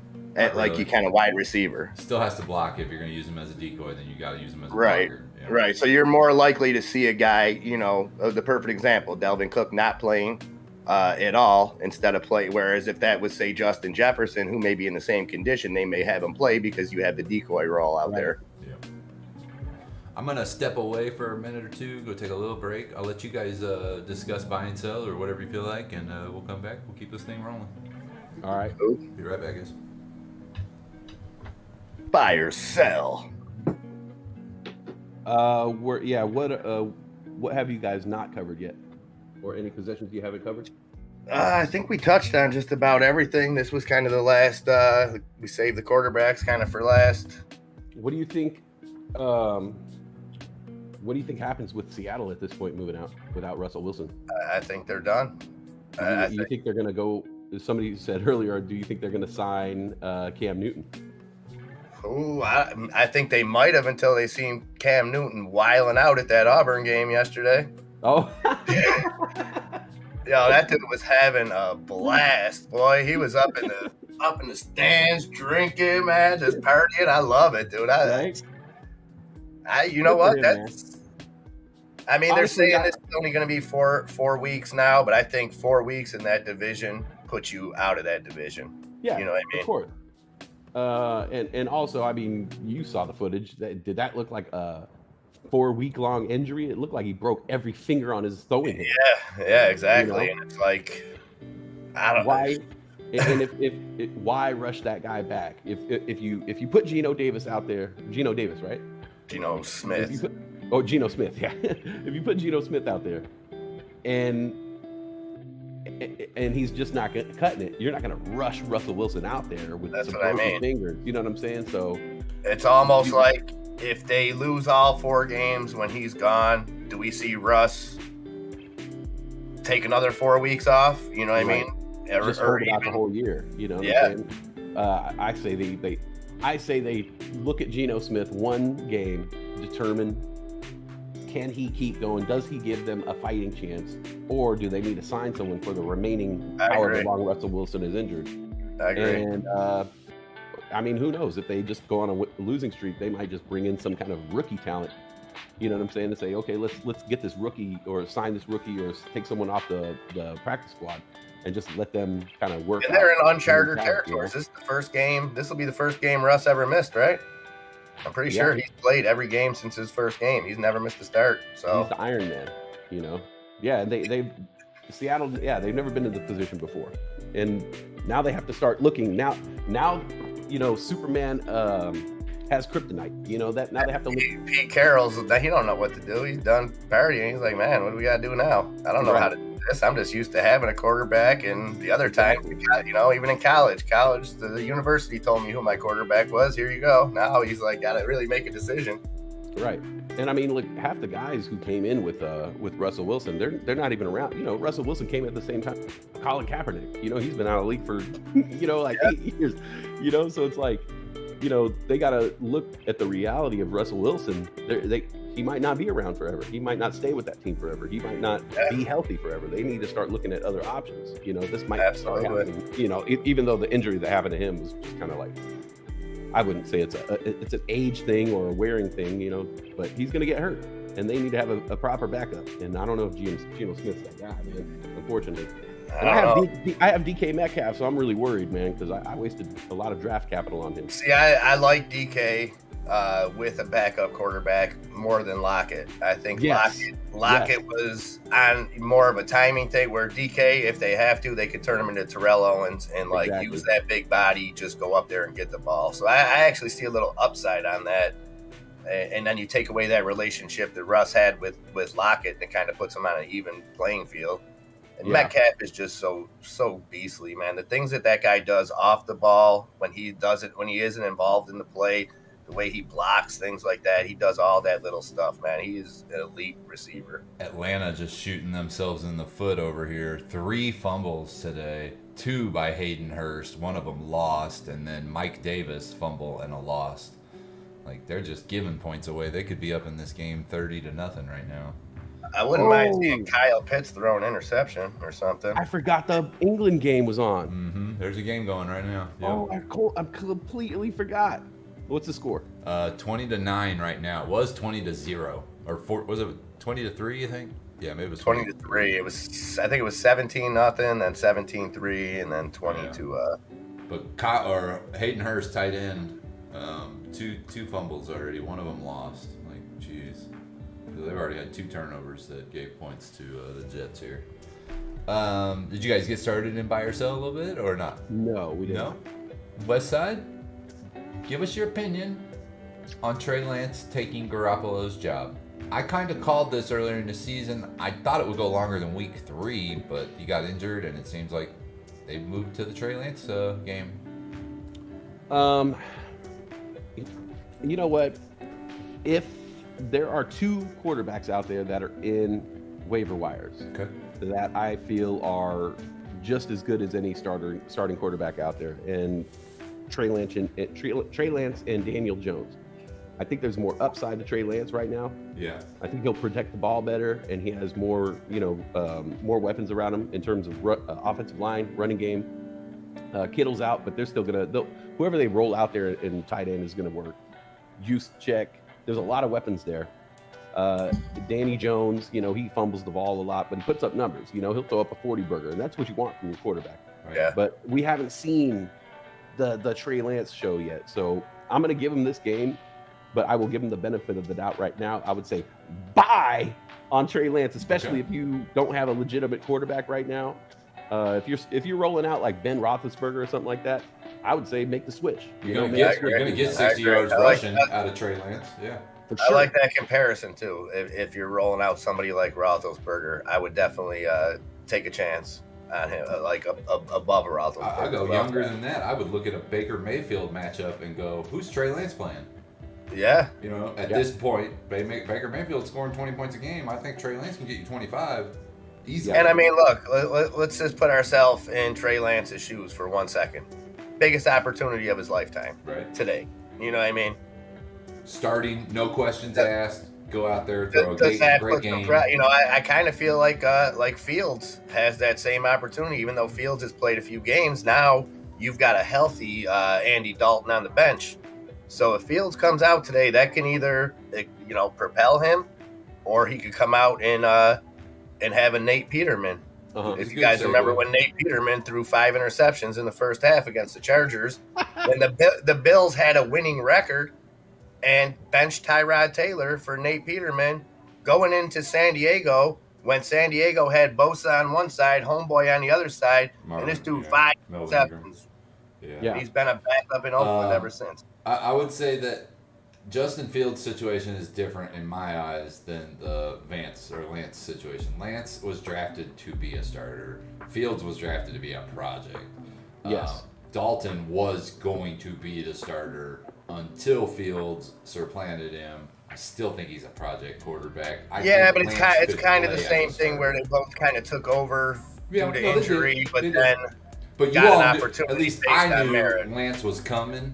I didn't know that Fields was going to get playtime this year. I expected it, but I didn't think he was going to get played. I thought he was. I was kind of surprised that he wasn't the starter. Okay. Going I think a lot into of the people season. were actually, yeah.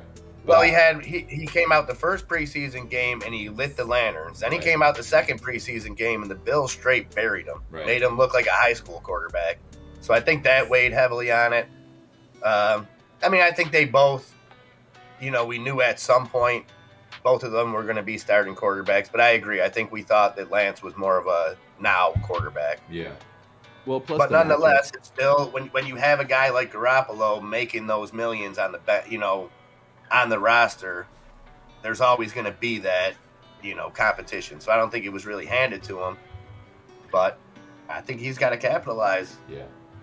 I think it's not your traditional, sorry, Wes, it's not your traditional, like, San Francisco's a horrible team. They're benching Garoppolo and giving the kid a chance. No, they're a playoff team. Like, that's where I say the opportunity is a little bit bigger for him than Fields, where it's like, does anybody really have high expectations for Chicago? If he comes out and plays mediocre all year, they're not a playoff team. Right. Nobody really cares. San Francisco, there's high expectations there. Every team in the West can win the West.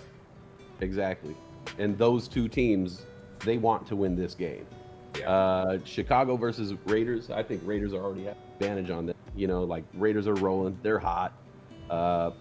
Chicago should be intimidated by them. Chicago just lost their starting running back. They're rolling out this new quarterback. Everything is not going in Chicago's favor right now. I can't even name a Chicago wide receiver off the top of my head. Well, it takes some of the pressure off of Fields, being that the expectations aren't there. But I like having that winning team. You know what I mean? Like, it's not. I don't know. Yeah. Well, that was a good segue. So we've been sticking with the rookies here. So we got Fields and Lance talked about.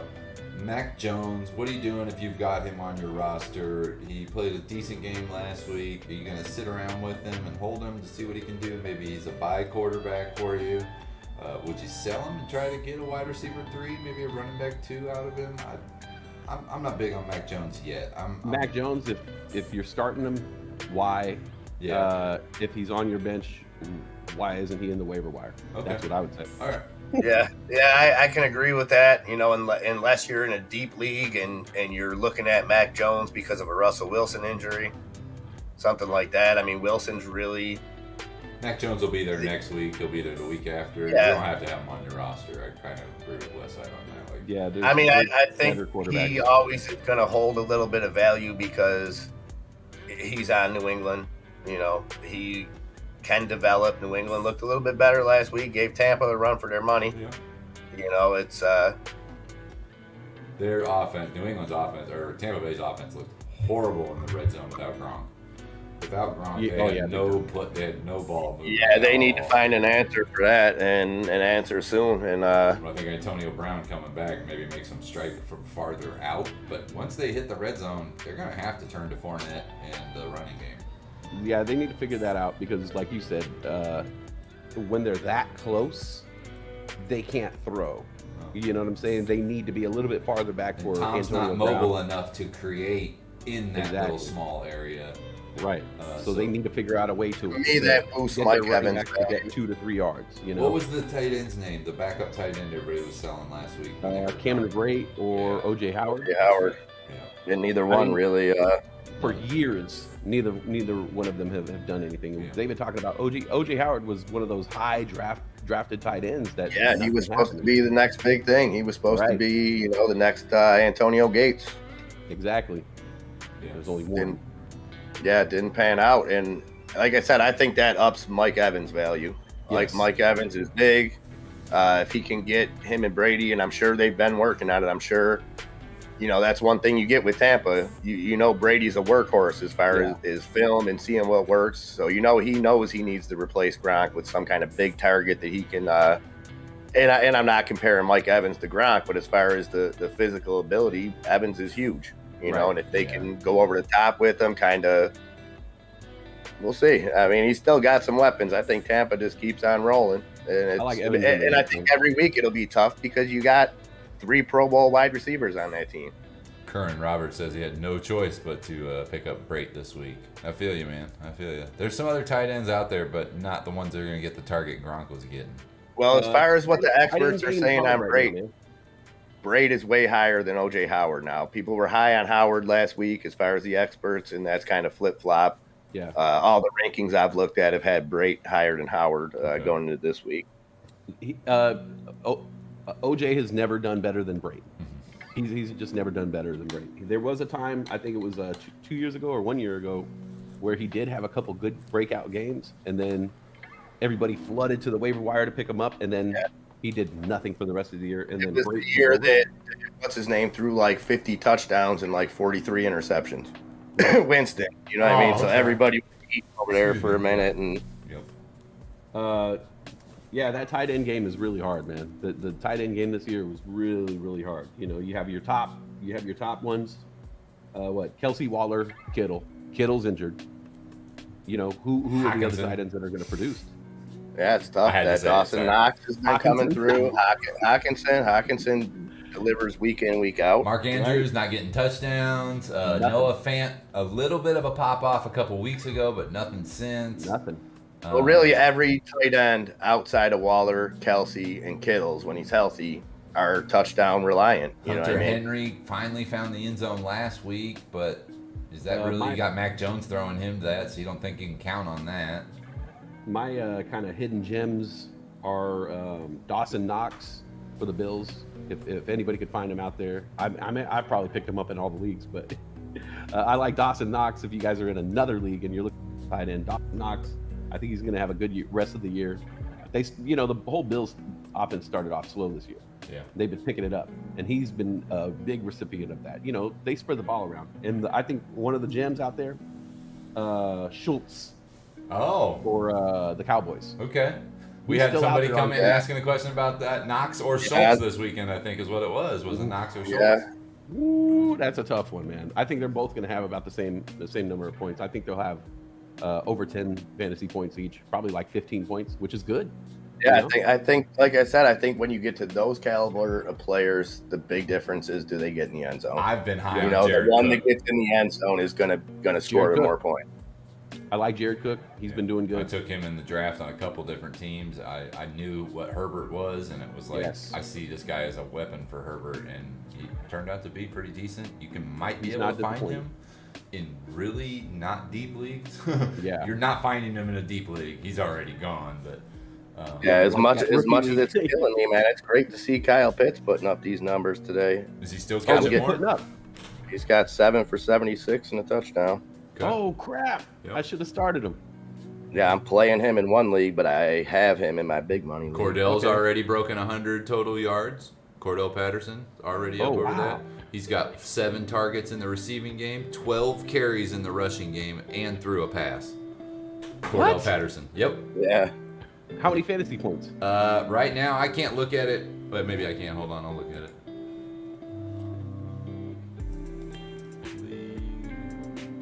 He should be scored the same through all leagues. So Yeah, he's got to be on about 16 to 18 that's 16 points. points right now. Yeah. He's my Okay. only guy. 16.26 points. He hasn't even scored a touchdown. It's because he's getting touches all over the field, and he's got Now, what 29 do return you- yards. What do you have him in as? Odie, do you have him in as a wide receiver? Do you have him in as a running back? as a Today I flex? have him in as a wide receiver because I had to get rid of Cortland Sutton. At least I thought I did. So I moved him in as a wide receiver, which kind of hurts me because now if I want to pull a Sutton back in, I'm going to have to probably lose a running back that's in a flex position. But Coran says Cordell was dope in Minnesota. They never used him right. Yeah, same thing in Oakland. same thing with Raiders, yeah. In Oakland. Nobody ever used him as the gadget offensive player like the Falcons are doing today. Cordell Yeah. Patterson earned over 20 fantasy points his first 2 games in the NFL. For his first game, he had like 26 fantasy points. His second game, he had like 21 fantasy I points. think one of them was against the Chiefs. Yeah, and I was just like, this guy is the thing of the future. Yeah. I've never seen a guy like this. Came out and then flying. nothing. Yeah. That's a Nothing for great years. comparison. He's a giant Percy Harvin. I love that Yeah, comparison. that's exactly what he is. That is a very good comparison. And Percy Harvin was unstoppable for a couple years until his knees started giving out on him because he got overused. But Percy Harvin and Dalvin Cook, if they were staying healthy, you wouldn't need a Justin Jefferson or a Thielen. You could just be running those two all day long, and that'd be your offense. But yeah, it's a giant Percy Harvin. He really is, or a giant, like I said, Dante Hall or Dexter McCluster. Yes. He can come out of anything. He returns. He's got light up speed. And the best part is he can learn. He's smart enough to learn both sides of an offensive playbook, which is amazing. It's hard to do. Ooh, Nufo says Hollywood Brown or Josh Gordon. You know what? Nufo's looking at my roster, asking the questions that I'm asking. Because he's playing me. He's trying to mess me up. Dufo. Keep trying, buddy. Keep trying. You're going down. Now I got Marquise Brown and Gordon on my bench. They've actually given Marquise Brown or Josh Gordon a projected point total finally now. What did they give him? 461. Oh, they're not expecting much No, out of him. not at all. Nobody really is. He's not. I don't think he's listed as the starter. I think Mercole is still the second wide receiver starter. Merkel. Like I said, his first route is going to dictate, I think, a lot of that game, man. I think they got something. I think Mahomes will have something cooked up for him, a play designed for Josh Gordon, and I think if they execute well, it puts the Bills on their heels. I would Puts their argue Bills- that if and all right, we need to stop Tyreek, we need to stop Kelsey, and now this guy's looking because I'm sure the Bills don't have a lot of information on what state Gordon he's in. You know what I mean? What kind of condition he's in? Maybe they know the physical condition that's probably made available, but right. they don't know. Yeah. I would argue that if you see Josh Gordon on the first play, be afraid. If he comes out and he lines up in the first series of the Chiefs offense, then Buffalo needs to be very afraid. Because Andy Reid is very, very hidden on a lot of his stuff, and he'll tinker in and let you know, well, he might play this week, he may not play. But if you see Josh Gordon in the first literal series of the Chiefs game, they're bringing him the whole game. They're not messing around. They'll bring him the whole game. He may not be in every single drive, but he'll be mixed in throughout the game. Do we see him and Tyreek on the field at the same time? No, what I'm saying is, do we see them both back there opening kickoff? The Chiefs receive the opening kickoff. Do they try some trickery and throw Tyreek and Gordon back there? No. Not that kickoffs even happen. Every kickoff's a touchback, pretty much. But Tyreek's not even messing with kick returns anymore, I don't think. Do you unless it's playoffs. Is he on the waiver wire, or did you pick him up in all the leagues? Josh Gordon's gone in every league you and I play in. Okay. Yeah. Okay, good. Caesar got him in the Star Wars League because I slipped up and didn't grab him, but I have him in both the Pro League, the Hall of Fame League, and your original league. Yeah. Okay. Yeah. I saw that news. I was like, oh, Josh Gordon from Pat Mahomes? Oh, okay. You know what's funny is I saw that news. I think I even talked about it. I think I was on the air when it happened, and I was like, oh, Josh Gordon. Mm-hmm. And I didn't even make a move. Yeah. And now I'm like, I should have just opened the app and hit a button, because that could have been one of the biggest. I dropped for him. I dropped some crummy third wide receiver 3. I'll take a chance on it. It could turn out to be a great thing, fantasy wise, or just for my Chiefs. So I was like, oh yeah, I'll try. Yeah. It could be one of those big hidden kind of pickups. Right. You may see 12 touchdowns out of Josh Gordon in 12 games. You may see it. By the way, off topic. The fight. Oh, I didn't watch it. Fell asleep last night. I went to bed right before the final match started. The final fight started. I heard about it. Greatest fight ever, you think? No, not the greatest fight ever. Okay. Of this current generation, definitely the best heavyweight fight of the past 5 years or so. Wow. That's big. That's a big call out right there, literally. Well, I mean, there hasn't been a whole lot. They have been kind of the show. So that third fight, it definitely delivered on all levels. It was good. It wasn't like a quick heavyweight fight. It turned tides. It went one way, came the other way, and at the end of the fight, I gotta watch it, man. Yeah. I fell asleep at 7 o'clock and woke up at 3 in the morning to messages from Andre and stuff, and then I look on whatever, Twitter or whatever the heck I was on, and everyone's saying oh, best fight of our generation. You should see, I'm like, what the hell? I missed it. It's funny because me and my sister just watched some long Muhammad Ali documentary where they play all the fights, and the heavyweight fights back then, the guys were superior athletes. When you look at Ali versus Frazier, not only were they were fighting 15 rounds. Mm-hmm. And they were fighting fast. Their hands were moving so fast. Their bodies are still moving fast. They got head movement, but they're connecting and they're just drilling each other. The heavyweights now, they move so much slower. Yeah. And so it seems like they're not really hitting each other very hard, but they're bigger, heavier guys, and just a little bit of connection, it just resounds. There was one punch where Fury got hit in the face, and he's kind of an out of shape guy, and the ripples. You could see this ripple through his body, ripple through his fat. It was just so crazy to see the power and the impact of it all just rippling through his back fat. But it definitely was for this generation of fighting, it was a good fight. It's nothing like the Thrill in Manila, but for these boxing fans, it was decent, man. It was good. I was excited. Yeah, I didn't get to see a single hair of it. We were playing poker, and then I was done with poker. I went to bed. I was tired. I didn't need to get up and do this. But then, I woke up to the same thing. Did you watch the fight? No. Supposedly the greatest fight in the world. Yeah. I might have to go back and watch this bad boy.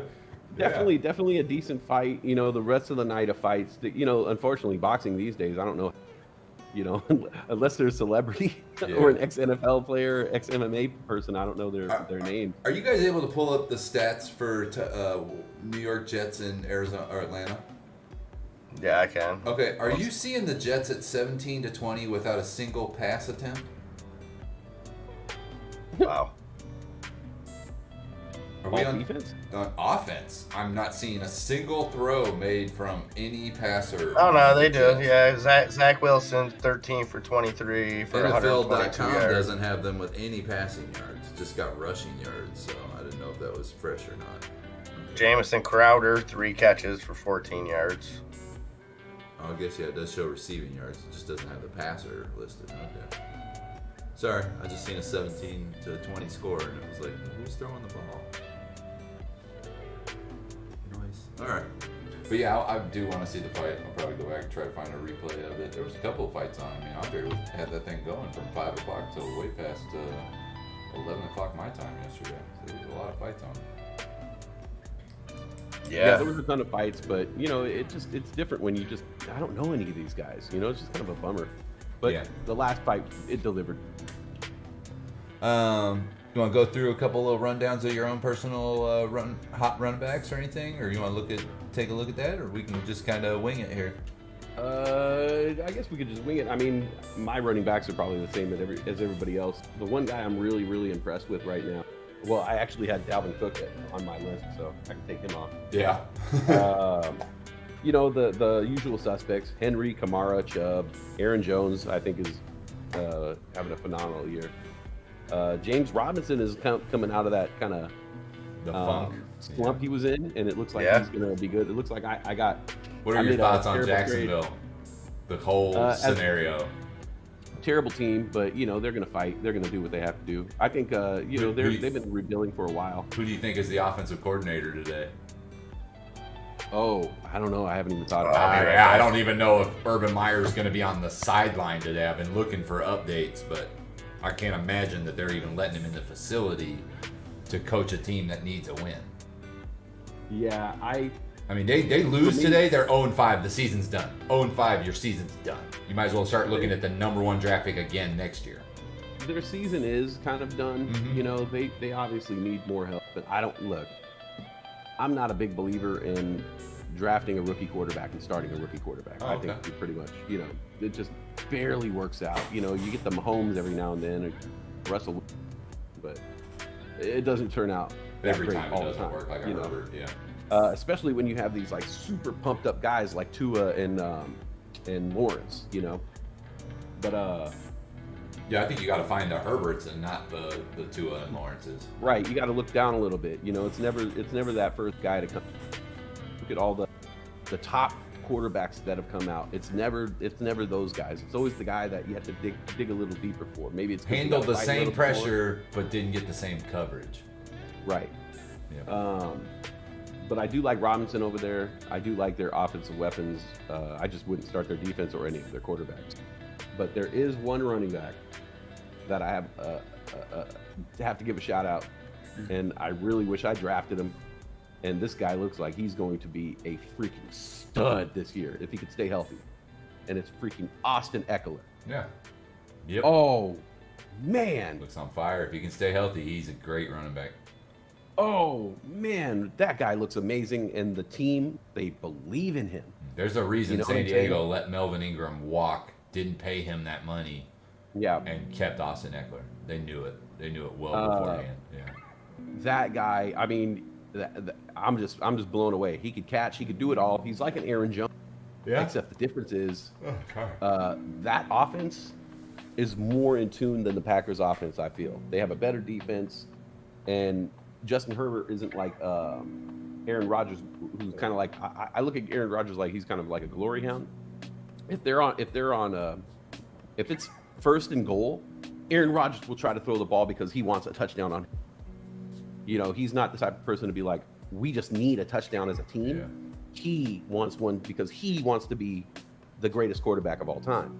Whereas a guy like Herbert will just do whatever it takes to win, throw the ball whoever's open. And that offense does not mind handing the ball off. You know what I'm saying? Just trying to get 1, 2, 3 yards. Yeah. Whereas the Packers won't do that. Eckler is just going to be this guy. Top three running back end of the year. Top 3 running back. Justin Hebert. I like it. Real quick, guys, I want to get going. That was Nikki that just got here. Sorry to interrupt, but thank you guys for all coming out. Odie and Westside. You guys enjoy yourselves. I'll be back around a little bit later, and go Raiders. Have a great day with your son, man, and yeah, Go Raiders. Talk to you I think later, you guys got Mike. the W, dude.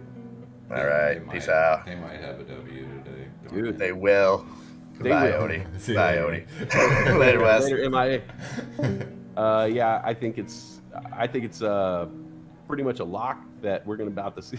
The Raiders are about to be what, 5-0? No, they're 3-1 right now. Or They're 3-1? Yeah, they lost last week. Okay, 4-1. Sorry. Yeah. No, they might back in the lead. I'm impressed. I'm impressed when I'm they get impressed. past 6-1 and don't poop down their leg. That's what happens every year with the Raiders. They get to about lead a division, and then either Carr or Gruden says, "Ugh," and Well- they end up things. So maybe they can put a defense together and hold it off. And I'm not saying this as a Chiefs fan. I'm saying this as an outsider that watches this stuff every year. The Raiders are this close, and every year they get that close. Like last year, I think they were 8-1, and they went on a 5-game lose streak, and they lost everything, and they were out. By week 13, they were like literally fighting for the final wild card playoff spot when they should. Not to get too much into the topic of race or whatnot, regardless of anything like that. But you heard the story I saw about the Gruden. Gruden stuff. Yeah, I did. So do you think that can any way affect his job this season? I think it can affect his job any season, especially depending on what the media does with it tonight or today during the show or during the actual game. But I think the media is already kind of all over it because DeMaurice Smith and the vote on the players' vote and everything like that. But distraction today, yes. Distraction towards season, yes. Not as bad as much as a distraction today, because you may have players in that locker room who read those messages and completely flipped on Gruden. Like, just said, I'm not listening to this guy no more. Like, Right. Granted, it's 10 years ago. It's still 10 years ago, but people there may be people in that locker room who know Gruden doesn't mean it and still accept him, or there might be people who are like, is this Gruden guy who he really is? Because that's what I'm seeing for 10 years. I don't know what it'd be. I think it is a distraction in any case. How much of a distraction, I think we'll see. I know the Raiders have already made 2 statements publicly about it, or at least one. I think I saw a second one today. That they're going through it and looking through it and stuff like that. But to me, that's a week thing, not a Sunday thing. But it could affect the Sunday situation for sure. I'm just wondering what happens to that team if the NFL decides to suspend him or anything like that for Tom. Yeah, if the NFL decides to suspend him, that team falls apart. Really? Yeah. You think he's that important to the team? I don't think he's that important. I think he's stupid enough to try to deal with the team while he's away and cause more issues. I think he's not smart and won't stay away, and he'll try to mingle with the coordinators that he's already hired to do that job, and it'll just be a cluster. He'll be calling them while they're trying to do their job. Why did you do this? He's so inwined into every single thing. I don't like Gruden as a coach personally. No, me neither. Whether he's a Raiders coach or Tampa Bay coach, I never liked the way he handled stuff. So I think him getting off of the team because of it, would probably hurt the team. I know Gruden or Carr and him seem to have somewhat of a weird relationship, but somewhat of a relationship. So I don't know. I hope it doesn't affect the NFL as much as I could care less about how it affects the Raiders, but I just hope it doesn't affect the NFL as a total. He's going to be fine because he has that new job starting pretty soon. Who? Gruden? Gruden, yeah, he has that TV show starting on USA Network tomorrow. Or Be careful. in a couple days. Be careful. Chucky! Oh. Yeah. But yeah, Chucky, he's a liability, always has been. You're going to pay $10 million for a $10 million or a 10-year coach contract. That's the weirdest contract in NFL history, in my opinion. Why are you going to pay a guy 10 years up front when you don't even know what he's going to do in year 3? To me, that was kind of like the move that the LA Rams did when they put together that team a couple years ago, where it was Todd Gurley, Sean McVay.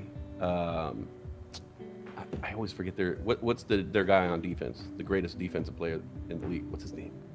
On the Rams? Oh, Aaron Donald. Yeah, Aaron Donald. Yep. Aaron Donald. So they put together this team, and But then they got Jared Goff, and they threw a bunch of money at Jared Goff. But it was almost like they put together this team for a new stadium. You know, they got this new stadium coming out. They want this introductory team. They got the stud running back, your defensive guy. Kroenke You got your screws young, over St. Louis, moves the Rams, builds a brand new stadium. you have your young coach, and you have your handsome quarterback. But it wasn't a real team. It was like a Spice Girls Pretty team. fad. You know, like they were. Pretty Yeah, fad. right. And it got exposed because the quarterback was a joke. Yeah. You know what I'm saying? So I look at the Raiders kind of like that. Like they put together this flashy team for a new stadium, and they needed that big name guy. Their Goff was John Gruden. Yeah. You know, because that was going to be the thing that tied everything He's together. the guy, but the last guy that got the Raiders to the Super Bowl. We trust in Gruden. Well, Gruden did that in 1999 or 2003 or whatever it was, and they still lost. different league. You know, he didn't really get them there, but his team got them there. The team he built and handed to Callahan. But, you know, I agree. It's just like they just hired some guy off of ESPN and said, give this guy, give him the ticket to the Vegas Raiders. We're gonna. It was the boy band construction. You know, let's put together the boy band and put it out there and sell some tickets. But I'm not a Gruden believer either. Sorry, I just noticed that I move my hands way too much when I'm doing this show. But there's like a gnat. Sorry. Oh, you're fine. I'm not a big fan of the Gruden. I'm interested. Oh, don't forget Jalen Ramsey. Yeah, right. Yeah. Yeah, it was a boy band. Kern Roberts says Gruden loves everyone in the world on the field except his own team when he's an actual coach. Right? That's so true. Like, yeah. I get tired of like every day he's asked a question, are you in favor of Carr? And he always throws this question out there or this answer out there that's almost intentionally to break Carr down. And I'm not a Carr fan, but I see it and I'm like, why would you even do that? You know Carr's sensitive. We all know Carr's sensitive. Like every time Carr does a photo in front of Sunday Night Football, he's trying to look extra hard, like, Derek Carr. Like, dude, just be a football player. You don't see Carson Wentz up there giving the evil eye. Well, he has to do that because John Gruden has broken this kid down to make him feel like he's incapable of anything because he looks around the league and sees the number one draft pick Drew Lock or sees Patrick Mahomes over here or whatever, and it's like that's John Gruden's fault. Carr was a decent quarterback before Gruden got there. I don't think he's made him a better quarterback. I really don't. And no, I don't think so. You're right about that Carr thing. Like Carr, when he's like, and he's like doing all that stuff. Like, bro, we all know you're acting. Super we know who your Christian. brother is. We know everything about you. You don't have to put on a show. Character. But Gruden's like, you gotta be this angry Raider. guy. Yeah. Like, you know, we're Raiders over here. You know. Yeah. And he doesn't fit that mold, man. And he doesn't play healthy, at least in my opinion, because of that. He's trying to put on a show for Gruden instead. Right. The minutes you see Carr play his natural self when he's throwing these wing it passes in the last second of the game, that's not Gruden. That's Carr doing those things. The first 3 hours of the game is Gruden telling Carr what to do, and then Carr throws a pick six in the worst situation ever because Gruden's been in his throat all morning. You know what I mean? So I just see a bad situation. I don't ever think it was going to turn out good for the Raiders. I know we're sitting there bagging on the Raiders for 20 minutes. MIA's not here to defend them, but hey, I did say they're going to get the win. Like I said, they'll get the win this week. Yeah, I for think they get the win. I don't want them to get the win. And I hopefully they don't let this off the field stuff affect them because they literally have a Super Bowl bound. They do. They don't. They have a chance again this year. They had a chance last year. Yeah. I'm interested to see if they can do it. They Josh Jacobs, they paid this kid to be a running back, and he can't stay healthy. And, you know, I'm interested. Even though I don't like the Raiders, I'm interested to see teams out of the AFC West be good. I want the Broncos to be good because that means the competition that we play here, the Chiefs, is a good competition. Right. But you want those games to be good, you know? Especially division. You want those rivalry games. All the way through. I like your shirt, by the way. Oh, the October? Yeah. This is a Royals playoff t-shirt from a couple years back. Been holding on to it. Nufo says, I'm looking forward to the Raiders-Chiefs matchup. Every year I look forward to it, whether it's here or there. I will tell the stats on that. Since Andy Reid's gotten to Kansas City, Chiefs 12 out of 15. Raiders only won 3 times since Andy Reid's got here. Okay. Patrick Mahomes only lost once to the Raiders, so 2 of those were Alex Smith losses. Okay. Andy Reid's got their number. And I think Gruden's been there for 4 years now, so most of those are to Gruden. But, Andy Reid's a winner, man. No doubt about it. yeah. I mean, and hopefully he stays a winner. I don't know if he could take enough, man. He's gonna go back. I don't. He He ended up at the hospital. Yeah, he got hurt after this, or injured after Right? this last. Yeah, right. I'm Andy afraid. Reid's on the injury list after that loss.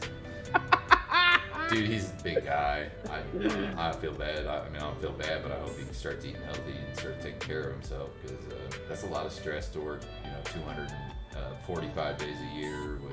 I mean, unfortunate. He just big. He's just you've seen the stuff when he's a little dude. Like even when he was a We kid, joke he was around huge. it. The news reporters joke around it, but he's not joking. Like, Andy, what'd you do after the game? I went and got a cheeseburger. Like, Oh, okay. he's straight up honest about it. He's like, I go get ribs. He's got a barbecue place around here that knows at 3 o'clock in the afternoon when he shows up, they've got ribs waiting for him. Like, Oh, okay. he's not eating healthy. He's just okay. He's just living his life, but whatever. All right. I can respect that. We'll see though. Noah Fant or Knox? Knox all the way, Joey. Today for sure. I gotta agree with that, Joey. Fant going up against Baltimore's D, with receivers hurting. I guess Sutton's back, but Yeah, Sutton's back. Pat. Yeah, you're gonna have a lot of options out there, and Melvin Gordon's playing. So I don't know. Fant's good. I like Fant, but Knox is just gonna have a good week. He's been having 2 good weeks in a row. I think he's on the scene. I actually earlier in the show was kind of leaning away from Knox because I think Emmanuel Sanders and Diggs will have big days downfield. And Knox was kind of the save Josh Allen kind of guy when he rolls out stuff. And I do see that happening today, but I just don't think Josh Allen's running for his life all day. So I think he has plenty of time to throw downfield today against the Chiefs defense. So Knox still a vital play, but I'd almost. Plus, it's going to be a barn burner. I think everybody's going to have a chance to score in that game. Yeah, everybody. You know. Score, yeah. They're going to be spreading that ball all over the place. Byron Pringle, players you never heard of. Right. Touchdowns everywhere. Pringle. That's the name of it? Byron Pringle, for real. Yeah. Yep. Demarcus Robinson, you hear every once in a while with a 3-touchdown game out of the blue. You never hear his name again, Right. That kind of game. I don't even know who like the 4th wide receiver in Buffalo is. I know it's Cole Beasley, but beyond that, don't know. Cole, Emmanuel. Yeah, I don't know the Diggs, fourth guy is. Emmanuel, and Beasley. I don't know who the number 4 is. I would assume it's just Knox. Yeah. Knox or Singletary if they bring him back. Or Moss. I picked up Randall Cobb. I Okay. think in pretty much every league. I think that he's been viable out there on the option. waiver wire. Yeah. And I was looking for another wide receiver to add to my team, and I was just thinking about all the guys out there who have upside versus whatever. Christian Kirk is still floating around there. I like Christian Kirk, but some of these teams, they just have so many weapons. But Packers, it just seems like Devontae Adams and Aaron Jones. Aaron Rodgers tends to throw the ball to. He could have like 2 rookies, 2 6'5" rookies on his team that could burn, but he always throws the ball to guys he knows. Like he Right. just wants to know that you're going to catch the ball. Yeah. He don't doesn't trust like you. to You mess don't, with. yeah. Exactly. So I think Randall Cobb might be one of those guys who sees some. He supposedly went to bat for Randall Cobb this season and made sure that the Packers brought him back. So it was kind of weird to see Randall Cobb in the 3 slot position instead of the number 2 with Valdine. But now with Marquise Valdine-Scantling out, he's moved into the number 2. I can't really tell you. I guess Lazard maybe be the number 3. He's a little bit of a speedster, so they might play him towards the outside and then move keep Cobb in the slot position, kind of as that Wes Welker underneath small guy. But I don't know. I still just think Devontae Adams all day long. That's all I ever see.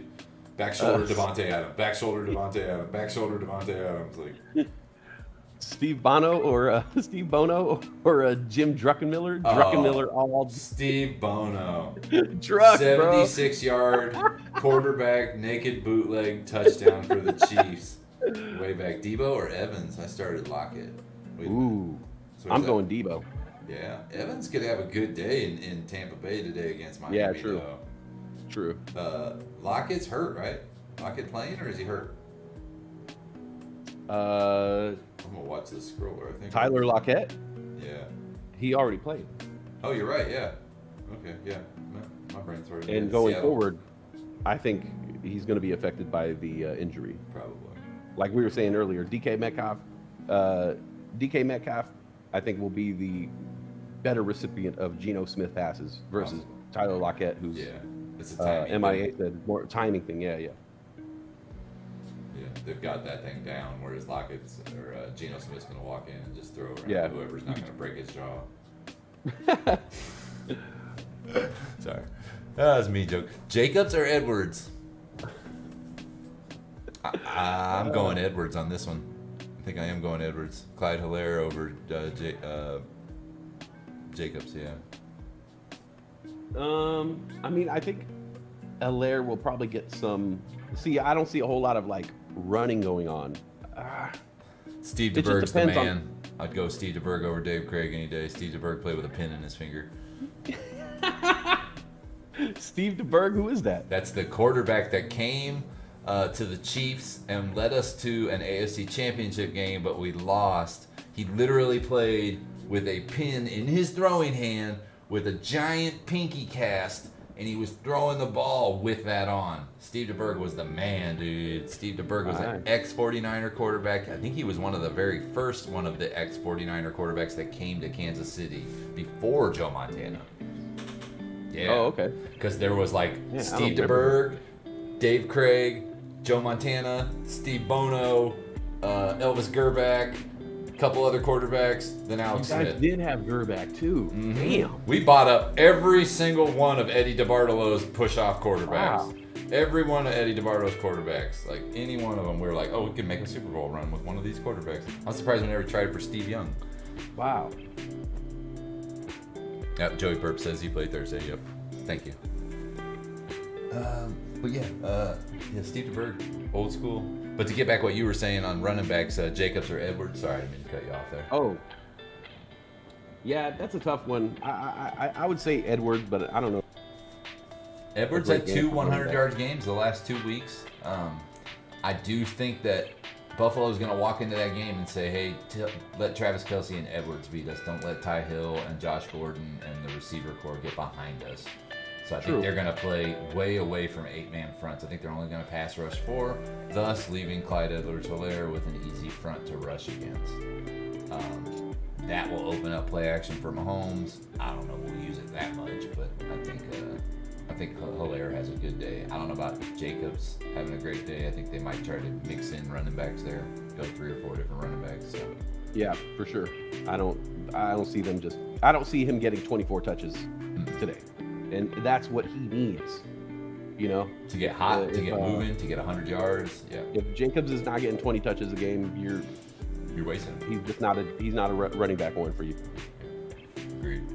Whereas other guys can make, Austin Eckler can, get his bones in 16 touches. Kareem Hunt gets it in 10. Exactly. Yeah. Exactly. The super vulture. The super vulture. Right? Oh man, I hate that guy, man. Killing my Chubbs again. But Chubb's gonna be back. Yeah, Chubb's. I never go after Chubbs because I know Kareem Hunt's behind him, and it's not that I don't like Chubb and think Chubb's a great running back. I just know that Chubb could go to any other team in the NFL right now and be a 30-yard or 30 attempt running back, and he would get those attempts. But because they signed Kareem Hunt, they have no reason to give Chubb all those carries until the playoffs. So Kareem Hunt, middle of the season, is going to get all the garbage time stuff. I know it sucks, man, but I'm still holding on my Chubb, man. But in some ways, you can look at it like this: they're saving Chubb for a 6th and 7th season by doing this. Oh yeah. He's not going to be dead by the 4th season. And when it does start to when the snow starts to fall and they really can't pass the ball and they just got to hand it off to Chubb. Give it to Chubb. That's it. He's just gonna, That's all they got to do.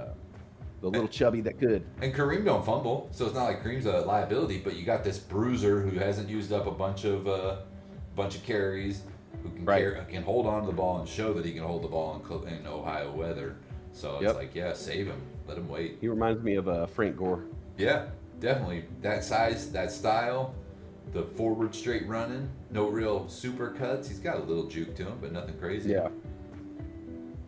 Would KC defense shut down Beasley tonight? Yes. Yeah, I think Beasley's just going to shut down himself. You know, he's not that much of a threat. I mean, he's decent and all, but I'm probably wrong here, but I don't see Beasley getting more than 4 catches. no. I think it's the Diggs and Emmanuel Sanders show. Beasley is there when you need him. You know what I'm saying? Like, But he's invisible when you don't need him. exactly. Like you'll hear the name Beasley a couple times. He'll be there and he'll catch that, you know, that 3rd and 9 pass for the first down, you know, and then he'll catch a touchdown, you know, and you're like, oh, Beasley's on this team. Holy crap! Is he on the waiver wire? Oh, he's still available. Right. And then you'll look at him. You might even go after him, and then nothing again. You know, you 2 just weeks can't or count 3 him like weeks. He just disappears. He just goes Yeah. shadow hunting for 3 to 4 weeks, and then all of a sudden, 3 weeks later, when he's sitting on your bench, you're just about to ask, should I cut him? Should I trade him? Right. 3 touchdowns, and you're like, now I got to hold on to him for the rest of the season because he might do this again one more time. Yeah, I get Right. that. I get rid of those players normally when I can't count on them. If I can't get at least a diagnosis of this guy's going to give me 8 points every week, or this guy's going to give me 11 points every week, I cut them out. They have great upside, but when I'm playing fantasy, I want constant points that I can count on. It's like Exactly. building I that. need even if it's like 10. Mm-hmm. You know what I'm saying? If I can count on you for 10 points that week, I can build from Yeah, that. exactly. I don't need someone who's going to give me 4, 5, 30. Yeah, 0 for 30, 0 for 12, 0 for Right. 30. Like, no, see you later, buddy. I'm gonna sell you that next time you hit 30 for as much Right. wide Exactly. receiver 2s as I can get. Exactly. Oh, what's that? You want that? Okay, yeah, sure, take him. He's yours, sucker. But yeah, it just this has been a cool, good season, and I'm just kind of having fun here. But a lot of the players that are on like the waiver list and stuff, I don't want any of them right now. I'm just holding players, like just hodling because there's nobody on there like I'm interested in. Yeah. I picked up Josh Gordon. I picked up Deshaun Jackson, but other than that, like I don't see any running backs that are hot in any league I'm seeing right now. Well, the thing is, we're playing with a bunch of people who are knowledgeable. Mm-hmm. So there's no gems out there. Like everybody's scouring. I could see because I'll go to the activity and see what everybody else is doing, and I'm like, oh man, these people are making moves out here, you know. So yeah, the waiver wire is just getting picked clean. Shout out to Every Robert week. Harrison, is like 65 moves already this season. You are the Right? moves king. You Moves, got it. trades. He's got it going on, man. It's cool to be in active leagues. Shows it. So these days, to people are find those sticking around. gems, you gotta like really. You have to be up on your news Mhm. to find the new gems. You know, when somebody gets injured, you need to be on top of that. Hopefully, you're in the waiver wire, you know, standings if you can even get a player. Right. But right now, I think it's like the only players, if you're gonna be finding people on the waiver wire that you want to stack on your about like stocks, you have to speculate now. That's what I was doing with Randall Cobb is like, okay, there's no one out here on the waiver wire, but what one player could possibly turn into something, you know, and that's why I picked up some Randall Cobb. But Yeah, I was just taking projections on Josh Gordon, really. I don't know that it'll be anything. I don't Right. expect him to be anything, but I just was like, what if? hey, like I said, that could be one of the best pickups Yeah. this season. Mhm. He could turn out to be something 12 amazing. points, 17 points a game, every game for the next 10 games. Like, okay, cool. Right. I'll take that. You never know. I didn't have to draft him. I didn't have to trade for him. You know, you just find some of these guys on the free agency wire, and there's more of them. That's market. Oh, yeah. We noticed that. It was already after it on Thursday. Sorry about that, Matt. Yeah, I would have messaged you if I seen it before the game had started. But yeah, Chris Carson. Mm-hmm. Oh, he had him on the bench. He had him starting, I believe, and he didn't play on Thursday night. Oh yeah, that's why I picked up Alex Collins or whatever. Mm-hmm. 11 points. It's okay. It's not bad. For Alex Yep. Collins, that's not bad at all. I remember Let's see 2 if, years ago on Madden 2020, he was floating around in Madden 2020. I kept adding him to the Chiefs just like as a backup running back. I won my Super Bowl too. Oh yeah. Oh, it's Madden. Come on, All right. you always win a Super Bowl in Madden. There used to be a meme for the longest time that said the only way the Chiefs fans will ever see a Super Bowl is when they play Madden. That was way back in the day. Well, if I ever played on all Madden, I'll take my losses. You know. Oh, really? Yeah. Yeah. Yeah. That was the only time. Anytime I played on all Madden, I won. And I would take.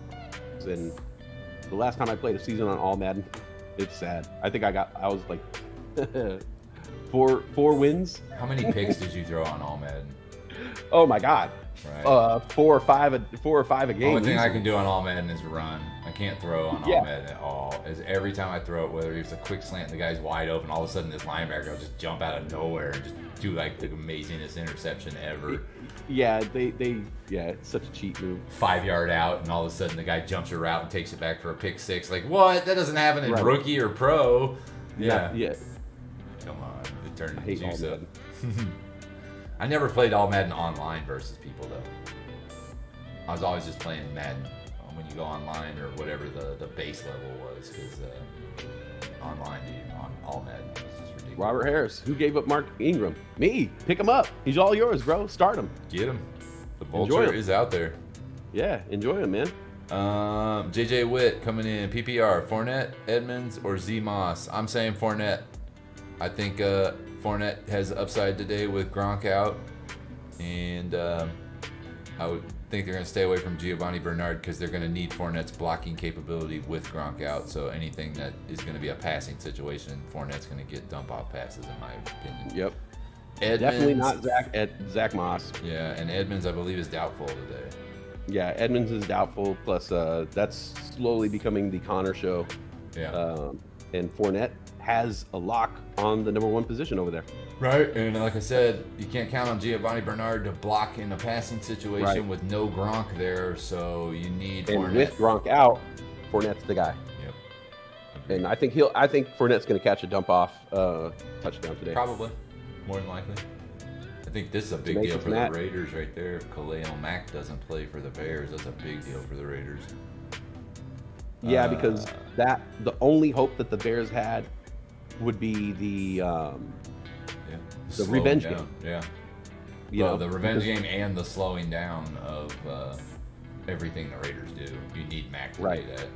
Right, and that was their only hope. So I hate to say it, but I foresee an extreme blowout. Oh, I over hope it's there. a trap game. I hope it turns out to be a trap game, and they walk in there thinking the same thing you're thinking. We got this, and then the Bears just come in, just have some fun. I mean, Alexander I- Madison, yeah, Tenacious Matt. Yep, you're right. I see what you. Yeah, anybody who has Madison, who was smart enough to lock him down, awesome pickup, man. If you That's draft gonna- Dalvin Cook, you almost have to immediately grab his handcuff. Just like if you're going to go as far as to draft McCaffrey, you almost have to draft their handcuffs because they're going down at some point in the season. They've proven that. They're great when they're there, but they are going down at some point during the season. For me, because there's always this talk about handcuffs and things like. It depends on. So like, if I get Ezekiel Elliott, I'm picking up Tony Pollard. Okay. Because that guy is a stud. Madison, Dalvin Cook. But then it's like, there's some guys out there like, of course, Chubb and Hunt. But Saquon Barkley, like, who's the backup there? You know what I'm saying? Like, that guy's not a necessary handcuff. Because if Saquon Barkley goes down, who is the backup over there? I can't even think Kyle of his name Pitts right now. broke 119 yards. Are you serious? Yep, 7 catches, 119 yards, or 9 catches, 119 yards. I have him on my bench. Oh, that hurts. Yeah. Yeah, there's just some guys they're just not him. They're just once the main guy goes down, then it's gonna a three-way a timeshare. But every now and then you got those guys who are stud handcuffed. I think Madison is one of those guys. So yeah, if you were smart enough to lock him down, ooh man. Oh, that game's over. I didn't even realize it. It's finished now. 27-20, Atlanta won over New York Jets. Fan points for Cordell Patterson in this game, 1956. Would you say 27-20? Yeah, 27-20, and I'm gonna look up and see what Cordell Patterson did for Matt's Market here. who is playing MIA. By the way, in the rookie league, MIA is playing Bulldog for the host championship in that league. Oh. Yeah. Oh, Matt's Market got 42 points out of him. Did he get 42 points? Out of Kyle Pitts? No, he got 31 out of Kyle Pitts. He got 10 points out of the Rams defense on Thursday. So, yeah, you know what, though? I'm not going to lie. This might be the week that Matt's Market gets knocked down. He's going to need huge games out of Kyler Murray and Ty Hill because MIA got 36 points, and he's only used one player. He's got 42 points, and he's used 3 players. All right. So what are hopefully, the probabilities of, let's see, who are you playing in the... I've got Nufo. We're battle of the two twos in the Hall of Fame. How about in the Pro League? Pro League, I'm playing Ron D, the #1 team. And what's your projection looking like that? I have to pull it up real quick. I know it's not pretty. It's like 40-point run on my head. Is there any? Are there possibilities? Can we take out some of these 4-0 guys today? Hopefully. Or is Jen Matt gonna cruise? Let's see, Jen Matt versus Adam E. Yep. Yeah. Come on, Adam Ron E. D's scheduled 15 points higher than me. At least Jen Matt and Adam E are 169, 166 scheduled. I need Ron D to have a couple players get a couple players taken down off of him. I don't want that necessarily to happen, but you know. Not to pray for anybody's downfall, but we want to even it out. I got lucky because Ron D has Russell Wilson, and he only got 10 points out of him. But Ron D also had Robert Woods. I've had 2 players go, and I've had 29 points. He's had 2 players go, and he got 46, but I still have my QB. So all right. We'll see. I can actually still make a couple moves here, but... Is somebody going to be streaming Red Zone, or did you want me to set that up at all? I would appreciate if you could jump in there and at least get it going, because it takes me a moment to switch everything back to CryptoStream. Okay. And get all that going here for the actual crypto people and stuff. All right. But yeah, if you wanted to go ahead and start rolling that stuff in, I probably will. Do appreciate that. I probably will. Plus, I need a couple minutes myself to double check my lineups. Just real quick, I'm getting a report here. Mixon will not be 100%. He will play along with Perrine and rookie Evans. So they're going to have a 3 running back situation there today. Okay. And I think we were talking about that earlier. Mixon versus... Perrine, yeah. Samij Perrine or whatever. Oh, they're going up against Green Bay. And I think somebody earlier was asking a question about should they start Mixon or I forgot who it was, but I think we went against Mixon, and I think that's going to be the smart. Yeah, I wouldn't be playing with Mixon right now. He's not 100%. They're going to be throwing the ball in that game. You know it. You said it earlier. That's going to be a tossing game where Green Bay's probably going to be out ahead 23, and it's going to be garbage time pickup yards. I hope Cincinnati wins this game. I truly do.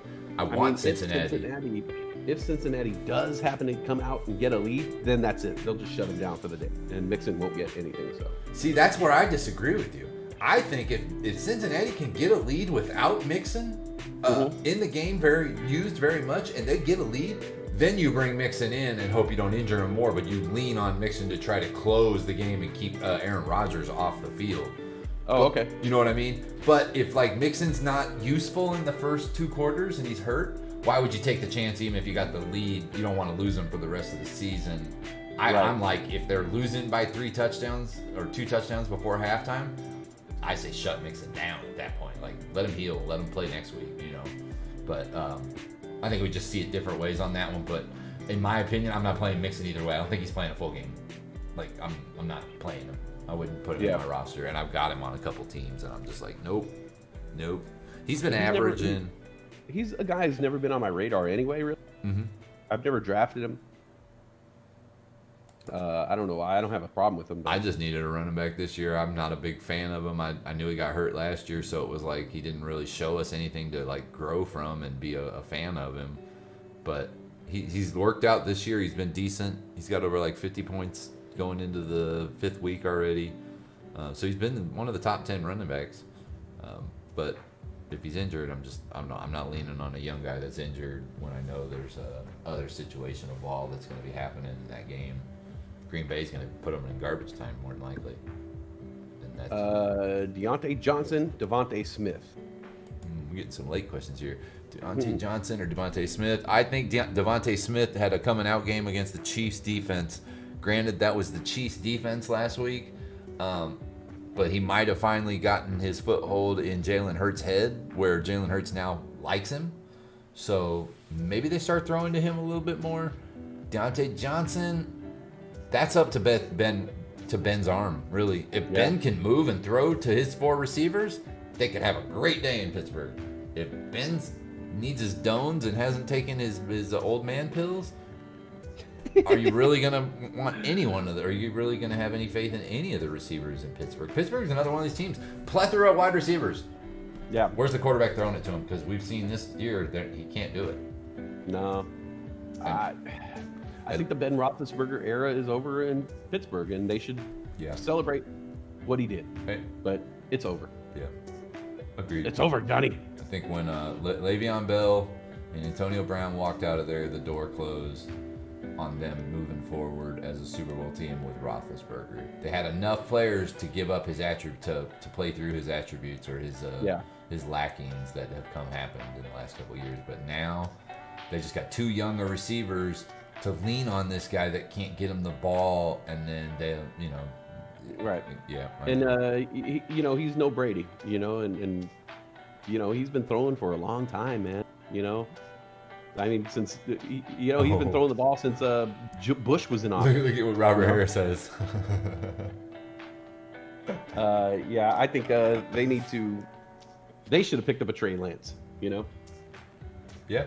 Or they're going after Aaron Rodgers later this season. You see some of that crappy news that was rolling around, all the rumor and stuff. Yeah. Mm-hmm. All right, let me ask you a question before we get out of here. Mm-hmm. Ben Roethlisberger, this is his final season for Pittsburgh. Steelers. Does he have a job anywhere else next year? Yeah. Really? Houston. Oh, Houston, Colts. Somewhere. I guess. Yeah. I guess so, huh? Somebody will give his old butt a chance. I think there's a couple teams that need a quarterback that would at least put them on their roster as a backup. Yeah. Like Does Carolina put Ben Roethlisberger as a backup in Carolina. Depends on how much does money. a guy like that go to a team and be a backup? No. No. Or He'll does he just say, hang it "Nah, up. dude, I'm done." I'll just work for CBS. Right. I'll take my CBS job now. No. Thank you." I'm going to NFL Network to hang out with Kyle Brandt. Yeah. Right? Yeah. I agree with you on that. I don't think he's going to ever step in anywhere and be happily a second stringer. He's a Super Bowl winning quarterback. Steelers are like that too. Steelers don't really we played our whole career for the Steelers. We don't need to go anywhere else. Yeah. That's it. Palomalu wasn't going to go sign a contract to be a backup safety somewhere. Right. I guess Bettis did, but Heinz Ward wasn't going to go nowhere. Yeah. Yeah. I think that's that organization like that. You play here till you're done, and that's it. Big Ben and SF next year better not be shoot. That would be unless fun. he's like a quarterback coach. Mm-hmm. All right, I'm gonna get out of here and stuff before I set up the stream. Okay. Thank you for coming in. Thanks to everybody who's watching today. Like you said, we're going to be over in the Discord now, getting set up for a little NFL football party we do over there, the football crack. Yeah, I'll throw on some red zone and we'll get it going. And keep the party going over there. And then I could take the filter off and say what's really on my mind. That is the truth. That is right. And of course, I'll see you guys in the morning. All right. Odifro, thank you once again. You are doing a great job hosting the show. Thank you. Thank you for everything you do, putting everything. He does this all. He put this all together, man. This is the man. For you, Damien. It's all for you. All right. All right, man. I'll holler at you a little bit, man. I'll see you in the chat. I'll see you later. All right. Bye. Thank you to everybody that made their way over to the fantasy football today. We're gonna close up shop here, and I'll get you guys back over to the crypto stream. And again, if you're interested, you can go over to our free Discord, 100% free, and you can definitely watch some football with all the fam over there. We'll be talking. Bring your chips and salsa, bring your sodas, your beers, or whatnot, and we'll go and enjoy Sunday football. If not, you're just watching for the crypto. We'll have that up here for you with all your favorite cryptos on the screen. Any live input or any news that we get, we'll try to bring it to you immediately. But just want to say thank you again for joining us for Bulldog Fantasy Live. And we'll be switching back over to the crypto stream now. Give us a couple minutes and we'll get you going, guys. Thanks a lot.